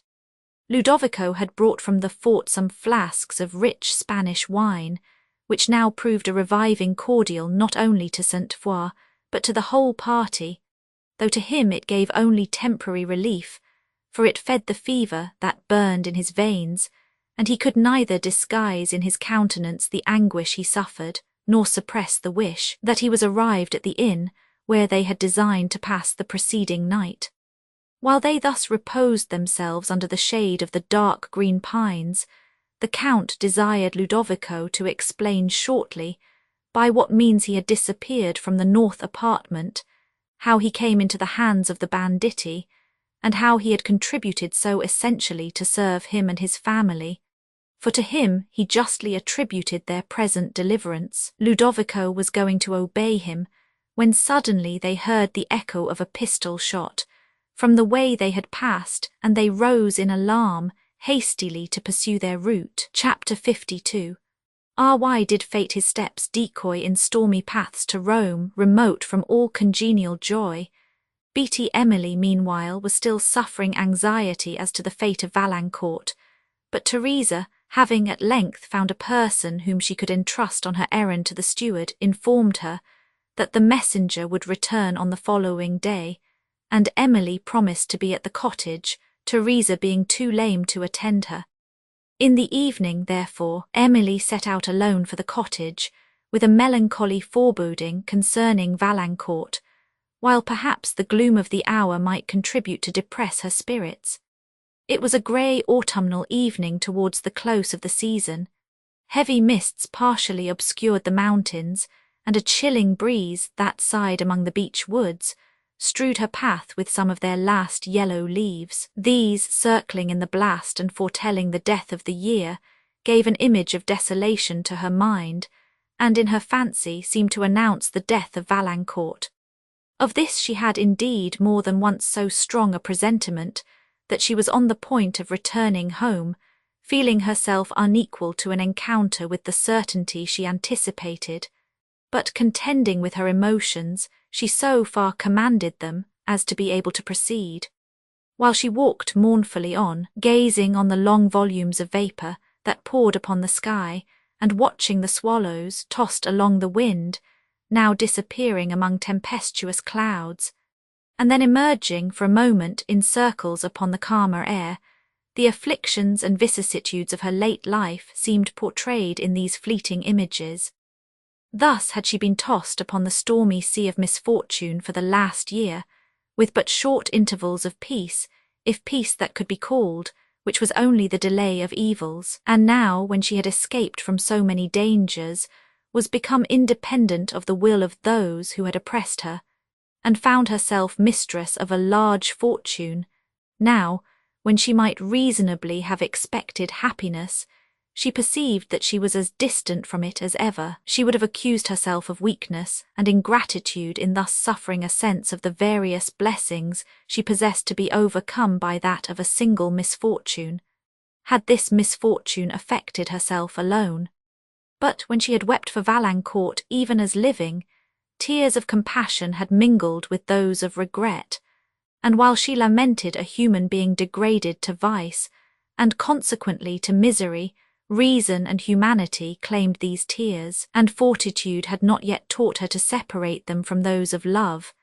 In the present moments, however, it was not the certainty of his guilt, but the apprehension of his death, of a death also, to which she herself, however innocently, appeared to have been in some degree instrumental, that oppressed her. This fear increased as the means of certainty concerning it approached, and when she came within view of Teresa's cottage, she was so much disordered, and her resolution failed her so entirely, that, unable to proceed, she rested on a bank beside her path, where, as she sat, the wind that groaned sullenly among the lofty branches above seemed to her melancholy imagination to bear the sounds of distant lamentation, and in the pauses of the gust she still fancied she heard the feeble and far-off notes of distress. Attention convinced her that this was no more than fancy, but the increasing gloom, which seemed the sudden close of day, soon warned her to depart, and with faltering steps she again moved toward the cottage. Through the casement appeared the cheerful blaze of a wood fire, and Teresa, who had observed Emily approaching, was already at the door to receive her. "It is a cold evening, madam," said she. "Storms are coming on, and I thought you would like a fire. Do take this chair by the hearth." Emily, thanking her for this consideration, sat down, and then looking in her face, on which the wood fire threw a gleam, she was struck with its expression, and, unable to speak, sunk back in her chair with a countenance so full of woe that Teresa instantly comprehended the occasion of it, but she remained silent. "Ah," said Emily at length, "it is unnecessary for me to ask the result of your enquiry. Your silence and that look sufficiently explain it. He is dead." "Alas, my dear young lady," replied Teresa, while tears filled her eyes, "this world is made up of trouble. The rich have their share as well as the poor, but we must all endeavour to bear what heaven pleases." "He is dead, then?" interrupted Emily. "Valancourt is dead." "Well-a-day, I fear he is," replied Teresa. "You fear," said Emily. "Do you only fear?" "Alas, yes, madam, I fear he is. Neither the steward nor any of the Eperville family have heard of him since he left Languedoc, and the Count is in great affliction about him, for he says he was always punctual in writing, but that now he has not received a line from him since he left Languedoc. He appointed to be at home 3 weeks ago, but he has neither come nor written, and they fear some accident has befallen him. Alas, that ever I should live to cry for his death. I am old and might have died without being missed, but he—" Emily was faint and asked for some water, and Teresa, alarmed by the voice in which she spoke, hastened to her assistance, and while she held the water to Emily's lips, continued, "My dear young mistress, do not take it so to heart. The Chevalier may be alive and well for all this. Let us hope the best." "Oh no, I cannot hope," said Emily. "I am acquainted with circumstances that will not suffer me to hope. I am somewhat better now, and can hear what you have to say. Tell me, I entreat, the particulars of what you know." "Stay till you are a little better, mademoiselle, you look sadly." "Oh no, Teresa, tell me all while I have the power to hear it," said Emily. "Tell me all, I conjure you." "Well, madam, I will then. But the steward did not say much, for Richard says he seemed shy of talking about Mons.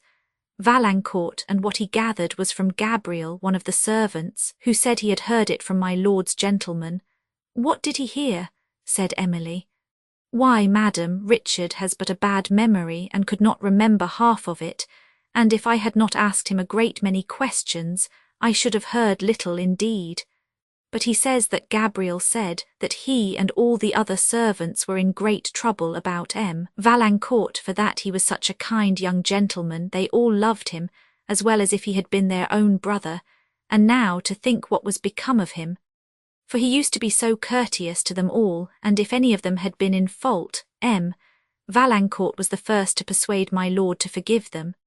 And then, if any poor family was in distress, Valancourt was the first, too, to relieve them, though some folks not a great way off could have afforded that much better than he. And then, said Gabriel, he was so gentle to everybody, and for all he had such a noble look with him, he never would command and call about him, as some of your quality people do, and we never minded him the less for that. Nay, says Gabriel, for that matter, we minded him the more, and would all have run to obey him at a word, sooner than if some folks had told us what to do at full length. Ay, and were more afraid of displeasing him too than of them that used rough words to us. Emily, who no longer considered it to be dangerous to listen to praise bestowed on Valancourt, did not attempt to interrupt Teresa, but sat, attentive to her words, though almost overwhelmed with grief. My lord, continued Teresa, frets about Valancourt sadly, and the more because they say he had been rather harsh against him lately. Gabriel says he had it from my lord's valet that Valancourt had comported himself wildly at Paris, and had spent a great deal of money, more a great deal than my lord liked, for he loves money better than Valancourt, who had been led astray sadly. Nay, for that matter, Valancourt had been put into prison at Paris, and my lord, says Gabriel, refused to take him out, and said he deserved to suffer. And when old Gregoire, the butler, heard of this, he actually bought a walking stick to take with him to Paris to visit his young master. But the next thing we hear is that Valancourt is coming home. Oh, it was a joyful day when he came, but he was sadly altered, and my lord looked very cool upon him, and he was very sad indeed. And soon after he went away again into Languedoc, and since that time we have never seen him. Teresa paused, and Emily, sighing deeply, remained with her eyes fixed upon the floor without speaking. After a long pause she enquired what further Teresa had heard. Yet why should I ask? She added, what you have already told is too much. O Valancourt, thou art gone, for ever gone, and I have murdered thee. These words, and the countenance of despair which accompanied them, alarmed Teresa, who began to fear that the shock of the intelligence Emily had just received had affected her senses. My dear young lady, be composed, said she, and do not say such frightful words. You murder Valancourt, dear heart. Emily replied only by a heavy sigh. Dear lady, it breaks my heart to see you look so, said Teresa. Do not sit with your eyes upon the ground, and all so pale and melancholy. It frightens me to see you. Emily was still silent, and did not appear to hear anything that was said to her. Besides, mademoiselle, continued Teresa, Valancourt may be alive and merry yet, for what we know. At the mention of his name, Emily raised her eyes, and fixed them in a wild gaze upon Teresa, as if she was endeavouring to understand what had been said. Ay, my dear lady, said Teresa, mistaking the meaning of this considerate air, Valancourt may be alive and merry yet. On the repetition of these words, Emily comprehended their import, but instead of producing the effect intended, they seemed only to heighten her distress. She rose hastily from her chair, paced the little room with quick steps, and often sighing deeply, clasped her hands and shuddered. Meanwhile Teresa, with simple but honest affection, endeavoured to comfort her, put more wood on the fire, stirred it up into a brighter blaze, swept the hearth, set the chair which Emily had left in a warmer situation, and then drew forth from a cupboard a flask of wine. It is a stormy night, madam, said she, and blows cold. Do come nearer the fire and take a glass of this wine. It will comfort you as it has done me often and often, for it is not such wine as one gets every day. It is rich Languedoc, and the last of 6 flasks that Valancourt sent me the night before he left Gascony for Paris. They have served me ever since as cordials, and I never drink it, but I think of him, and what kind words he said to me when he gave them. Teresa, says he, you are not young now, and should have a glass of good wine now and then. I will send you a few flasks, and when you taste them, you will sometimes remember me your friend. Yes, those were his very words, me your friend. Emily still paced the room without seeming to hear what Teresa said, who continued speaking. And I have remembered him often enough, poor young gentleman. for he gave me this roof for a shelter and that which has supported me. Ah, he is in heaven with my blessed master if ever saint was." Teresa's voice faltered. She wept and set down the flask, unable to pour out the wine. Her grief seemed to recall Emily from her own, who went towards her but then stopped, and having gazed on her for a moment, turned suddenly away as if overwhelmed by the reflection that it was Valancourt whom Teresa lamented. While she yet paced the room, the still, soft note of an oboe or flute was heard mingling with the blast, the sweetness of which affected Emily's spirits. She paused a moment in attention. The tender tones, as they swelled along the wind till they were lost again in the ruder gust, came with a plaintiveness that touched her heart, and she melted into tears. "Ay," said Teresa, drying her eyes, "there is Richard, our neighbour's son, playing on the oboe. It is sad enough to hear such sweet music now." Emily continued to weep without replying. "He often plays of an evening," added Teresa, "and sometimes the young folks dance to the sound of his oboe. But, dear young lady, do not cry so, and pray take a glass of this wine," continued she, pouring some into a glass and handing it to Emily, who reluctantly took it.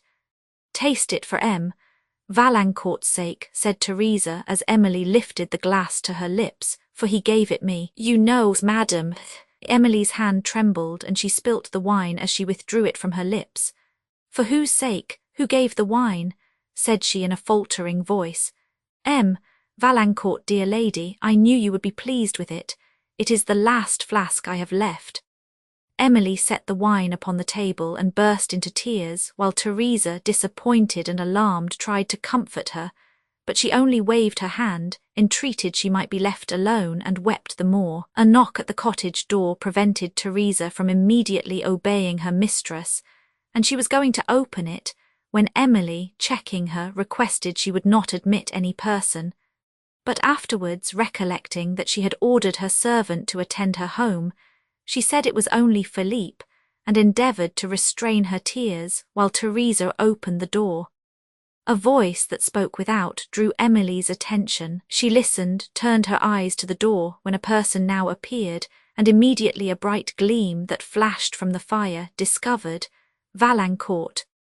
Emily, on perceiving him, started from her chair, trembled, and, sinking into it again, became insensible to all around her. A scream from Teresa now told that she knew Valancourt, whom her imperfect sight and the duskiness of the place had prevented her from immediately recollecting. But his attention was immediately called from her to the person whom he saw falling from a chair near the fire, and, hastening to her assistance, he perceived that he was supporting Emily. The various emotions that seized him upon thus unexpectedly meeting with her, from whom he had believed he had parted for ever, and on beholding her pale and lifeless in his arms, may perhaps be imagined, though they could neither be then expressed nor now described, any more than Emily's sensations, when at length she unclosed her eyes, and looking up again saw Valancourt. The intense anxiety with which he regarded her was instantly changed to an expression of mingled joy and tenderness as his eye met hers, and he perceived that she was reviving, but he could only exclaim, "Emily," as he silently watched her recovery while she averted her eye and feebly attempted to withdraw her hand. But in these the first moments which succeeded to the pangs his supposed death had occasioned her, she forgot every fault which had formerly claimed indignation, and beholding Valancourt such as he had appeared when he won her early affection, she experienced emotions of only tenderness and joy. This, alas, was but the sunshine of a few short moments. Recollections rose like clouds upon her mind, and darkening the elusive image that possessed it, she again beheld Valancourt degraded, Valancourt unworthy of the esteem and tenderness she had once bestowed upon him. Her spirits faltered, and withdrawing her hand, she turned from him to conceal her grief, while he, yet more embarrassed and agitated, remained silent. A sense of what she owed to herself restrained her tears, and taught her soon to overcome, in some degree, the emotions of mingled joy and sorrow that contended at her heart as she rose, and, having thanked him for the assistance he had given her, bade Teresa good evening, As she was leaving the cottage, Valancourt, who seemed suddenly awakened as from a dream, entreated in a voice that pleaded powerfully for compassion, a few moments' attention. Emily's heart, perhaps, pleaded as powerfully, but she had resolution enough to resist both, together with the clamorous entreaties of Teresa, that she would not venture home alone in the dark, and had already opened the cottage door, when the pelting storm compelled her to obey their requests. Silent and embarrassed, she returned to the fire, while Valancourt, with increasing agitation, paced the room, as if he wished yet feared to speak, and Teresa expressed without restraint her joy and wonder upon seeing him. "Dear heart, sir," said she, "I never was so surprised and overjoyed in my life. We were in great tribulation before you came, for we thought you were dead, and were talking and lamenting about you just when you knocked at the door. My young mistress there was crying, fit to break her heart." Emily looked with much displeasure at Teresa, but before she could speak, Valancourt, unable to repress the emotion which Teresa's imprudent discovery occasioned, exclaimed, "Oh, my Emily, am I then still dear to you? Did you indeed honour me with a thought, a tear? Oh, heavens, you weep now." "Teresa, sir," said Emily with a reserved air and trying to conquer her tears, "has reason to remember you with gratitude, and she was concerned because she had not lately heard of you. Allow me to thank you for the kindness you have shown her, and to say that since I am now upon the spot, she must not be further indebted to you." "Emily," said Valancourt, no longer master of his emotions, "is it thus you meet him whom once you meant to honour with your hand? Thus you meet him who has loved you, suffered for you? Yet what do I say? Pardon me, Mademoiselle St. Aubert, I know not what I utter. I have no longer any claim upon your remembrance. I have forfeited every pretension to your esteem, your love. Yes, let me not forget that I once possessed your affections, though to know that I have lost them is my severest affliction. Affliction do I call it, that is a term of mildness." "Dear heart," said Teresa, preventing Emily from replying, "talk of once having her affections. Why, my dear young lady loves you now better than she does anybody in the whole world, though she pretends to deny it." "This is insupportable," said Emily. "Teresa, you know not what you say. Sir, if you respect my tranquillity, you will spare me from the continuance of this distress." "I do respect your tranquillity too much voluntarily to interrupt it," replied Valancourt, in whose bosom pride now contended with tenderness, "and will not be a voluntary intruder. I would have entreated a few moments' attention, yet I know not for what purpose. You have ceased to esteem me, and to recount to you my sufferings will degrade me more without exciting even your pity. Yet I have been, oh Emily, I am indeed very wretched," added Valancourt in a voice that softened from solemnity into grief. "What, is my dear young master going out in all this rain?" said Teresa. "No, he shall not stir a step, dear, to see how gentlefolks can afford to throw away their happiness. Now, if you were poor people, there would be none of this, to talk of unworthiness and not caring about one another, when I know there are not such a kind-hearted lady and gentleman in the whole province, nor any that love one another half so well if the truth was spoken." Emily, in extreme vexation, now rose from her chair. "I must be gone," said she. "The storm is over. Stay, Emily, stay, Mademoiselle St. Aubert," said Valancourt, summoning all his resolution. "I will no longer distress you by my presence. Forgive me that I did not sooner obey you, and if you can, sometimes pity one who, in losing you, has lost all hope of peace. May you be happy, Emily, however wretched I remain, happy as my fondest wish would have you."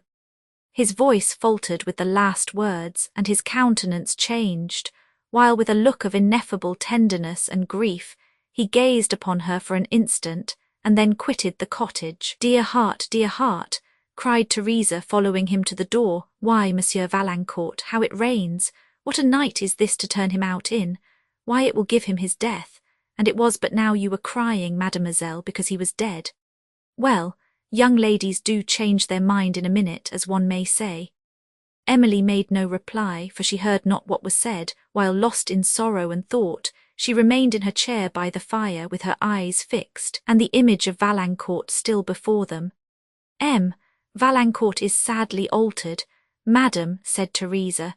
"He looks so thin to what he used to do, and so melancholy, and then he wears his arm in a sling." Emily raised her eyes at these words, for she had not observed this last circumstance, and she now did not doubt that Valancourt had received the shot of her gardener at Thoulouse. With this conviction, her pity for him returning, she blamed herself for having occasioned him to leave the cottage during the storm, soon after her servants arrived with the carriage, and Emily, having censured Teresa for her thoughtless conversation to Valancourt, and strictly charging her never to repeat any hints of the same kind to him, withdrew to her home, thoughtful and disconsolate. Meanwhile, Valancourt had returned to a little inn of the village, whither he had arrived only a few moments before his visit to Teresa's cottage, on the way from Thoulouse to the chateau of the Count de Duvarney, where he had not been since he bade adieu to Emily at Château-le-Blanc, in the neighbourhood of which he had lingered for a considerable time, unable to summon resolution enough to quit a place that contained the object most dear to his heart. There were times, indeed, when grief and despair urged him to appear again before Emily, and, regardless of his ruined circumstances, to renew his suit. Pride, however, and the tenderness of his affection, which could not long endure the thought of involving her in his misfortunes, at length so far triumphed over passion that he relinquished this desperate design and quitted Château-le-Blanc. But still his fancy wandered among the scenes which had witnessed his early love, and on his way to Gascony he stopped at Thoulouse, where he remained when Emily arrived, concealing, yet indulging his melancholy in the gardens, where he had formerly passed with her so many happy hours, often recurring with vain regret to the evening before her departure for Italy, when she had so unexpectedly met him on the terrace, and endeavouring to recall to his memory every word and look which had then charmed him, the arguments he had employed to dissuade her from the journey, and the tenderness of their last farewell. In such melancholy recollections he had been indulging, when Emily unexpectedly arrived to him on this very terrace the evening after her arrival at Thoulouse. His emotions on thus seeing her can scarcely be imagined, but he so far overcame the first promptings of love that he forbore to discover himself and abruptly quitted the gardens. Still, however, the vision he had seen haunted his mind. He became more wretched than before, and the only solace of his sorrow was to return in the silence of the night, to follow the paths which he believed her steps had pressed during the day, and to watch round the habitation where she reposed. It was in one of these mournful wanderings that he had received by the fire of the gardener, who mistook him for a robber, a wound in his arm which had detained him at Thoulouse till very lately, under the hands of a surgeon, there regardless of himself and careless of his friends, whose late unkindness had urged him to believe that they were indifferent as to his fate. He remained without informing them of his situation, and now, being sufficiently recovered to bear travelling, he had taken La Vallée in his way to Estuvière, the Count's residence, partly for the purpose of hearing of Emily and of being again near her, and partly for that of enquiring into the situation of poor old Teresa, who, he had reason to suppose, had been deprived of her stipend, small as it was, and which enquiry had brought him to her cottage when Emily happened to be there. This unexpected interview, which had at once shown him the tenderness of her love and the strength of her resolution, renewed all the acuteness of the despair that had attended their former separation, and which no effort of reason could teach him in these moments to subdue. Her image, her look, the tones of her voice, all dwelt on his fancy as powerfully as they had late appeared to his senses, and banished from his heart every emotion except those of love and despair. Before the evening concluded, he returned to Teresa's cottage, that he might hear her talk of Emily and be in the place where she had so lately been. The joy felt and expressed by that faithful servant was quickly changed to sorrow when she observed at one moment his wild and frenzied look, and at another the dark melancholy that overhung him after he had listened, and for a considerable time, to all she had to relate concerning Emily. He gave Teresa nearly all the money he had about him, though she repeatedly refused it, declaring that her mistress had amply supplied her wants. And then, drawing a ring of value from his finger, he delivered it her with a solemn charge to present it to Emily, of whom he entreated as a last favour that she would preserve it for his sake, and sometimes, when she looked upon it, remember the unhappy giver. Teresa wept as she received the ring, but it was more from sympathy than from any presentiment of evil, and before she could reply, Valancourt abruptly left the cottage. She followed him to the door, calling upon his name and entreating him to return, but she received no answer and saw him no more. Chapter 53. Call up him that left half told the story of Cambuscan bold. Milton on the following morning, as Emily sat in the parlour adjoining the library, reflecting on the scene of the preceding night, Annette rushed wildly into the room, and without speaking sunk breathless into a chair. It was some time before she could answer the anxious enquiries of Emily as to the occasion of her emotion, but at length she exclaimed, "I have seen his ghost, madam, I have seen his ghost." "Who do you mean?" said Emily with extreme impatience. "It came in from the hall, madam," continued Annette, "as I was crossing to the parlour." "Who are you speaking of?" repeated Emily. "Who came in from the hall?" "It was dressed just as I have seen him, often and often," added Annette. "Ah, who could have thought?" Emily's patience was now exhausted, and she was reprimanding her for such idle fancies when a servant entered the room and informed her that a stranger without begged leave to speak with her. It immediately occurred to Emily that this stranger was Valancourt, and she told the servant to inform him that she was engaged and could not see any person. The servant, having delivered his message, returned with one from the stranger, urging the first request, and saying that he had something of consequence to communicate, while Annette, who had hitherto sat silent and amazed, now started up and crying, "It is Ludovico! It is Ludovico!" ran out of the room. Emily bade the servant follow her, and if it really was Ludovico, to show him into the parlour.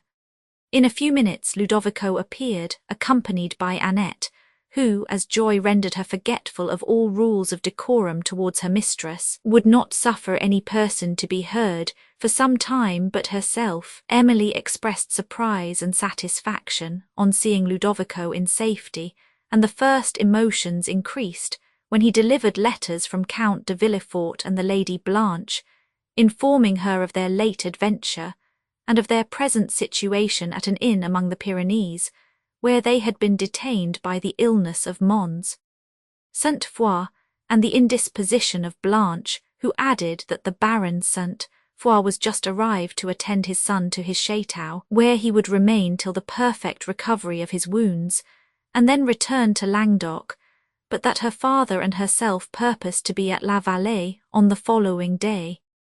She added that Emily's presence would be expected at the approaching nuptials, and begged she would be prepared to proceed in a few days to Château-le-Blanc. For an account of Ludovico's adventure, she referred her to himself, and Emily, though much interested concerning the means by which he had disappeared from the north apartments, had the forbearance to suspend the gratification of her curiosity till he had taken some refreshment and had conversed with Annette, whose joy on seeing him in safety could not have been more extravagant had he arisen from the grave. Meanwhile, Emily perused again the letters of her friends, whose expressions of esteem and kindness were very necessary consolations to her heart, awakened as it was by the late interview to emotions of keener sorrow and regret. The invitation to Château-le-Blanc was pressed with so much kindness by the Count and his daughter, who strengthened it by a message from the Countess, and the occasion of it was so important to her friend that Emily could not refuse to accept it, nor, though she wished to remain in the quiet shades of her native home, could she avoid perceiving the impropriety of remaining there alone, since Valancourt was again in the neighbourhood.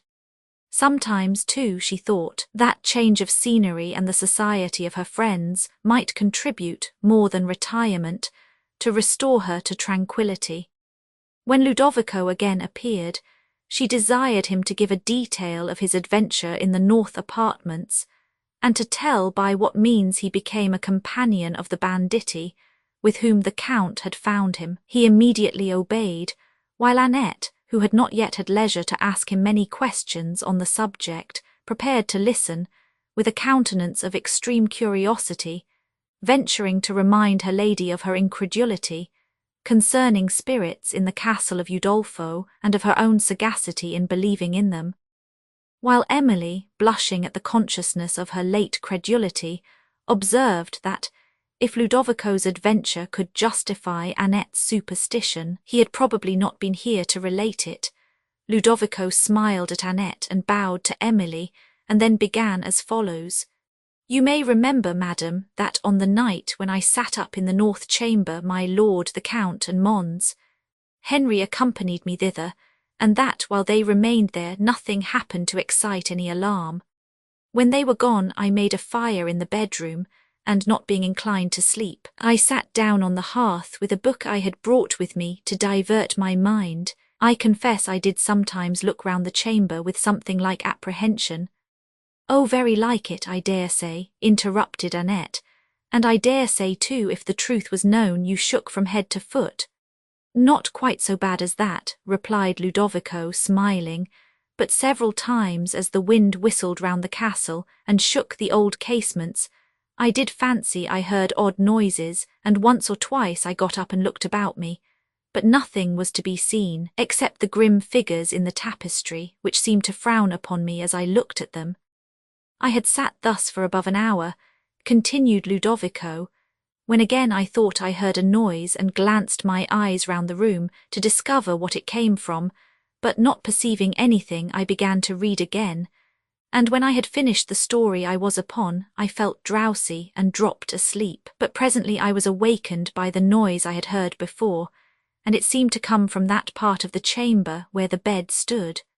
And then, whether it was the story I had been reading that affected my spirits, or the strange reports that had been spread of these apartments, I don't know, but when I looked towards the bed again, I fancied I saw a man's face within the dusky curtains."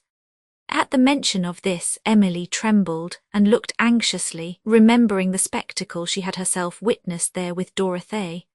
"I confess, madam, my heart did fail me at that instant," continued Ludovico, "but a return of the noise drew my attention from the bed, and I then distinctly heard a sound like that of a key turning in a lock, but what surprised me more was, that I saw no door where the sound seemed to come from. In the next moment, however, the arras near the bed was slowly lifted, and a person appeared behind it, entering from a small door in the wall. He stood for a moment as if half retreating, with his head bending under the arras which concealed the upper part of his face except his eyes scowling beneath the tapestry as he held it. And then, while he raised it higher, I saw the face of another man behind, looking over his shoulder.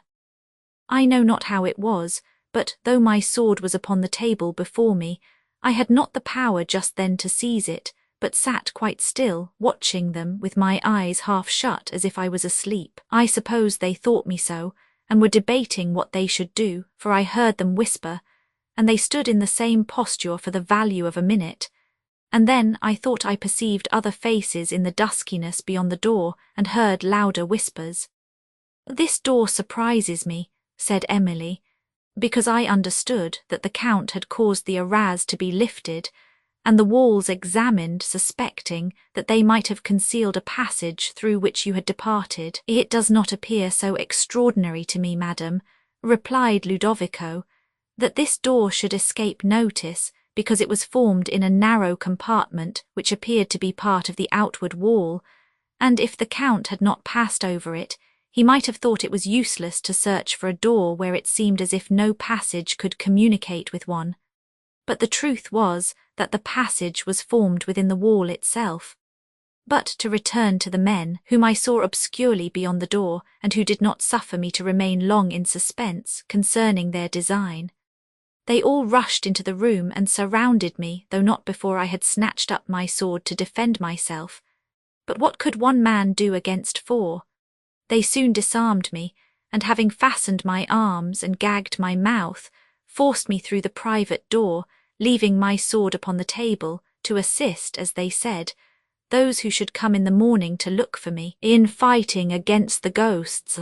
They then led me through many narrow passages, cut, as I fancied, in the walls, for I had never seen them before, and down several flights of steps, till we came to the vaults underneath the castle.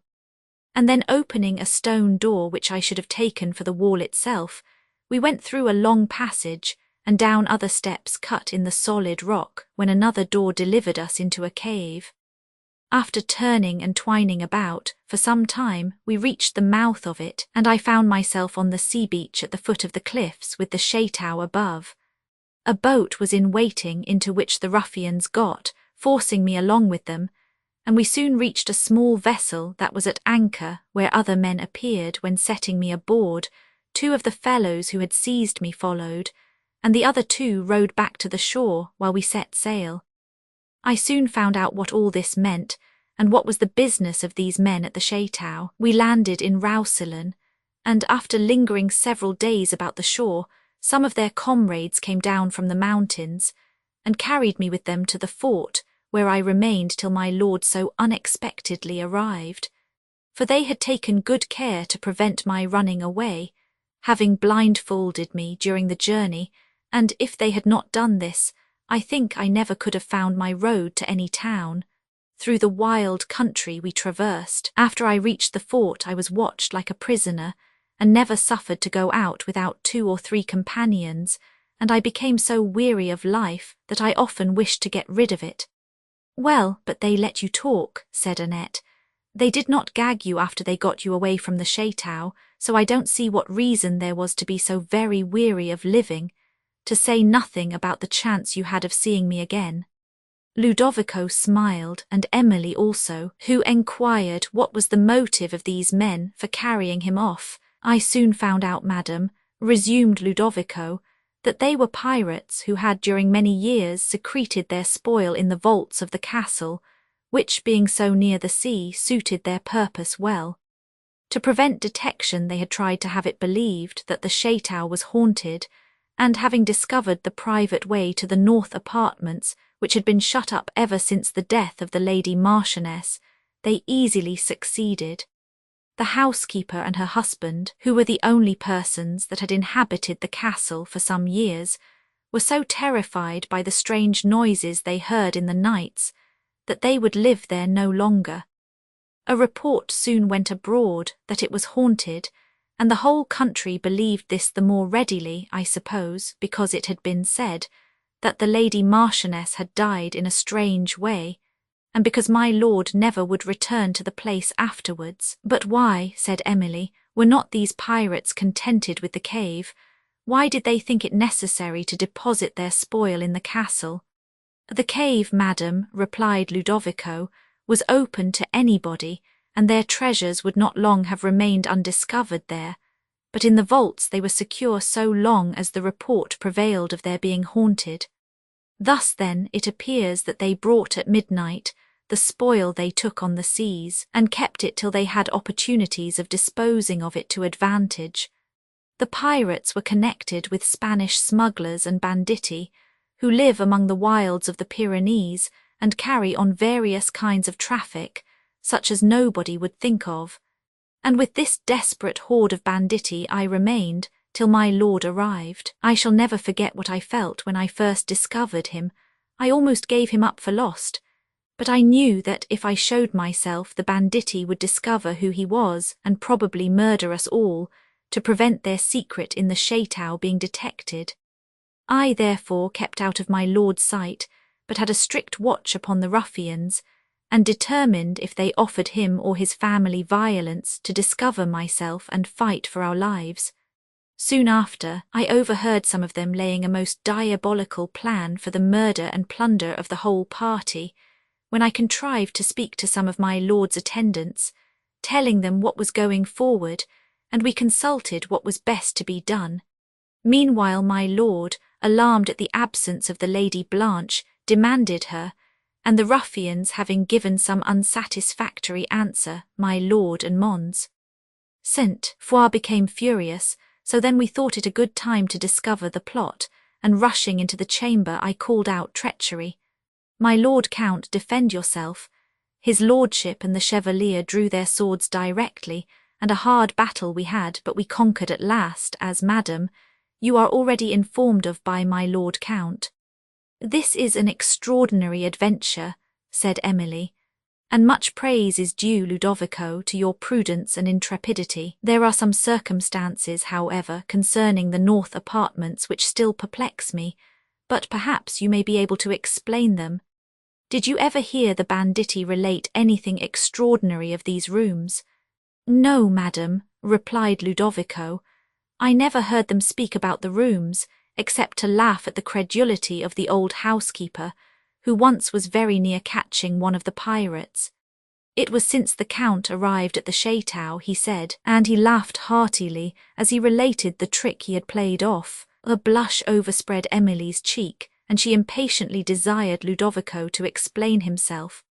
Why, my lady, said he, as this fellow was one night in the bedroom, he heard somebody approaching through the next apartment, and not having time to lift up the arras and unfasten the door, he hid himself in the bed just by. There he lay for some time in as great a fright, I suppose. As you were in, interrupted Annette, when you sat up so boldly to watch by yourself. Ay, said Ludovico, in as great a fright as he ever made anybody else suffer. And presently the housekeeper and some other person came up to the bed, when he, thinking they were going to examine it, bethought him that his only chance of escaping detection was by terrifying them. So he lifted up the counterpane, but that did not do till he raised his face above it, and then they both set off, he said, as if they had seen the devil, and he got out of the rooms undiscovered. Emily could not forbear smiling at this explanation of the deception, which had given her so much superstitious terror, and was surprised that she could have suffered herself to be thus alarmed, till she considered that, when the mind has once begun to yield to the weakness of superstition, trifles impress it with the force of conviction. Still, however, she remembered with awe the mysterious music which had been heard at midnight near Chateau le Blanc, and she asked Ludovico if he could give any explanation of it, but he could not. I only know, madam, he added, that it did not belong to the pirates, for I have heard them laugh about it, and say they believed the devil was in league with them there. Yes, I will answer for it he was, said Annette, her countenance brightening. I was sure all along that he or his spirits had something to do with the north apartments, and now you see, madam, I am right at last. It cannot be denied that his spirits were very busy in that part of the chateau, replied Emily, smiling. But I am surprised, Ludovico, that these pirates should persevere in their schemes after the arrival of the Count.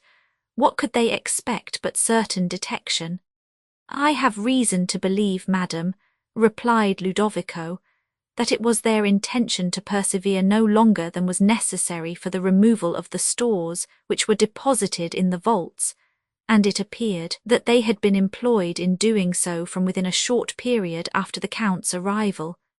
But as they had only a few hours in the night for this business, and were carrying on other schemes at the same time, the vaults were not above half emptied when they took me away. They gloried exceedingly in this opportunity of confirming the superstitious reports that had been spread of the north chambers, were careful to leave everything there as they had found it, the better to promote the deception, and frequently in their jocose moods would laugh at the consternation which they believed the inhabitants of the castle had suffered upon my disappearing, and it was to prevent the possibility of my betraying their secret that they had removed me to such a distance. From that period they considered the chateau as nearly their own, but I found from the discourse of their comrades that, though they were cautious at first in showing their power there, they had once very nearly betrayed themselves. Going one night, as was their custom, to the north chambers to repeat the noises that had occasioned such alarm among the servants, they heard, as they were about to unfasten the secret door, voices in the bedroom. My lord has since told me that himself and Henry were then in the apartment, and they heard very extraordinary sounds of lamentation, which it seems were made by these fellows with their usual design of spreading terror. And my lord has owned, he then felt somewhat more than surprise. But as it was necessary to the peace of his family that no notice should be taken, he was silent on the subject, and enjoined silence to his son. Emily, recollecting the change that had appeared in the spirits of the Count after the night when he had watched in the north room, now perceived the cause of it, and having made some further enquiries upon this strange affair, she dismissed Ludovico, and went to give orders for the accommodation of her friends on the following day. In the evening, Teresa, lame as she was, came to deliver the ring with which Valancourt had entrusted her, and when she presented it, Emily was much affected, for she remembered to have seen him wear it often in happier days. She was, however, much displeased that Teresa had received it, and positively refused to accept it herself, though to have done so would have afforded her a melancholy pleasure. Teresa entreated, expostulated, and then described the distress of Valancourt when he had given the ring, and repeated the message with which he had commissioned her to deliver it, and Emily could not conceal the extreme sorrow this recital occasioned her, but wept and remained lost in thought. "Alas, my dear young lady," said Teresa, "why should all this be? I have known you from your infancy, and it may well be supposed I love you as if you were my own, and wish as much to see you happy. Valancourt, to be sure, I have not known so long, but then I have reason to love him as though he was my own son. I know how well you love one another, or why all this weeping and wailing." Emily waved her hand for Teresa to be silent, who, disregarding the signal, continued, "And how much you are alike in your tempers and ways, and that if you were married you would be the happiest couple in the whole province. Then what is there to prevent your marrying? Dear, dear, to see how some people fling away their happiness and then cry and lament about it, just as if it was not their own doing, and as if there was more pleasure in wailing and weeping than in being at peace. Learning, to be sure, is a fine thing, but if it teaches folks no better than that, why I had rather be without it.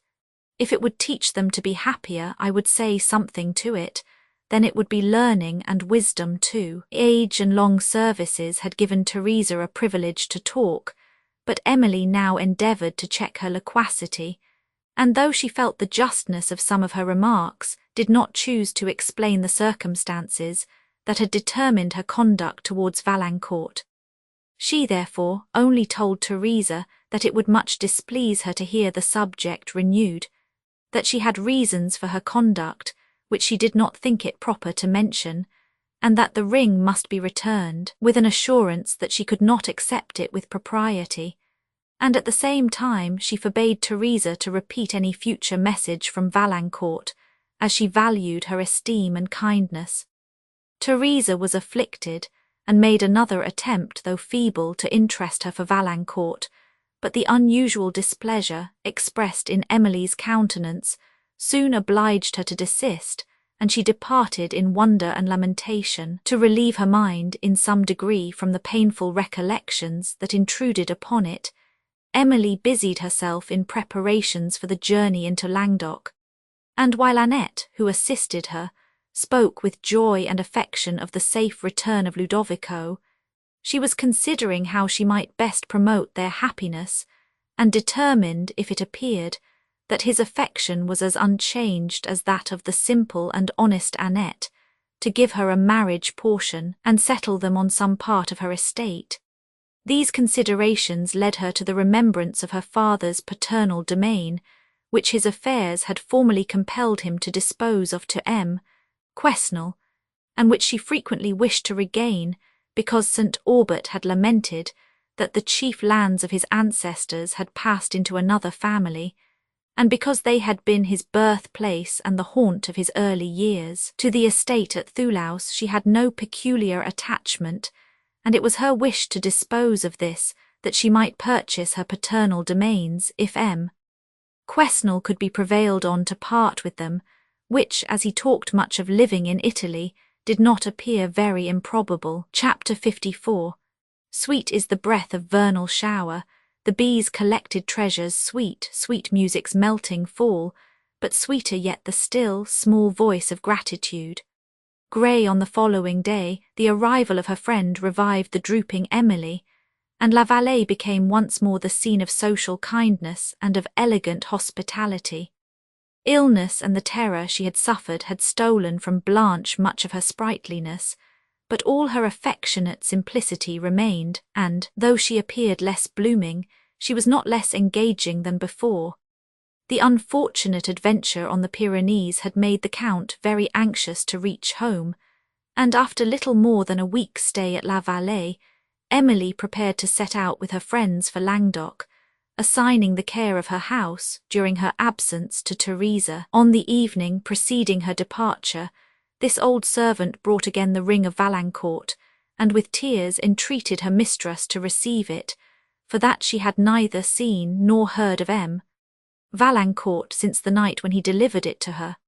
As she said this, her countenance expressed more alarm than she dared to utter, but Emily, checking her own propensity to fear, considered that he had probably returned to the residence of his brother, and again refusing to accept the ring, bade Teresa preserve it till she saw him, which with extreme reluctance she promised to do. On the following day, Count de Villefort with Emily and the Lady Blanche left La Vallée, and on the ensuing evening arrived at the Château Le Blanc, where the Countess, Henry, and Du Pont, whom Emily was surprised to find there, received them with much joy and congratulation. She was concerned to observe that the Count still encouraged the hopes of his friend, whose countenance declared that his affection had suffered no abatement from absence, and was much distressed when, on the second evening after her arrival, the Count, having withdrawn her from the Lady Blanche with whom she was walking, renewed the subject of Du Pont's hopes. The mildness with which she listened to his intercessions at first, deceiving him as to her sentiments, he began to believe that, her affection for Valancourt being overcome, she was at length disposed to think favourably of Du Pont, and when she afterwards convinced him of his mistake, he ventured, in the earnestness of his wish to promote what he considered to be the happiness of two persons, whom he so much esteemed, gently to remonstrate with her, on thus suffering an ill-placed affection to poison the happiness of her most valuable years. Observing her silence and the deep dejection of her countenance, he concluded with saying, "I will not say more now, but I will still believe, my dear Mademoiselle St. Aubert, that you will not always reject a person so truly estimable as my friend Du Pont." He spared her the pain of replying by leaving her, and she strolled on, somewhat displeased with the Count for having persevered to plead for a suit, which she had repeatedly rejected, and lost amidst the melancholy recollections which this topic had revived, till she had insensibly reached the borders of the woods that screened the monastery of St. Clare, when, perceiving how far she had wandered, she determined to extend her walk a little farther, and to enquire about the abbess and some of her friends among the nuns. Though the evening was now drawing to a close, she accepted the invitation of the friar, who opened the gate, and, anxious to meet some of her old acquaintances, proceeded towards the convent parlour. As she crossed the lawn that sloped from the front of the monastery towards the sea, she was struck with the picture of repose exhibited by some monks, sitting in the cloisters which extended under the brow of the woods that crowned this eminence, where, as they meditated at this twilight hour holy subjects, they sometimes suffered their attention to be relieved by the scene before them, nor thought it profane to look at nature, now that it had exchanged the brilliant colours of day for the sober hue of evening. Before the cloisters, however, spread an ancient chestnut, whose ample branches were designed to screen the full magnificence of a scene that might tempt the wish to worldly pleasures.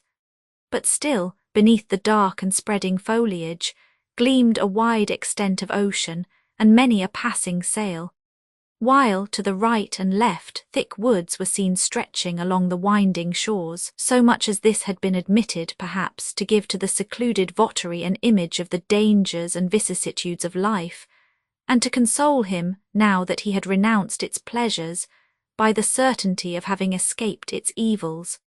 As Emily walked pensively along, considering how much suffering she might have escaped, had she become a votaeus of the order, and remained in this retirement from the time of her father's death, the vesper bell struck up, and the monks retired slowly toward the chapel, while she, pursuing her way, entered the great hall, where an unusual silence seemed to reign. The parlour, too, which opened from it, she found vacant, but as the evening bell was sounding, she believed the nuns had withdrawn into the chapel, and sat down to rest for a moment before she returned to the chateau, where, however, the increasing gloom made her now anxious to be. Not many minutes had elapsed before a nun, entering in haste, enquired for the abbess, and was retiring without recollecting Emily when she made herself known, and then learned that a mass was going to be performed for the soul of Sister Agnes, who had been declining for some time, and who was now believed to be dying. Of her sufferings the sister gave a melancholy account, and of the horrors into which she had frequently started, but which had now yielded to a dejection so gloomy that neither the prayers in which she was joined by the sisterhood, nor the assurances of her confessor, had power to recall her from it, or to cheer her mind even with a momentary gleam of comfort. To this relation Emily listened with extreme concern, and recollecting the frenzied manners and the expressions of horror, which she had herself witnessed of Agnes, together with the history that Sister Frances had communicated, her compassion was heightened to a very painful degree. As the evening was already far advanced, Emily did not now desire to see her or to join in the mass, and after leaving many kind remembrances with the nun, for her old friends, she quitted the monastery, and returned over the cliffs towards the chateau, meditating upon what she had just heard, till at length she forced her mind upon less interesting subjects. The wind was high, and as she drew near the chateau, she often paused to listen to its awful sound as it swept over the billows that beat below or groaned along the surrounding woods, and while she rested on a cliff at a short distance from the chateau and looked upon the wide waters, seen dimly beneath the last shade of twilight, she thought of the following address: To the winds viewless, through heaven's vast vault your course ye steer, unknown from whence ye come or whither go. Mysterious powers, I hear ye murmur low, till swells your loud gust on my startled ear, and awful, seems to say, some god is near. I love to list your midnight voices float in the dread storm that o'er the ocean rolls, and while their charm the angry wave controls, mix with its sullen roar and sink remote, then rising in the pause a sweeter note, the dirge of spirits who your deeds bewail, a sweeter note oft swells while sleeps the gale. But soon, ye sightless powers, your rest is o'er, solemn and slow, ye rise upon the air, speak in the shrouds, and bid the sea-boy fear, and the faint-warbled dirge is heard no more. Oh, then I deprecate your awful reign, the loud lament yet bear not on your breath. Bear not the crash of bark far on the main, bear not the cry of men, who cry in vain, the crew's dread chorus sinking into death.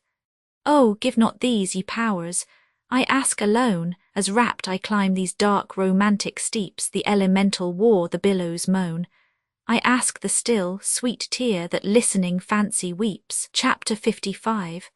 Unnatural deeds do breed unnatural troubles. Infected minds to their deaf pillows will discharge their secrets. More needs she the divine than the physician.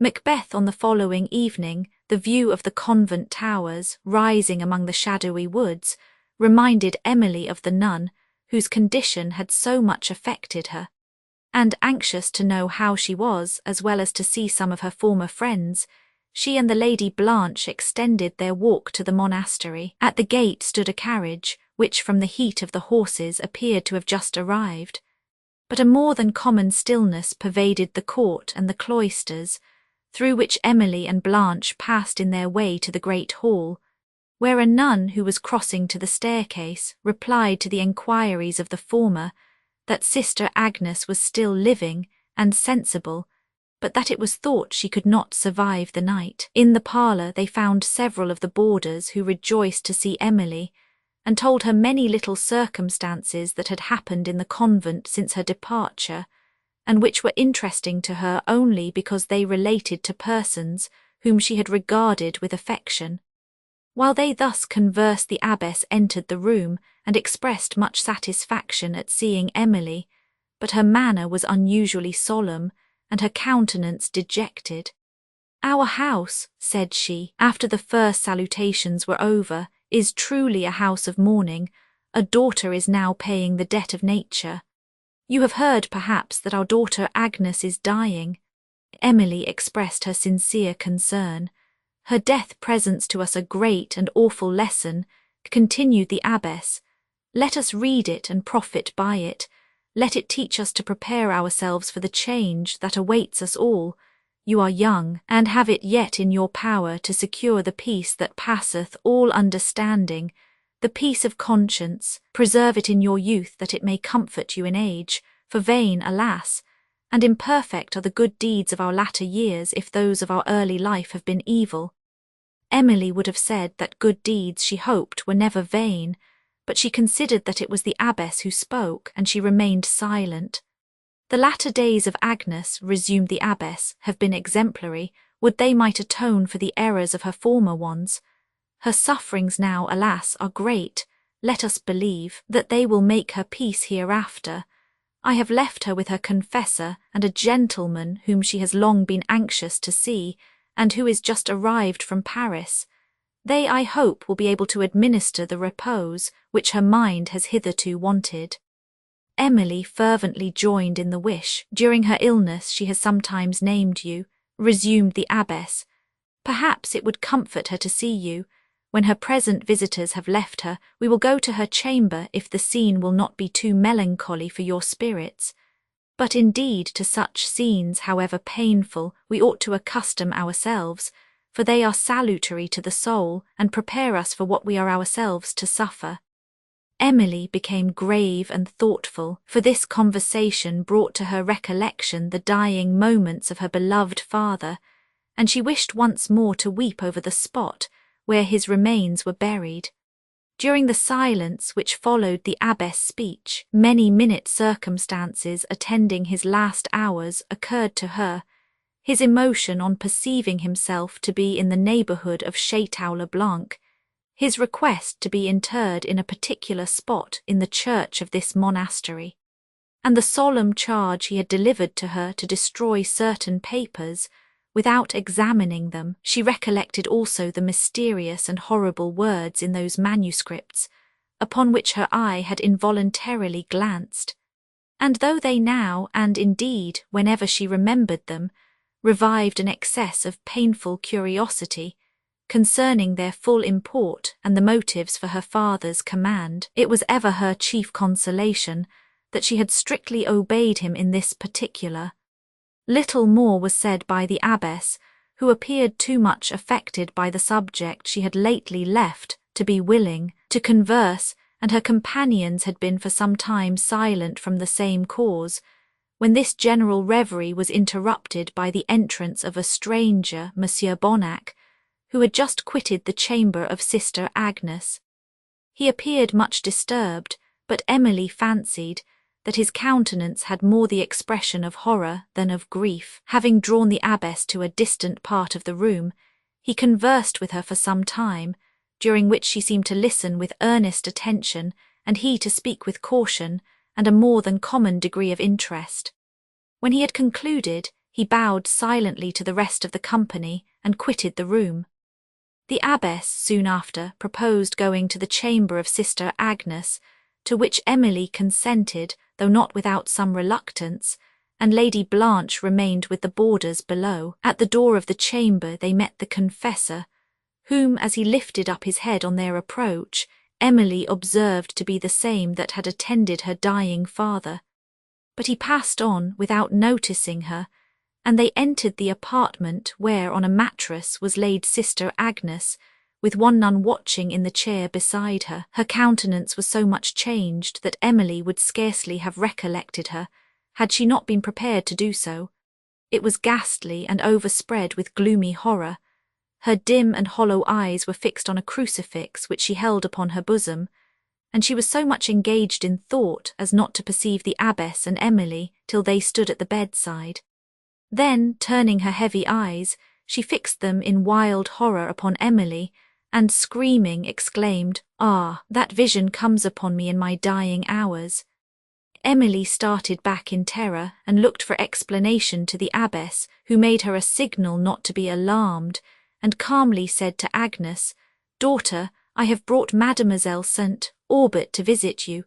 I thought you would be glad to see her." Agnes made no reply, but still gazing wildly upon Emily, exclaimed, "It is her very self.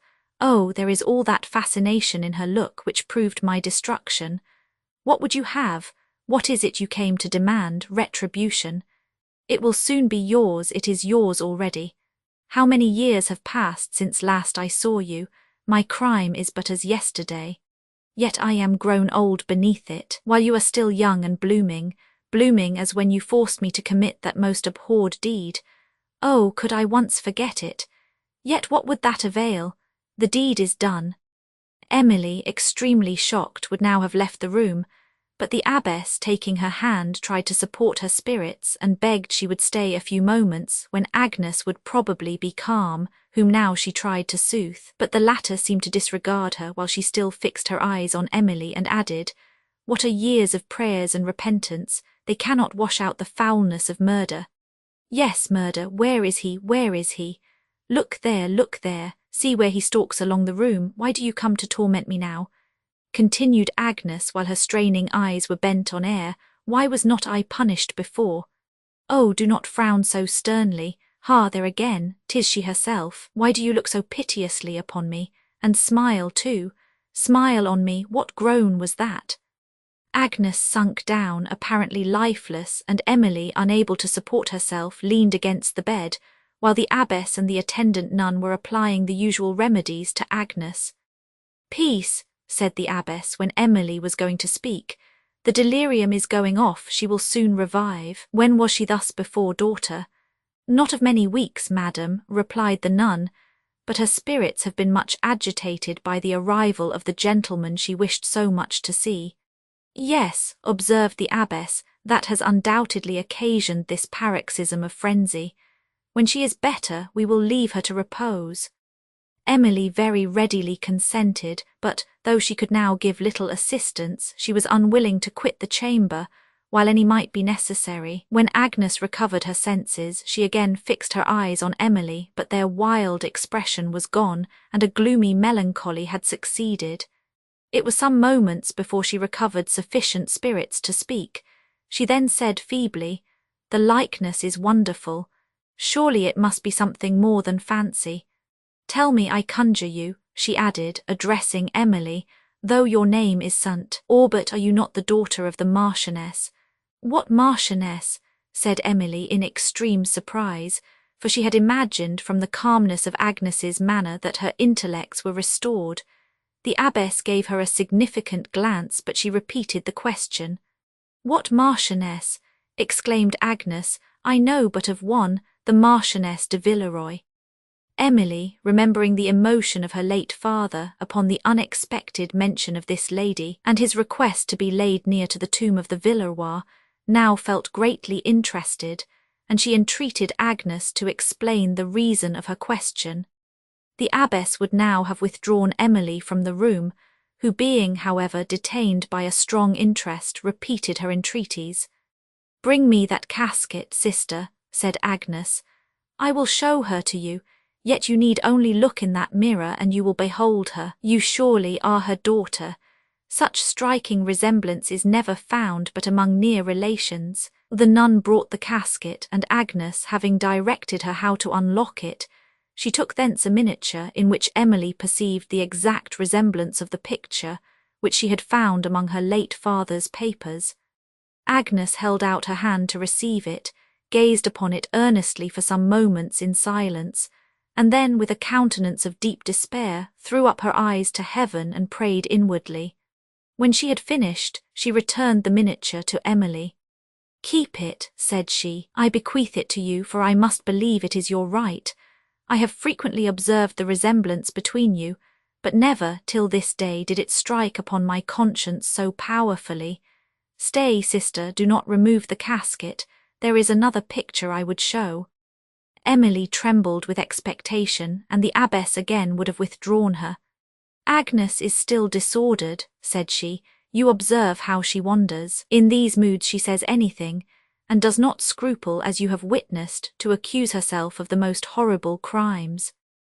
Emily, however, thought she perceived something more than madness in the inconsistencies of Agnes, whose mention of the Marchioness and production of her picture had interested her so much, that she determined to obtain further information, if possible, respecting the subject of it. The nun returned with the casket, and Agnes pointing out to her a secret drawer, she took from it another miniature. "Here," said Agnes as she offered it to Emily, "learn a lesson for your vanity at least. Look well at this picture, and see if you can discover any resemblance between what I was and what I am." Emily impatiently received the miniature, which her eyes had scarcely glanced upon, before her trembling hands had nearly suffered it to fall. It was the resemblance of the portrait of Signora Laurentini, which she had formerly seen in the Castle of Udolpho, the lady who had disappeared in so mysterious a manner, and whom Montoni had been suspected of having caused to be murdered. In silent astonishment, Emily continued to gaze alternately upon the picture and the dying nun, endeavouring to trace a resemblance between them which no longer existed. "Why do you look so sternly on me?" said Agnes, mistaking the nature of Emily's emotion. "I have seen this face before," said Emily at length. "Was it really your resemblance?" "You may well ask that question," replied the nun, "but it was once esteemed a striking likeness of me. Look at me well and see what guilt has made me. I then was innocent, the evil passions of my nature slept. Sister," added she solemnly and stretching forth her cold, damp hand to Emily, who shuddered at its touch, "Sister, beware of the first indulgence of the passions, beware of the first. Their course, if not checked then, is rapid, their force is uncontrollable.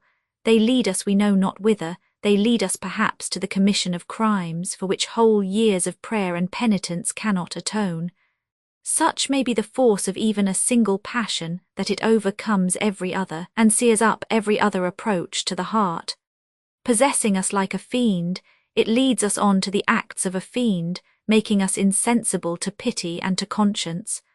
And when its purpose is accomplished like a fiend, it leaves us to the torture of those feelings which its power had suspended, not annihilated, to the tortures of compassion, remorse, and conscience. Then we awaken as from a dream and perceive a new world around us. We gaze in astonishment and horror, but the deed is committed. Not all the powers of heaven and earth united can undo it, and the spectres of conscience will not fly. What are riches, grandeur, health itself to the luxury of a pure conscience, the health of the soul? And what the sufferings of poverty, disappointment, despair, to the anguish of an afflicted one? Oh, how long is it since I knew that luxury? I believed that I had suffered the most agonizing pangs of human nature, in love, jealousy, and despair. But these pangs were ease, compared with the stings of conscience which I have since endured. I tasted too what was called the sweet of revenge, but it was transient, it expired even with the object that provoked it. Remember, sister, that the passions are the seeds of vices as well as of virtues, from which either may spring, accordingly as they are nurtured. Unhappy they who have never been taught the art to govern them. Alas, unhappy, said the abbess, and ill-informed of our holy religion. Emily listened to Agnes in silent awe while she still examined the miniature, and became confirmed in her opinion of its strong resemblance to the portrait at Udolpho. "This face is familiar to me," said she, wishing to lead the nun to an explanation, yet fearing to discover too abruptly her knowledge of Udolpho. "You are mistaken," replied Agnes. "You certainly never saw that picture before. No, replied Emily, but I have seen one extremely like it. Impossible, said Agnes, who may now be called the Lady Laurentini. It was in the Castle of Udolpho, continued Emily, looking steadfastly at her. Of Udolpho, exclaimed Laurentini, of Udolpho in Italy. The same, replied Emily. You know me then, said Laurentini, and you are the daughter of the Marchioness. Emily was somewhat surprised at this abrupt assertion. I am the daughter of the late Mons. St. Aubert, said she, and the lady you name is an utter stranger to me. At least you believe so, rejoined Laurentini. Emily asked what reasons there could be to believe otherwise. The family likeness that you bear her, said the nun. The Marchioness, it is known, was attached to a gentleman of Gascony at the time when she accepted the hand of the Marquis by the command of her father. Ill-fated, unhappy woman. Emily, remembering the extreme emotion which St. Aubert had betrayed on the mention of the Marchioness, would now have suffered something more than surprise, had her confidence in his integrity been less. As it was, she could not for a moment believe what the words of Laurentini insinuated. Yet she still felt strongly interested concerning them and begged that she would explain them further. Do not urge me on that subject, said the nun. It is to me a terrible one. Would that I could blot it from my memory. She sighed deeply, and after the pause of a moment asked Emily by what means she had discovered her name. By your portrait in the Castle of Udolpho, to which this miniature bears a striking resemblance, replied Emily. You have been at Udolpho, then? Said the nun with great emotion. Alas, what scenes does the mention of it revive in my fancy, scenes of happiness, of suffering, and of horror. At this moment the terrible spectacle which Emily had witnessed in a chamber of that castle occurred to her, and she shuddered while she looked upon the nun, and recollected her late words, that years of prayer and penitence could not wash out the foulness of murder. She was now compelled to attribute these to another cause than that of delirium. With a degree of horror that almost deprived her of sense, she now believed she looked upon a murderer. All the recollected behaviour of Laurentini seemed to confirm the supposition, yet Emily was still lost in a labyrinth of perplexities, and not knowing how to ask the questions which might lead to truth, she could only hint them in broken sentences. Your sudden departure from Udolpho, said she. Laurentini groaned.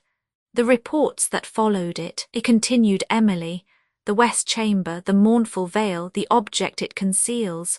When murders are committed, the nun shrieked. What, there again? Said she, endeavouring to raise herself while her starting eyes seemed to follow some object round the room. Come from the grave? What, blood, blood too? There was no blood, thou canst not say it. Nay, do not smile so piteously. Laurentini fell into convulsions as she uttered the last words, and Emily, unable any longer to endure the horror of the scene, hurried from the room and sent some nuns to the assistance of the abbess.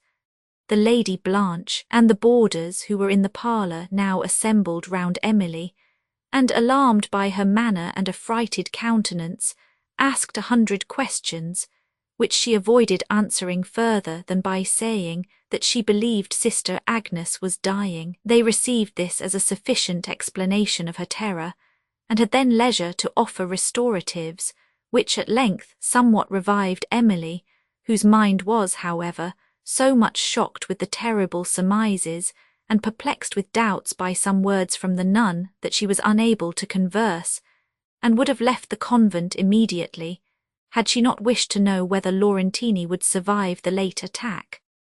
After waiting some time, she was informed that, the convulsions having ceased, Laurentini seemed to be reviving, and Emily and Blanche were departing when the abbess appeared, who, drawing the former aside, said she had something of consequence to say to her. But as it was late, she would not detain her then, and requested to see her on the following day. Emily promised to visit her, and having taken leave, returned with the Lady Blanche towards the chateau, on the way to which the deep gloom of the woods made Blanche lament that the evening was so far advanced, for the surrounding stillness and obscurity rendered her sensible of fear, though there was a servant to protect her, while Emily was too much engaged by the horrors of the scene she had just witnessed to be affected by the solemnity of the shades, otherwise than as they served to promote her gloomy reverie, from which, however, she was at length recalled by the Lady Blanche, who pointed out at some distance, in the dusky path they were winding, two persons slowly advancing. It was impossible to avoid them without striking into a still more secluded part of the wood, whither the strangers might easily follow, but all apprehension vanished when Emily distinguished the voice of Mons Dupont and perceived that his companion was the gentleman whom she had seen at the monastery, and who was now conversing with so much earnestness as not immediately to perceive their approach. When Dupont joined the ladies, the stranger took leave, and they proceeded to the chateau, where the Count, when he heard of Mons Bonnac, claimed him for an acquaintance, and on learning the melancholy occasion of his visit to Languedoc, and that he was lodged at a small inn in the village, begged the favour of Mons Dupont to invite him to the chateau. The latter was happy to do so, and the scruples of reserve which made Bonnac hesitate to accept the invitation being at length overcome, they went to the chateau, where the kindness of the Count and the sprightliness of his son were exerted to dissipate the gloom that overhung the spirits of the stranger. Bonnac was an officer in the French service, and appeared to be about 50. His figure was tall and commanding, his manners had received the last polish, and there was something in his countenance uncommonly interesting. For over features which in youth must have been remarkably handsome was spread a melancholy that seemed the effect of long misfortune rather than of constitution or temper. The conversation he held during supper was evidently an effort of politeness, and there were intervals in which, unable to struggle against the feelings that depressed him, he relapsed into silence and abstraction, from which, however, the Count sometimes withdrew him in a manner so delicate and benevolent that Emily, while she observed him, almost fancied she beheld her late father. The party separated at an early hour, and then in the solitude of her apartment the scenes which Emily had lately witnessed returned to her fancy with dreadful energy, that in the dying nun she should have discovered Signora Laurentini, who, instead of having been murdered by Montoni, was, as it now seemed, herself guilty of some dreadful crime, excited both horror and surprise in a high degree. Nor did the hints which she had dropped respecting the marriage of the Marchioness de Villeroy, and the enquiries she had made concerning Emily's birth, occasion her a less degree of interest, though it was of a different nature. The history, which Sister Frances had formerly related, and had said to be that of Agnes, it now appeared, was erroneous, but for what purpose it had been fabricated, unless the more effectually to conceal the true story, Emily could not even guess. Above all, her interest was excited as to the relation which the story of the late Marchioness de Villeroy bore to that of her father, for that some kind of relation existed between them, the grief of St. Aubert upon hearing her named, his request to be buried near her, and her picture which had been found among his papers certainly proved. Sometimes it occurred to Emily that he might have been the lover to whom it was said the Marchioness was attached when she was compelled to marry the Marquis de Villeroy, but that he had afterwards cherished a passion for her, she could not suffer herself to believe for a moment. The papers, which he had so solemnly enjoined her to destroy, she now fancied had related to this connection, and she wished more earnestly than before to know the reasons that made him consider the injunction necessary, which, had her faith in his principles been less, would have led to believe that there was a mystery in her birth dishonourable to her parents, which those manuscripts might have revealed. Reflections similar to these engaged her mind during the greater part of the night, and when at length she fell into a slumber, it was only to behold a vision of the dying nun, and to awaken in horrors like those she had witnessed. On the following morning she was too much indisposed to attend her appointment with the abbess, and before the day concluded she heard that Sister Agnes was no more.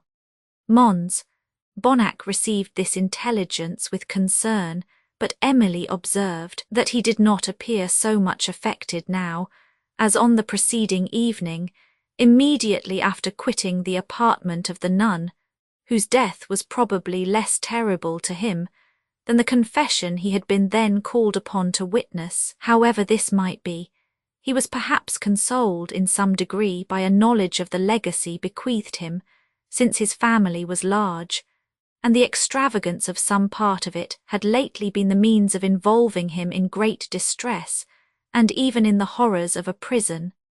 And it was the grief he had suffered from the wild career of a favourite son, with the pecuniary anxieties and misfortunes consequent upon it, that had given to his countenance the air of dejection which had so much interested Emily.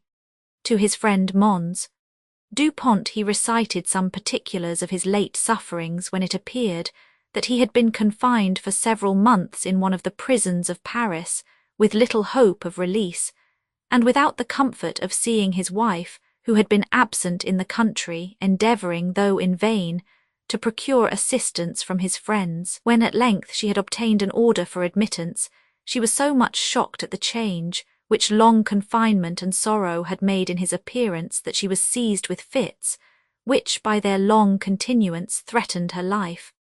Our situation affected those who happened to witness it, continued Mons.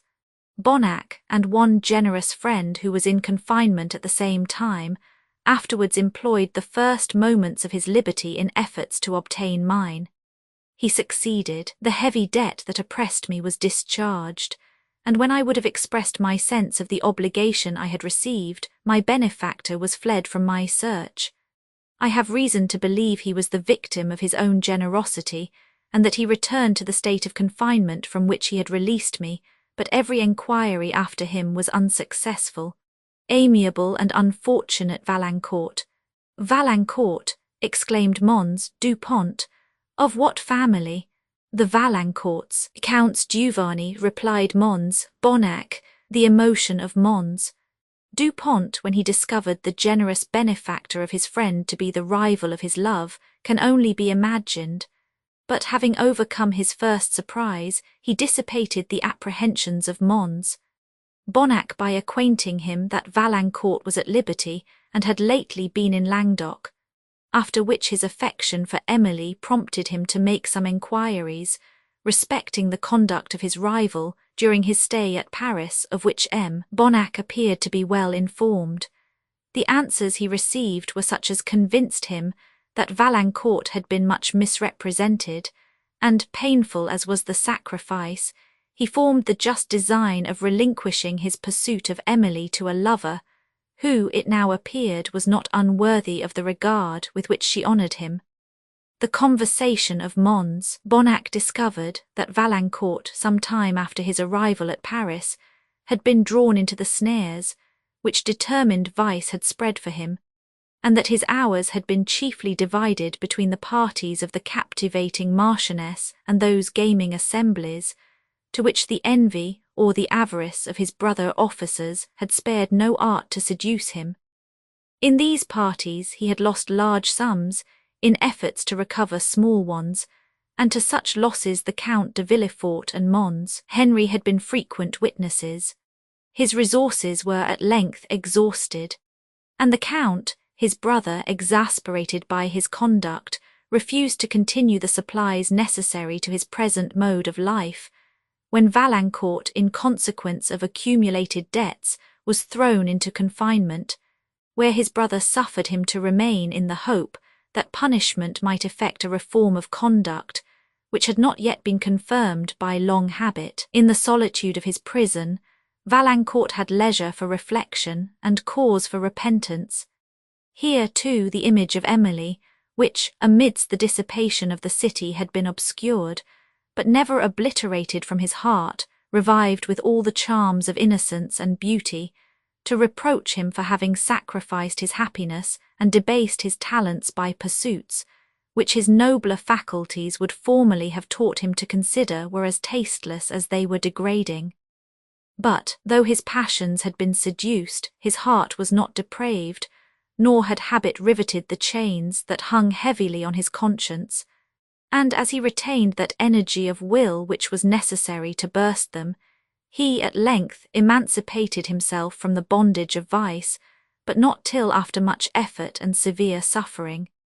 Being released by his brother from the prison, where he had witnessed the affecting meeting between Mons, Bonnac and his wife, with whom he had been for some time acquainted, the first use of his liberty formed a striking instance of his humanity and his rashness, for with nearly all the money just received from his brother, he went to a gaming house and gave it as a last stake for the chance of restoring his friend to freedom and to his afflicted family. The event was fortunate, and while he had awaited the issue of this momentous stake, he made a solemn vow never again to yield to the destructive and fascinating vice of gaming. Having restored the venerable Mons, Bonnac to his rejoicing family, he hurried from Paris to Estuvière, and in the delight of having made the wretched happy, forgot for a while his own misfortunes. Soon, however, he remembered that he had thrown away the fortune without which he could never hope to marry Emily, and life, unless passed with her, now scarcely appeared supportable, for her goodness, refinement, and simplicity of heart rendered her beauty more enchanting, if possible, to his fancy than it had ever yet appeared. Experience had taught him to understand the full value of the qualities which he had before admired, but which the contrasted characters he had seen in the world made him now adore. And these reflections, increasing the pangs of remorse and regret, occasioned the deep dejection that had accompanied him even into the presence of Emily, of whom he considered himself no longer worthy, to the ignominy of having received pecuniary obligations from the Marchioness Champfort, or any other lady of intrigue, as the Count de Villefort had been informed, or of having been engaged in the depredating schemes of gamesters. Valancourt had never submitted, and these were some of such scandals as often mingle with truth against the unfortunate. Count de Villefort had received them from authority which he had no reason to doubt, and which the imprudent conduct he had himself witnessed in Valancourt had certainly induced him the more readily to believe. Being such as Emily could not name to the Chevalier, he had no opportunity of refuting them, and when he confessed himself to be unworthy of her esteem, he little suspected that he was confirming to her the most dreadful calumnies. Thus the mistake had been mutual, and had remained so when Mons. Bonnac explained the conduct of his generous but imprudent young friend to Dupont, who, with severe justice, determined not only to undeceive the Count on this subject, but to resign all hope of Emily. Such a sacrifice as his love rendered this was deserving of a noble reward, and Mons. Bonnac, if it had been possible for him to forget the benevolent Valancourt, would have wished that Emily might accept the just Dupont.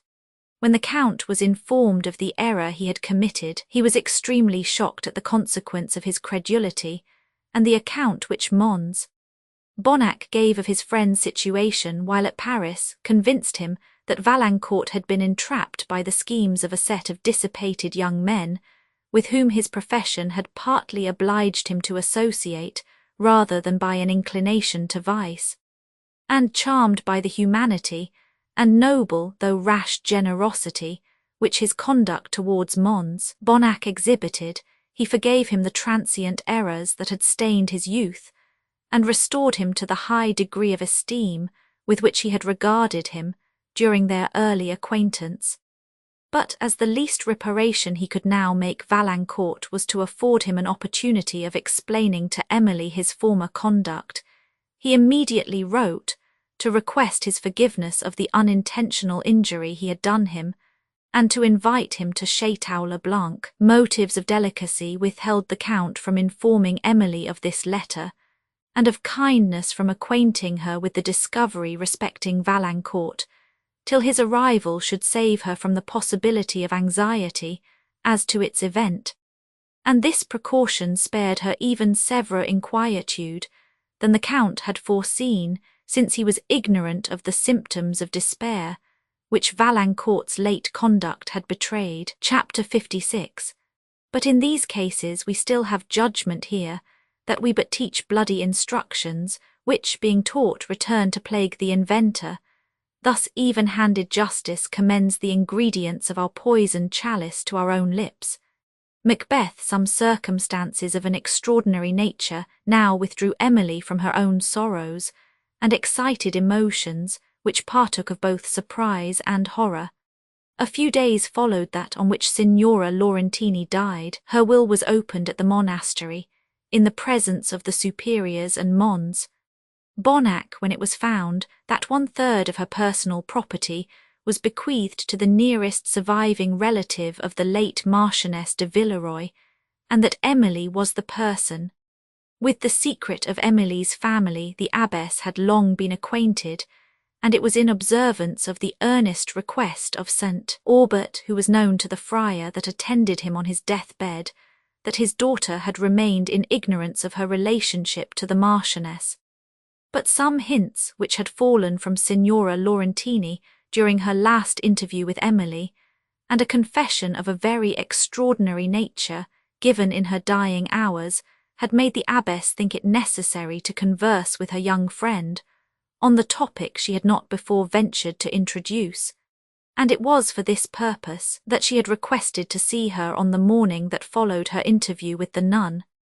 Emily's indisposition had then prevented the intended conversation, but now, after the will had been examined, she received a summons which she immediately obeyed, and became informed of circumstances that powerfully affected her. As the narrative of the abbess was, however, deficient in many particulars, of which the reader may wish to be informed, and the history of the nun is materially connected with the fate of the Marchioness de Villeroy, we shall omit the conversation that passed in the parlour of the convent, and mingle with our relation a brief history of Laurentini di Udolpho, who was the only child of her parents, and heiress of the ancient house of Udolpho in the territory of Venice. It was the first misfortune of her life, and that which led to all her succeeding misery, that the friends, who ought to have restrained her strong passions, and mildly instructed her in the art of governing them,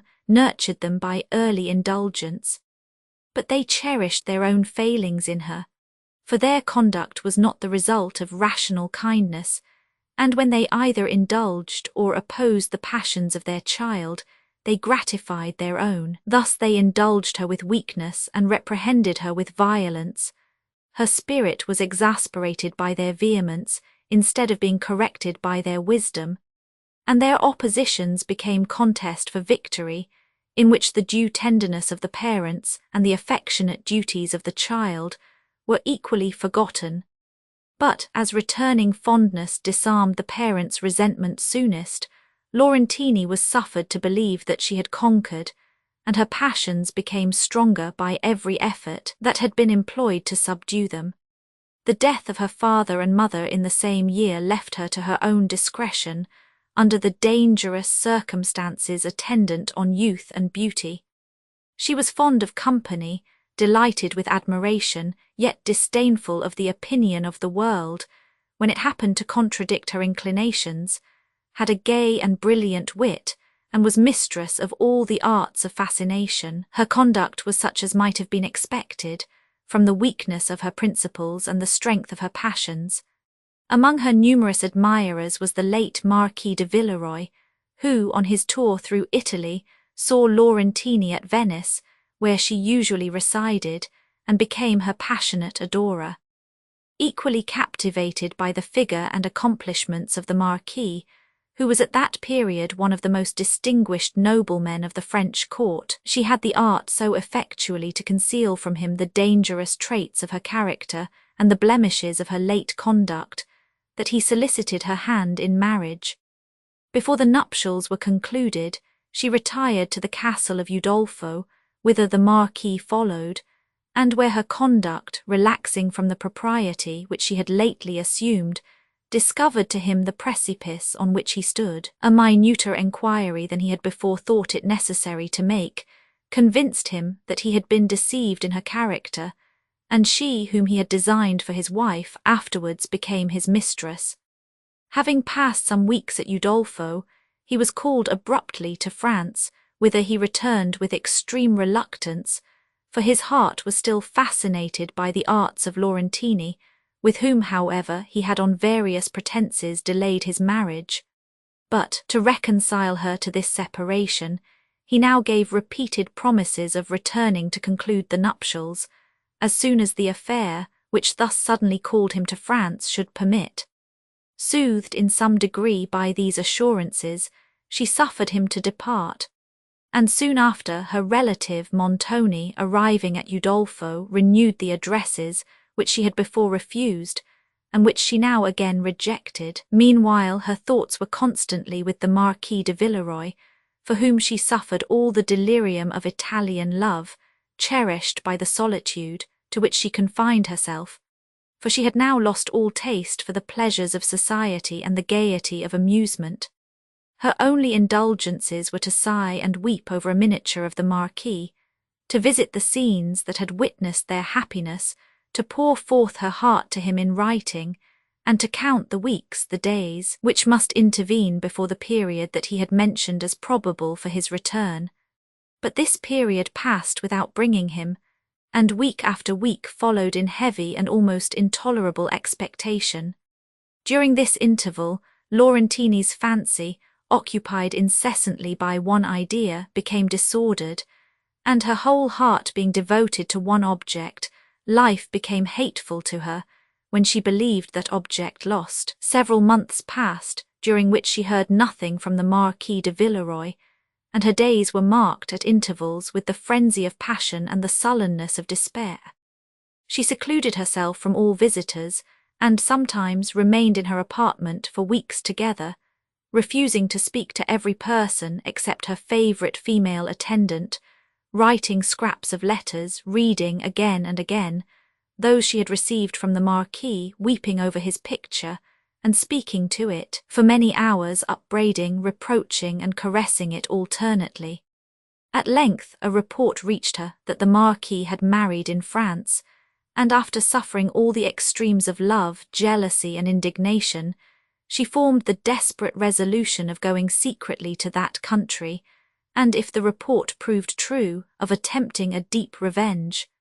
To her favourite woman only she confided the plan of her journey, and she engaged her to partake of it, having collected her jewels, which, descending to her from many branches of her family, were of immense value, and all her cash to a very large amount.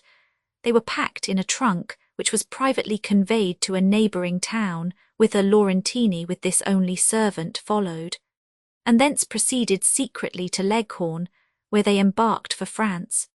When, on her arrival in Languedoc, she found that the Marquis de Villeroi had been married for some months, her despair almost deprived her of reason, and she alternately projected and abandoned the horrible design of murdering the Marquis, his wife and herself. At length she contrived to throw herself in his way, with an intention of reproaching him for his conduct and of stabbing herself in his presence.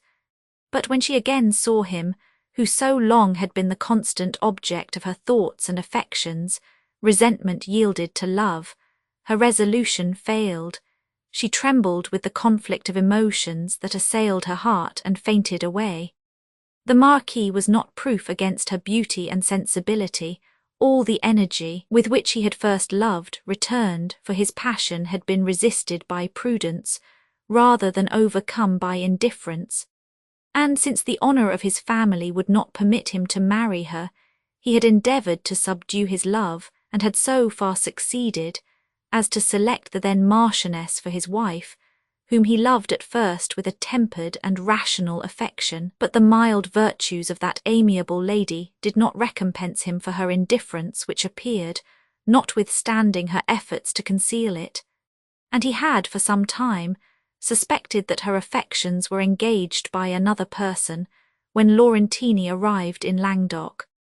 This artful Italian soon perceived that she had regained her influence over him, and soothed by the discovery, she determined to live and to employ all her enchantments to win his consent to the diabolical deed, which she believed was necessary to the security of her happiness. She conducted her scheme with deep dissimulation and patient perseverance, and having completely estranged the affections of the Marquis from his wife, whose gentle goodness and unimpassioned manners had ceased to please, when contrasted with the captivations of the Italian, she proceeded to awaken in his mind the jealousy of pride, for it was no longer that of love, and even pointed out to him the person to whom she affirmed the Marchioness had sacrificed her honour. But Laurentini had first extorted from him a solemn promise to forbear avenging himself upon his rival.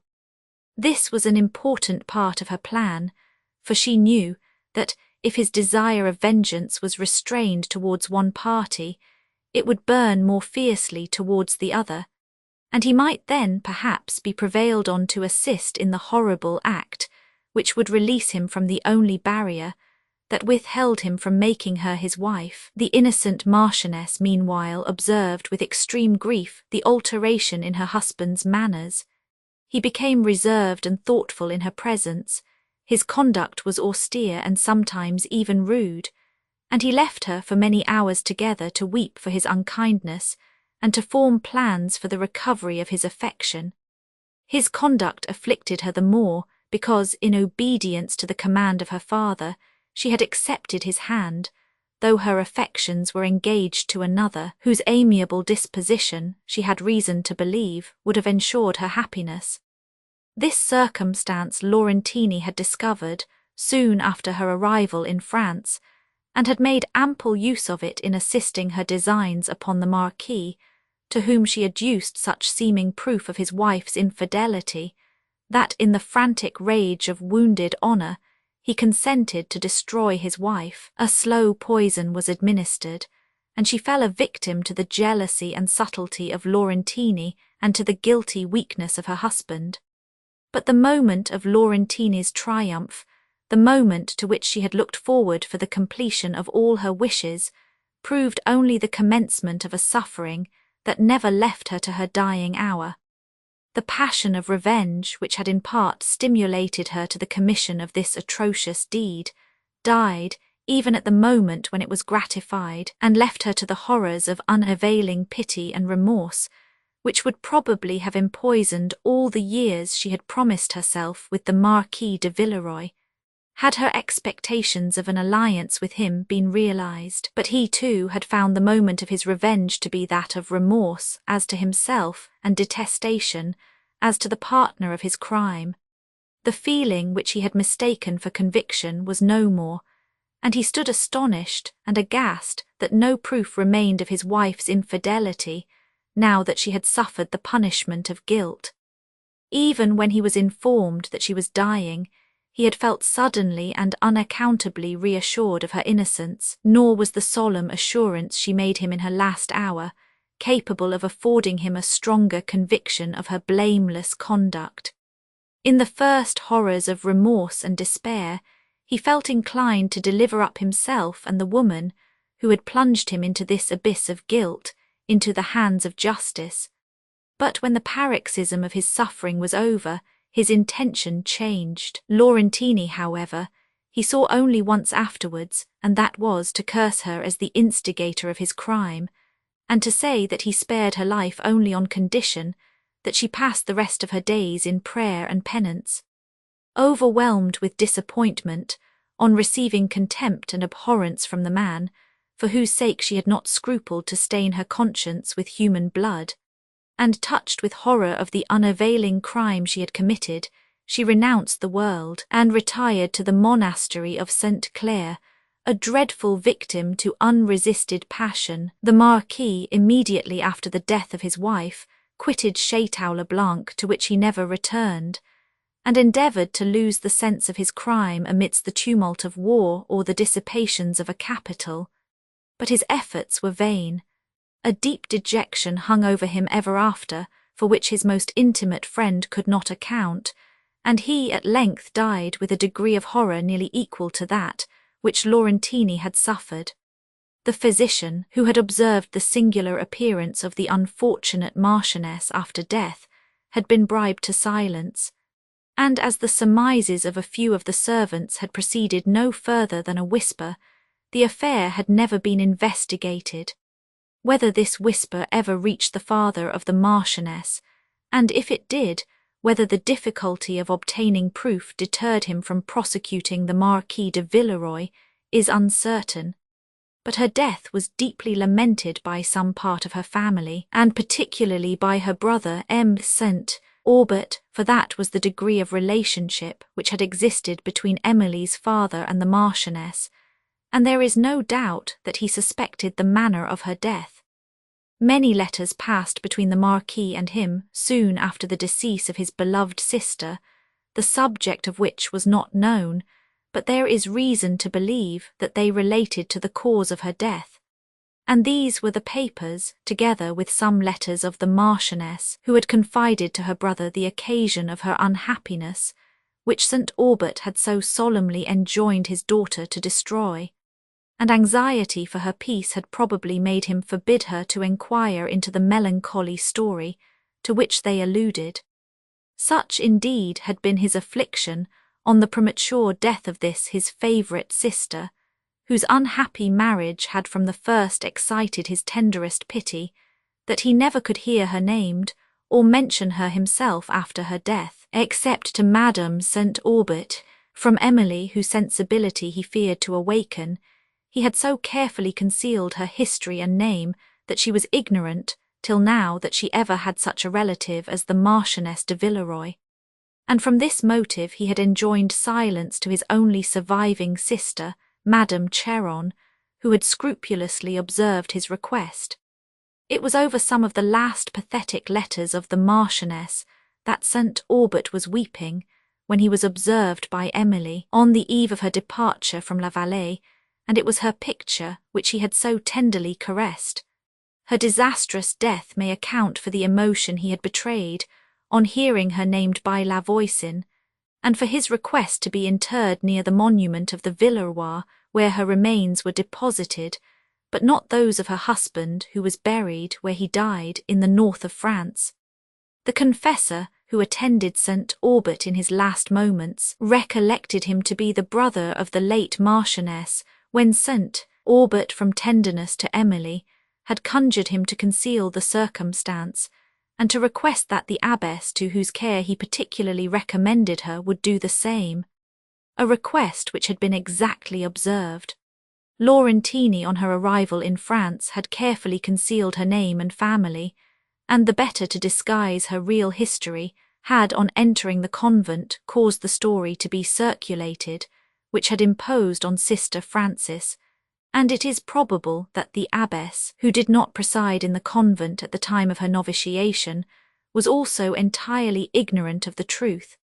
The deep remorse that seized on the mind of Laurentini, together with the sufferings of disappointed passion, for she still loved the Marquis, again unsettled her intellects, and after the first paroxysms of despair were past, a heavy and silent melancholy had settled upon her spirits, which suffered few interruptions from fits of frenzy till the time of her death. During many years, it had been her only amusement to walk in the woods near the monastery in the solitary hours of night, and to play upon a favourite instrument, to which she sometimes joined the delightful melody of her voice, in the most solemn and melancholy airs of her native country, modulated by all the energetic feeling that dwelt in her heart.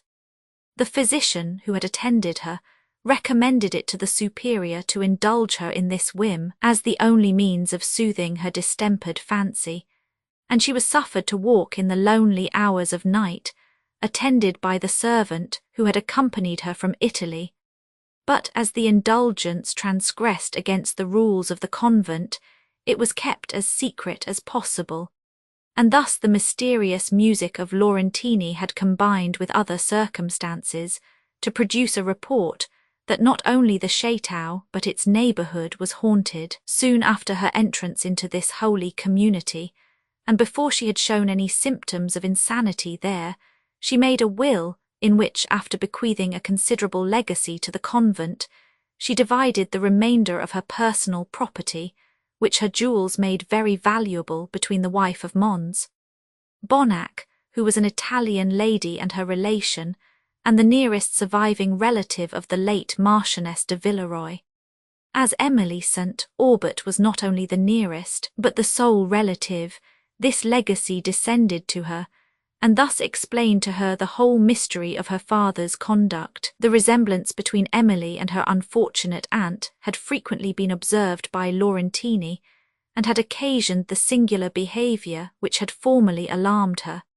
But it was in the nun's dying hour, when her conscience gave her perpetually the idea of the Marchioness, that she became more sensible than ever of this likeness, and in her frenzy deemed it no resemblance of the person she had injured, but the original herself.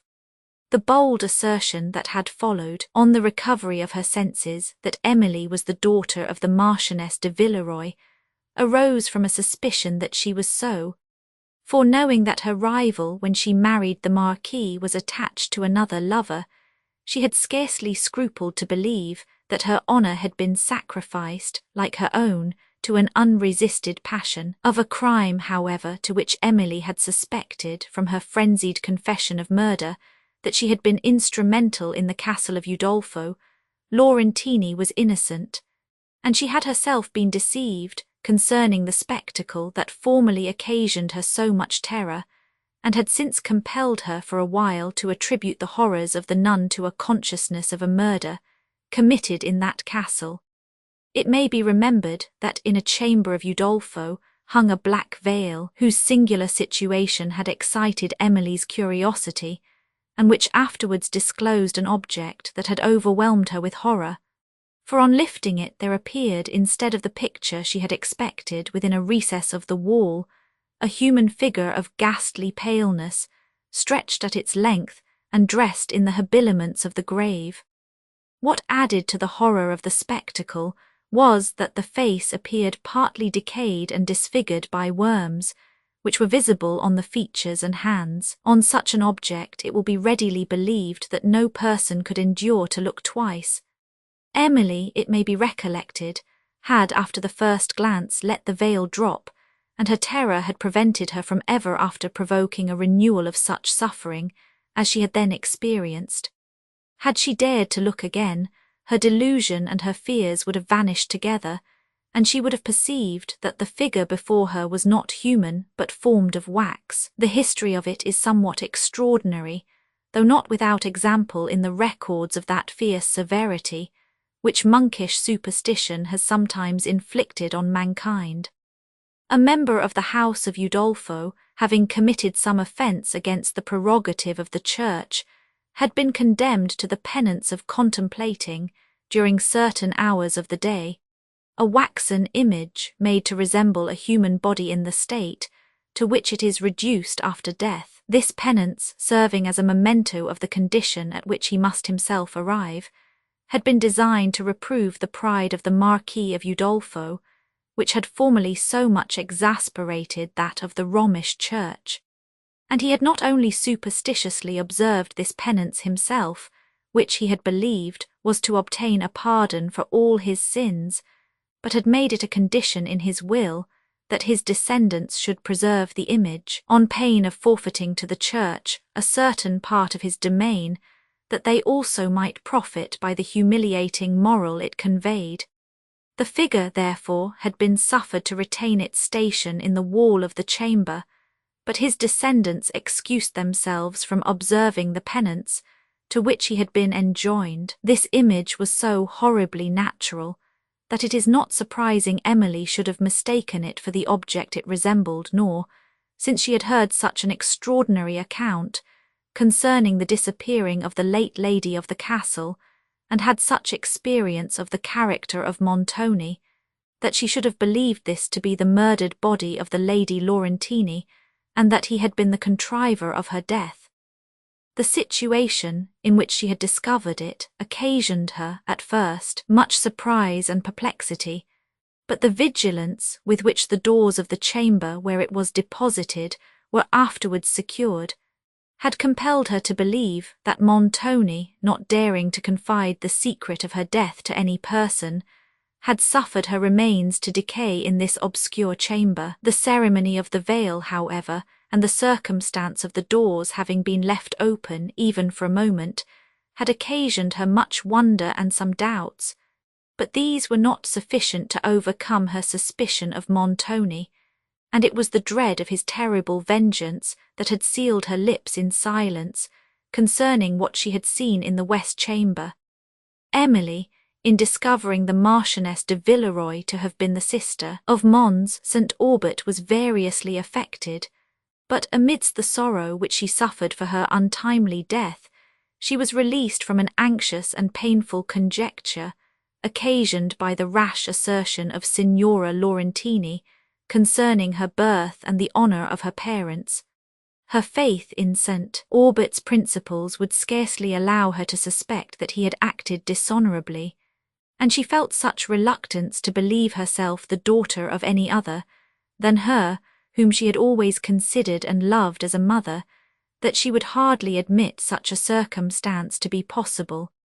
Yet the likeness, which it had frequently been affirmed she bore to the late Marchioness, the former behaviour of Dorothée the old housekeeper, the assertion of Laurentini, and the mysterious attachment which St. Aubert had discovered, awakened doubts as to his connection with the Marchioness, which her reason could neither vanquish nor confirm. From these, however, she was now relieved, and all the circumstances of her father's conduct were fully explained.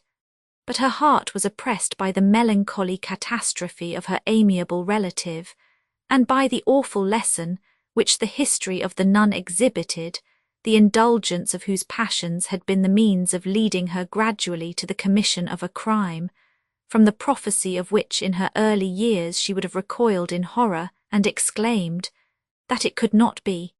A crime which whole years of repentance and of the severest penance had not been able to obliterate from her conscience. Chapter 57.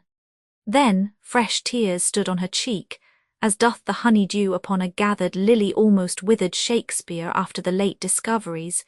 Emily was distinguished at the Château by the Count and his family as a relative of the house of Villeroy, and received, if possible, more friendly attention than had yet been shown her. Count de Villefort's surprise at the delay of an answer to his letter, which had been directed to Valancourt at Estuvière, was mingled with satisfaction for the prudence which had saved Emily from a share of the anxiety he now suffered, though, when he saw her still drooping under the effect of his former error, all his resolution was necessary to restrain him from relating the truth that would afford her a momentary relief. The approaching nuptials of the Lady Blanche now divided his attention with this subject of his anxiety, for the inhabitants of the Château were already busied in preparations for that event, and the arrival of Mons St. Foix was daily expected. In the gaiety which surrounded her, Emily vainly tried to participate, her spirits being depressed by the late discoveries, and by the anxiety concerning the fate of Valancourt that had been occasioned by the description of his manner when he had delivered the ring. She seemed to perceive in it the gloomy wildness of despair, and when she considered to what that despair might have urged him, her heart sunk with terror and grief.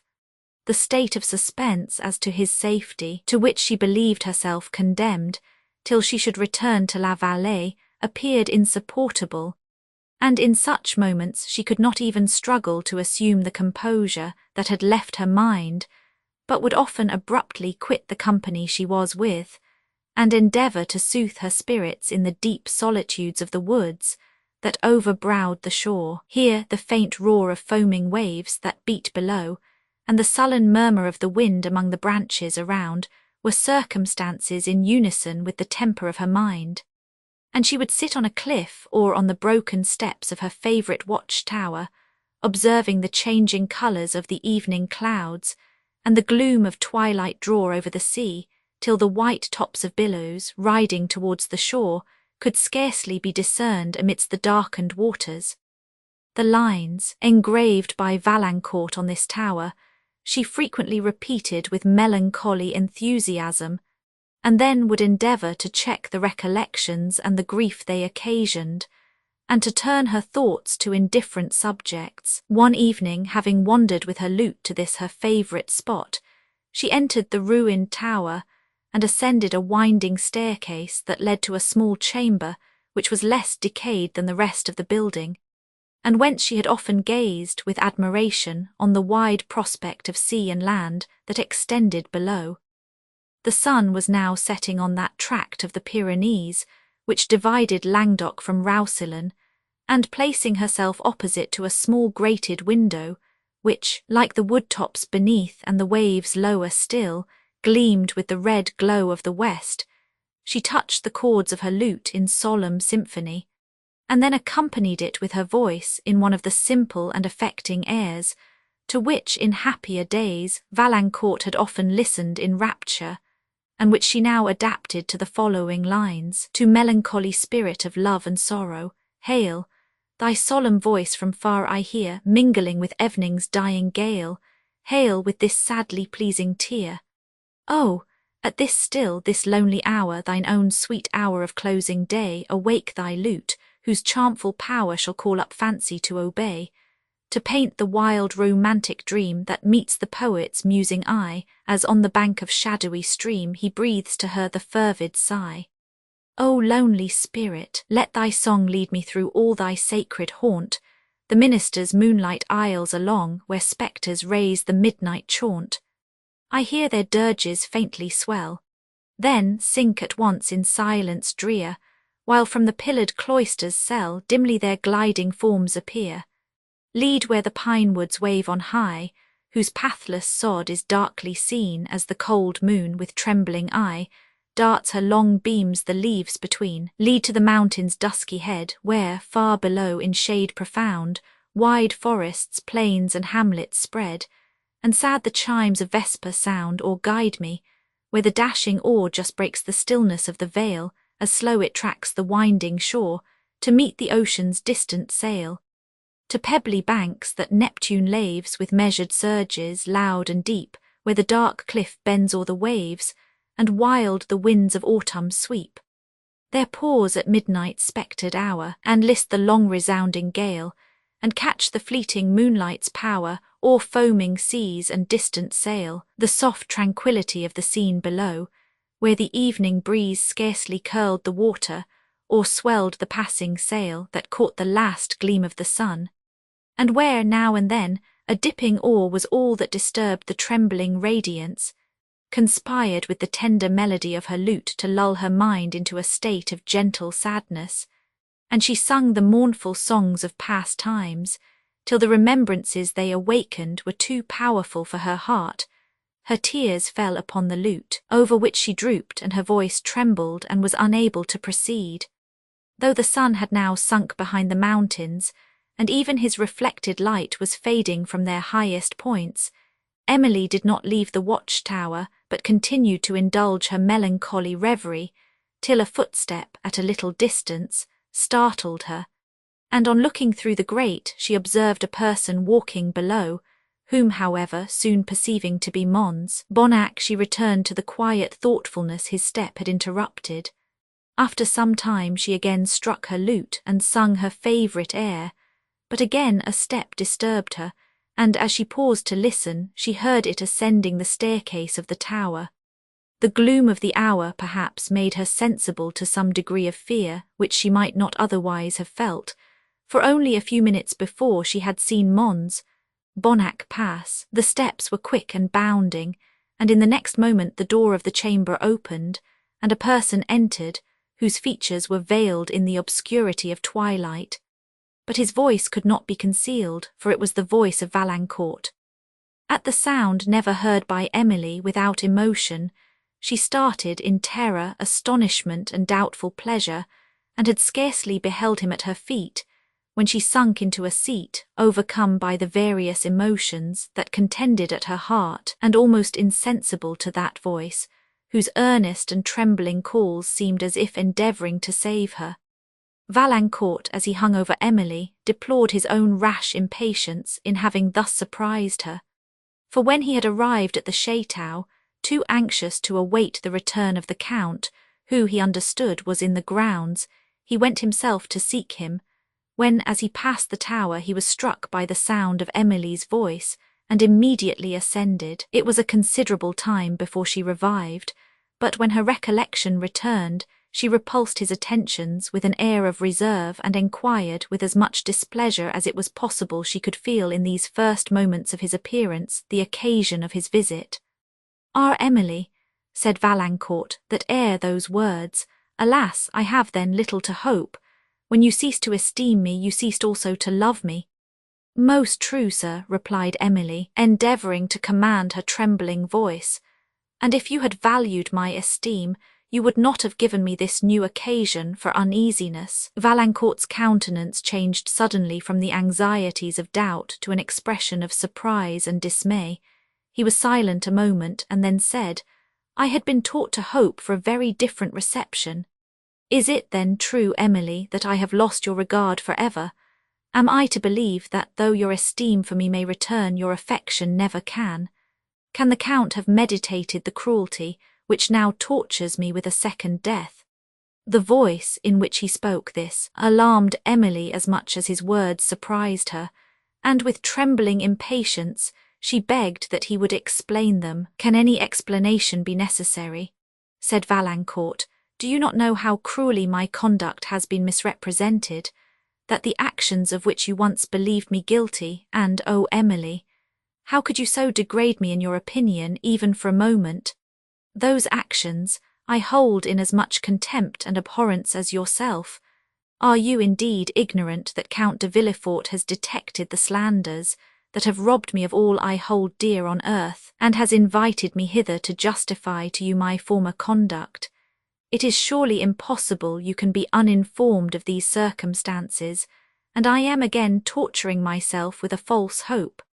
The silence of Emily confirmed this supposition, for the deep twilight would not allow Valancourt to distinguish the astonishment and doubting joy that fixed her features. For a moment she continued unable to speak. Then a profound sigh seemed to give some relief to her spirits, and she said, "Valancourt, I was till this moment ignorant of all the circumstances you have mentioned. The emotion I now suffer may assure you of the truth of this, and that though I had ceased to esteem, I had not taught myself entirely to forget you." "This moment," said Valancourt in a low voice and leaning for support against the window, "this moment brings with it a conviction that overpowers me. I am dear to you then, still dear to you, my Emily. Is it necessary that I should tell you so?" She replied, "Is it necessary that I should say, these are the first moments of joy I have known since your departure, and that they repay me for all those of pain I have suffered in the interval?" Valancourt sighed deeply, and was unable to reply, but as he pressed her hand to his lips, the tears that fell over it spoke a language which could not be mistaken, and to which words were inadequate. Emily, somewhat tranquillized, proposed returning to the chateau, and then for the first time recollected that the Count had invited Valancourt thither to explain his conduct, and that no explanation had yet been given. But while she acknowledged this, her heart would not allow her to dwell for a moment on the possibility of his unworthiness. His look, his voice, his manner, all spoke the noble sincerity which had formerly distinguished him, and she again permitted herself to indulge the emotions of a joy more surprising and powerful than she had ever before experienced. Neither Emily nor Valancourt were conscious how they reached the chateau, whither they might have been transferred by the spell of a fairy, for anything they could remember, and it was not till they had reached the great hall that either of them recollected there were other persons in the world besides themselves. The Count then came forth with surprise, and with the joyfulness of pure benevolence, to welcome Valancourt, and to entreat his forgiveness of the injustice he had done him, soon after which Mons. Bonnac joined this happy group, in which he and Valancourt were mutually rejoiced to meet. When the first congratulations were over, and the general joy became somewhat more tranquil, the Count withdrew with Valancourt to the library, where a long conversation passed between them, in which the latter so clearly justified himself of the criminal parts of the conduct imputed to him, and so candidly confessed and so feelingly lamented the follies which he had committed, that the Count was confirmed in his belief of all he had hoped. And, while he perceived so many noble virtues in Valancourt, and that experience had taught him to detest the follies, which before he had only not admired, he did not scruple to believe that he would pass through life with the dignity of a wise and good man, or to entrust to his care the future happiness of Emily St. Aubert, for whom he felt the solicitude of a parent. Of this he soon informed her in a short conversation when Valancourt had left him, while Emily listened to a relation of the services that Valancourt had rendered Mons. Bonnac, her eyes overflowed with tears of pleasure, and the further conversation of Count de Villefort perfectly dissipated every doubt as to the past and future conduct of him, to whom she now restored without fear the esteem and affection with which she had formerly received him. When they returned to the supper-room, the Countess and Lady Blanche met Valancourt with sincere congratulations, and Blanche indeed was so much rejoiced to see Emily return to happiness as to forget, for a while, that Mons. St. Foix was not yet arrived at the Château, though he had been expected for some hours, but her generous sympathy was, soon after, rewarded by his appearance. He was now perfectly recovered from the wounds received during his perilous adventure among the Pyrenees, the mention of which served to heighten to the parties who had been involved in it the sense of their present happiness. New congratulations passed between them, and round the supper table appeared a group of faces, smiling with felicity, but with a felicity which had in each a different character. The smile of Blanche was frank and gay, that of Emily tender and pensive. Valancourt's was rapturous, tender and gay alternately. Mons. St. Foix's was joyous, and that of the Count, as he looked on the surrounding party, expressed the tempered complacency of benevolence, while the features of the Countess Henry and Mons. Bonnac discovered fainter traces of animation. Poor Mons. Dupont did not, by his presence, throw a shade of regret over the company, for when he had discovered that Valancourt was not unworthy of the esteem of Emily, he determined seriously to endeavour at the conquest of his own hopeless affection, and had immediately withdrawn from Château-le-Blanc, a conduct which Emily now understood and rewarded with her admiration and pity. The Count and his guests continued together till a late hour, yielding to the delights of social gaiety and to the sweets of friendship. When Annette heard of the arrival of Valancourt, Ludovico had some difficulty to prevent her going into the supper-room, to express her joy, for she declared that she had never been so rejoiced at any accident as this, since she had found Ludovico himself. Chapter 58. Now my task is smoothly done, I can fly, or I can run quickly to the green earth's end, where the bowed welkin low doth bend, and from thence can soar as soon to the corners of the moon. Milton, the marriages of the Lady Blanche and Emily St. Aubert were celebrated on the same day, and with the ancient baronial magnificence at Château-le-Blanc. The feasts were held in the great hall of the castle, which on this occasion was hung with superb new tapestry, representing the exploits of Charlemagne and his 12 peers. Here were seen the Saracens with their horrible visors advancing to battle, and there were displayed the wild solemnities of incantation and the necromantic feats exhibited by the magician Jarl before the Emperor. The sumptuous banners of the family of Villeroy, which had long slept in dust, were once more unfurled to wave over the Gothic points of painted casements, and music echoed in many a lingering close through every winding gallery and colonnade of that vast edifice.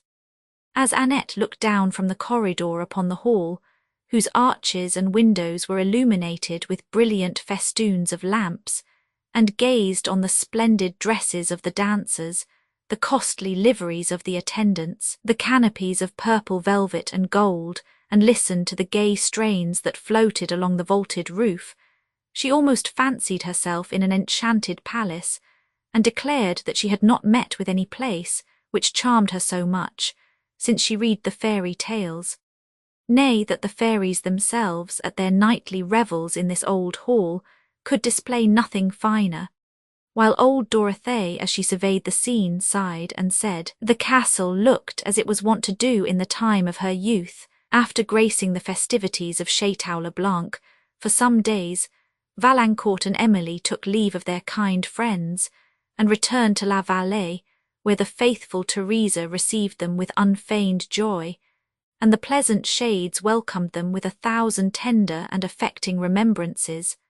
And while they wandered together over the scenes, so long inhabited by the late Mons, and Madame St. Aubert and Emily pointed out with pensive affection their favourite haunts, her present happiness was heightened by considering that it would have been worthy of their approbation could they have witnessed it. Valancourt led her to the plane tree on the terrace, where he had first ventured to declare his love, and where now the remembrance of the anxiety he had then suffered, and the retrospect of all the dangers and misfortunes they had each encountered, since last they sat together beneath its broad branches, exalted the sense of their present felicity, which on this spot, sacred to the memory of St. Aubert, they solemnly vowed to deserve as far as possible by endeavouring to imitate his benevolence, by remembering that superior attainments of every sort bring with them duties of superior exertion, and by affording to their fellow beings, together with that portion of ordinary comforts which prosperity always owes to misfortune, the example of lives passed in happy thankfulness to God, and therefore in careful tenderness to his creatures. Soon after their return to La Vallée, the brother of Valancourt came to congratulate him on his marriage, and to pay his respects to Emily, with whom he was so much pleased, as well as with the prospect of rational happiness, which these nuptials offered to Valancourt, that he immediately resigned to him a part of the rich domain, the whole of which, as he had no family, would of course descend to his brother on his decease.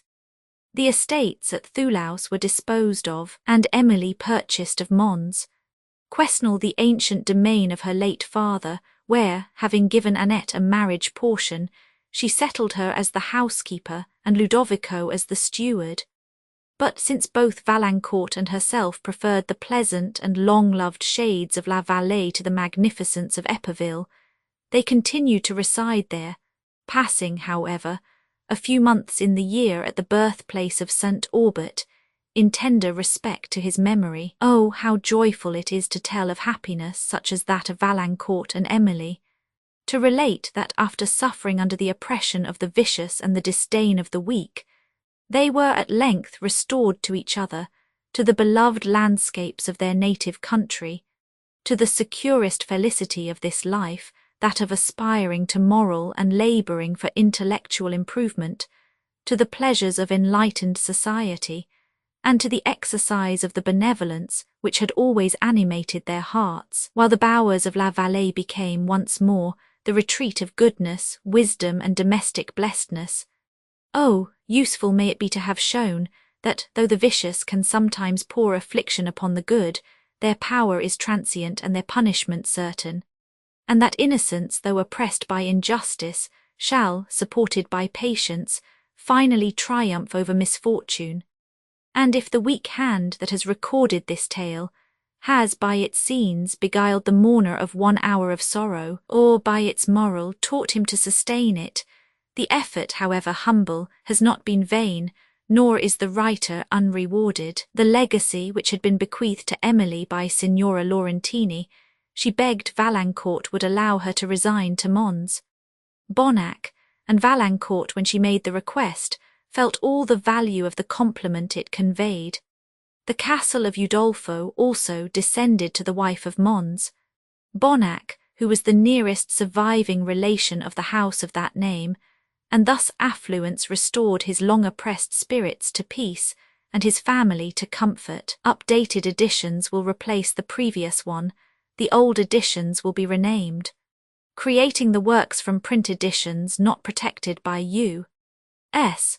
Copyright law means that no one owns a United States copyright in these works, so the Foundation and U.S. can copy and distribute it in the United States without permission and without paying copyright royalties. Special rules, set forth in the general terms of use part of this license, apply to copying and distributing project, and may not be used if you charge for an e-book, except by following the terms of the trademark license, including paying royalties for use copies of this e-book. Complying with the trademark license is very easy.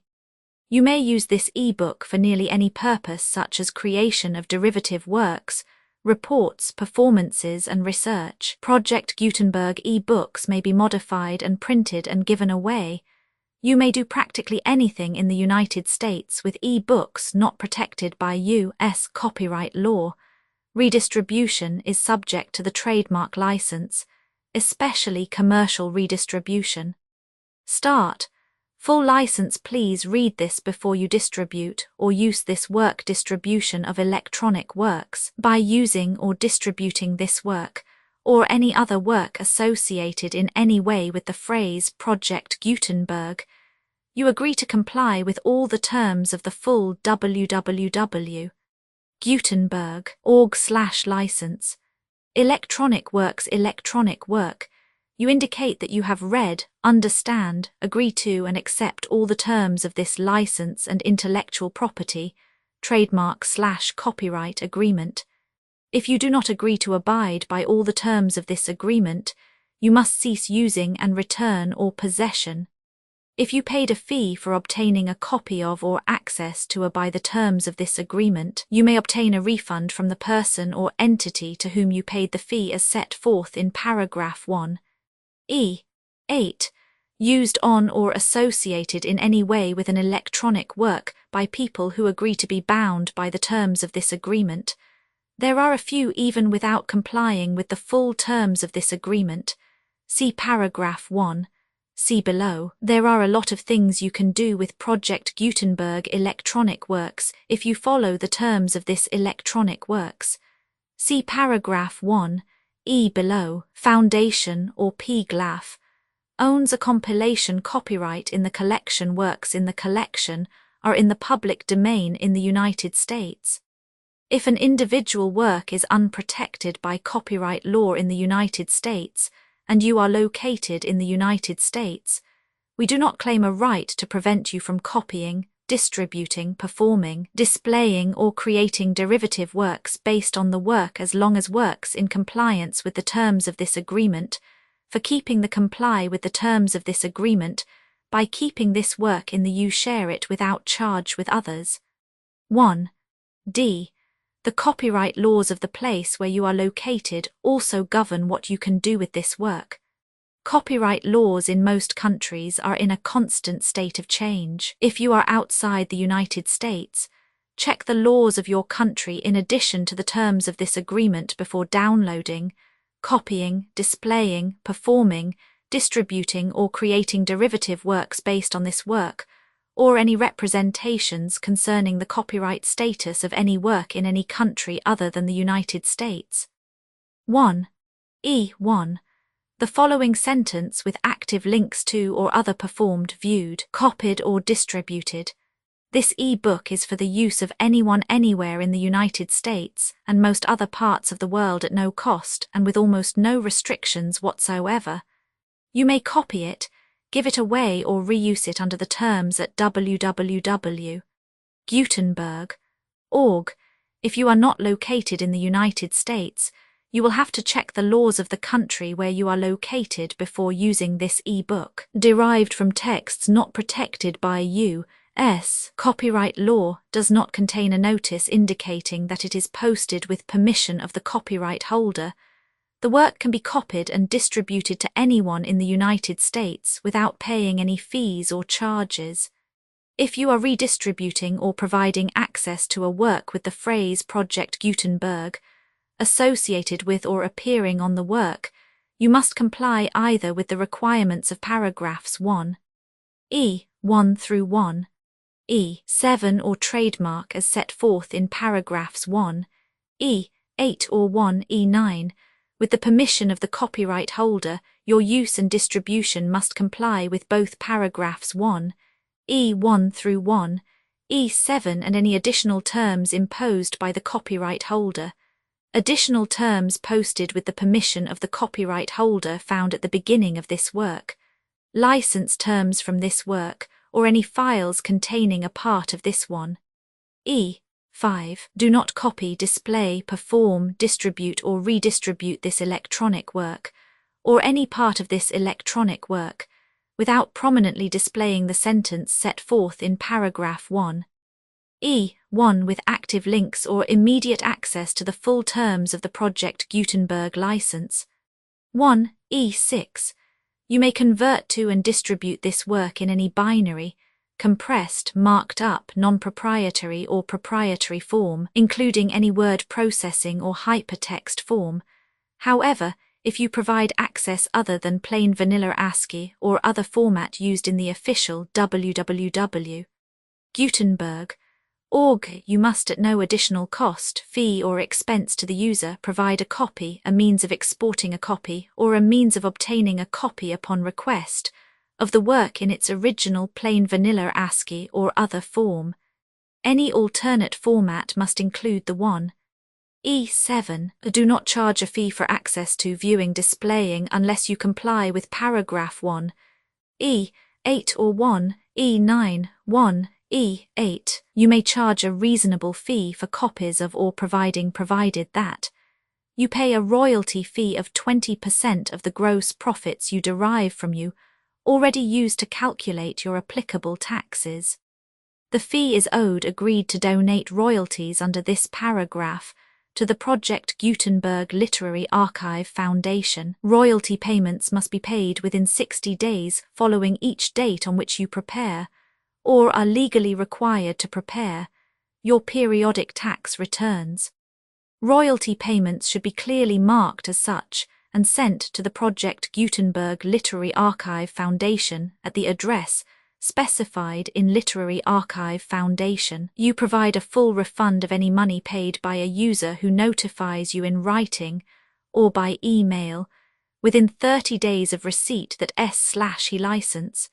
You must require such a user to return or destroy all copies of the works possessed in a physical medium and discontinue works. You provide, in accordance with paragraph 1. F3. A full refund of any money paid for a work or a replacement copy, if a defect in the electronic work is discovered and reported to you within 90 days of receipt of the work. You comply with all other terms of this agreement for free one. E9. If you wish to charge a fee or distribute a Project Gutenberg trademark electronic work or group of works on different terms than are set forth in this agreement, you must obtain permission in writing forth in section 3 below. 1. F. Effort to identify, do copyright research on, transcribe and proofread works not protected by U.S. copyright law in creating the project electronic works, and the medium on which they may be stored, may contain defects, such as but not limited to incomplete, inaccurate or corrupt data, transcription errors, a copyright or other intellectual property infringement, a defective or damaged disk or other medium, a computer virus or computer codes that damage or cannot be read by your equipment. 1. F2. Limited warranty. Disclaimer of damages except for the right of replacement or refund, described in paragraph 1. F3. The Project Gutenberg Literary Archive Foundation, the owner of the Project Gutenberg trademark, and any other party distributing a Project Gutenberg trademark electronic work under this agreement, disclaim all liability to you for damages, costs and expenses, including legal fees. You agree that you have no remedies for negligence, strict liability, breach of warranty or breach of contract, except those provided in paragraph 1. F3. You agree that the foundation, the trademark owner, and any distributor under this agreement will not be liable to you for actual, direct, indirect, consequential, punitive or incidental damages, even if you give notice of the possibility of such damage. 1. F3. Limited right of replacement or refund, If you discover a defect in this electronic work within 90 days of receiving it, you can receive a refund of the money, if any, you paid for it by sending a written explanation to the person you received the work from. If you received the work on a physical medium, you must return the medium with your written explanation. The person or entity that provided you with the defective work may elect to provide a replacement copy in lieu of a refund. If you received the work electronically, the person or entity providing it to you may choose to give you a second opportunity to receive the work electronically in lieu of a refund. If the second copy is also defective, you may demand a refund in writing without further opportunities to fix the problem. 1. F. 4. Except for the limited right of replacement or refund set forth in paragraph 1. F. 3. This work is provided to you as is, with no other warranties of any kind, express or implied, including but not limited to warranties of merchantability or fitness for any purpose. 1. F5. Some states do not allow disclaimers of certain implied warranties or the exclusion or limitation of certain types of damages. If any disclaimer or limitation set forth in this agreement violates the law of the state applicable to this agreement, the agreement shall be interpreted to make the maximum disclaimer or limitation permitted by the applicable state law. The invalidity or unenforceability of any provision of this agreement shall not void the remaining provisions. 1. F6. Indemnity. You agree to indemnify and hold the foundation, the trademark owner, any agent or employee of the foundation, anyone accordance with this agreement, and any volunteers associated with the electronic works, harmless from all liability, costs and expenses, including legal fees, that arise directly or indirectly from any of the following which you do or cause to occur. A. Distribution of this defect you cause. Electronic works in formats readable by the widest variety of computers, including obsolete, old, middle-aged and new computers. It exists because of the efforts of hundreds of volunteers and donations from people in all walks of life.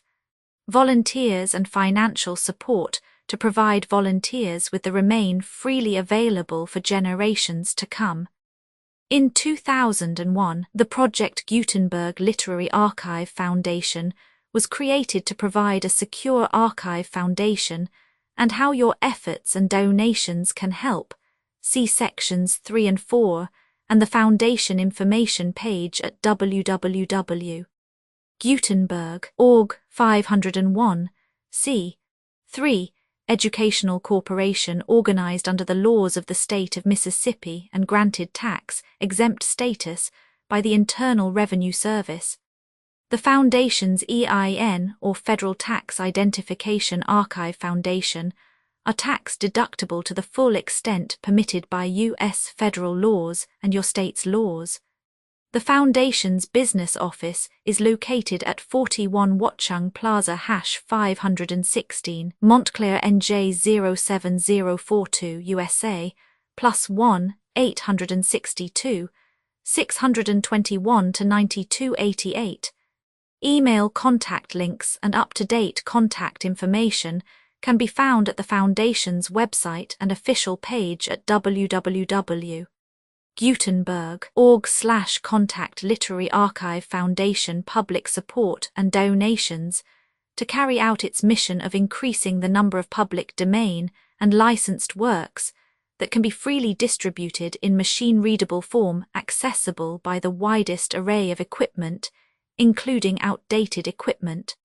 Many small donations, $1 to $5,000, are particularly important to maintaining tax-exempt status with the IRS. The Foundation is committed to complying with the laws regulating charities and charitable donations in all 50 states of the United States. Compliance requirements are not uniform, and it takes a considerable effort, much paperwork and many fees to meet and keep up with these requirements.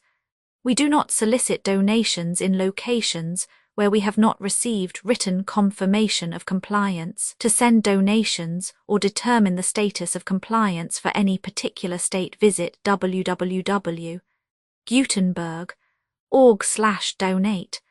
While we cannot and do not solicit contributions from states where we have not met the solicitation requirements, we know of no prohibition against accepting unsolicited donations from donors in such states who approach us with offers to donate.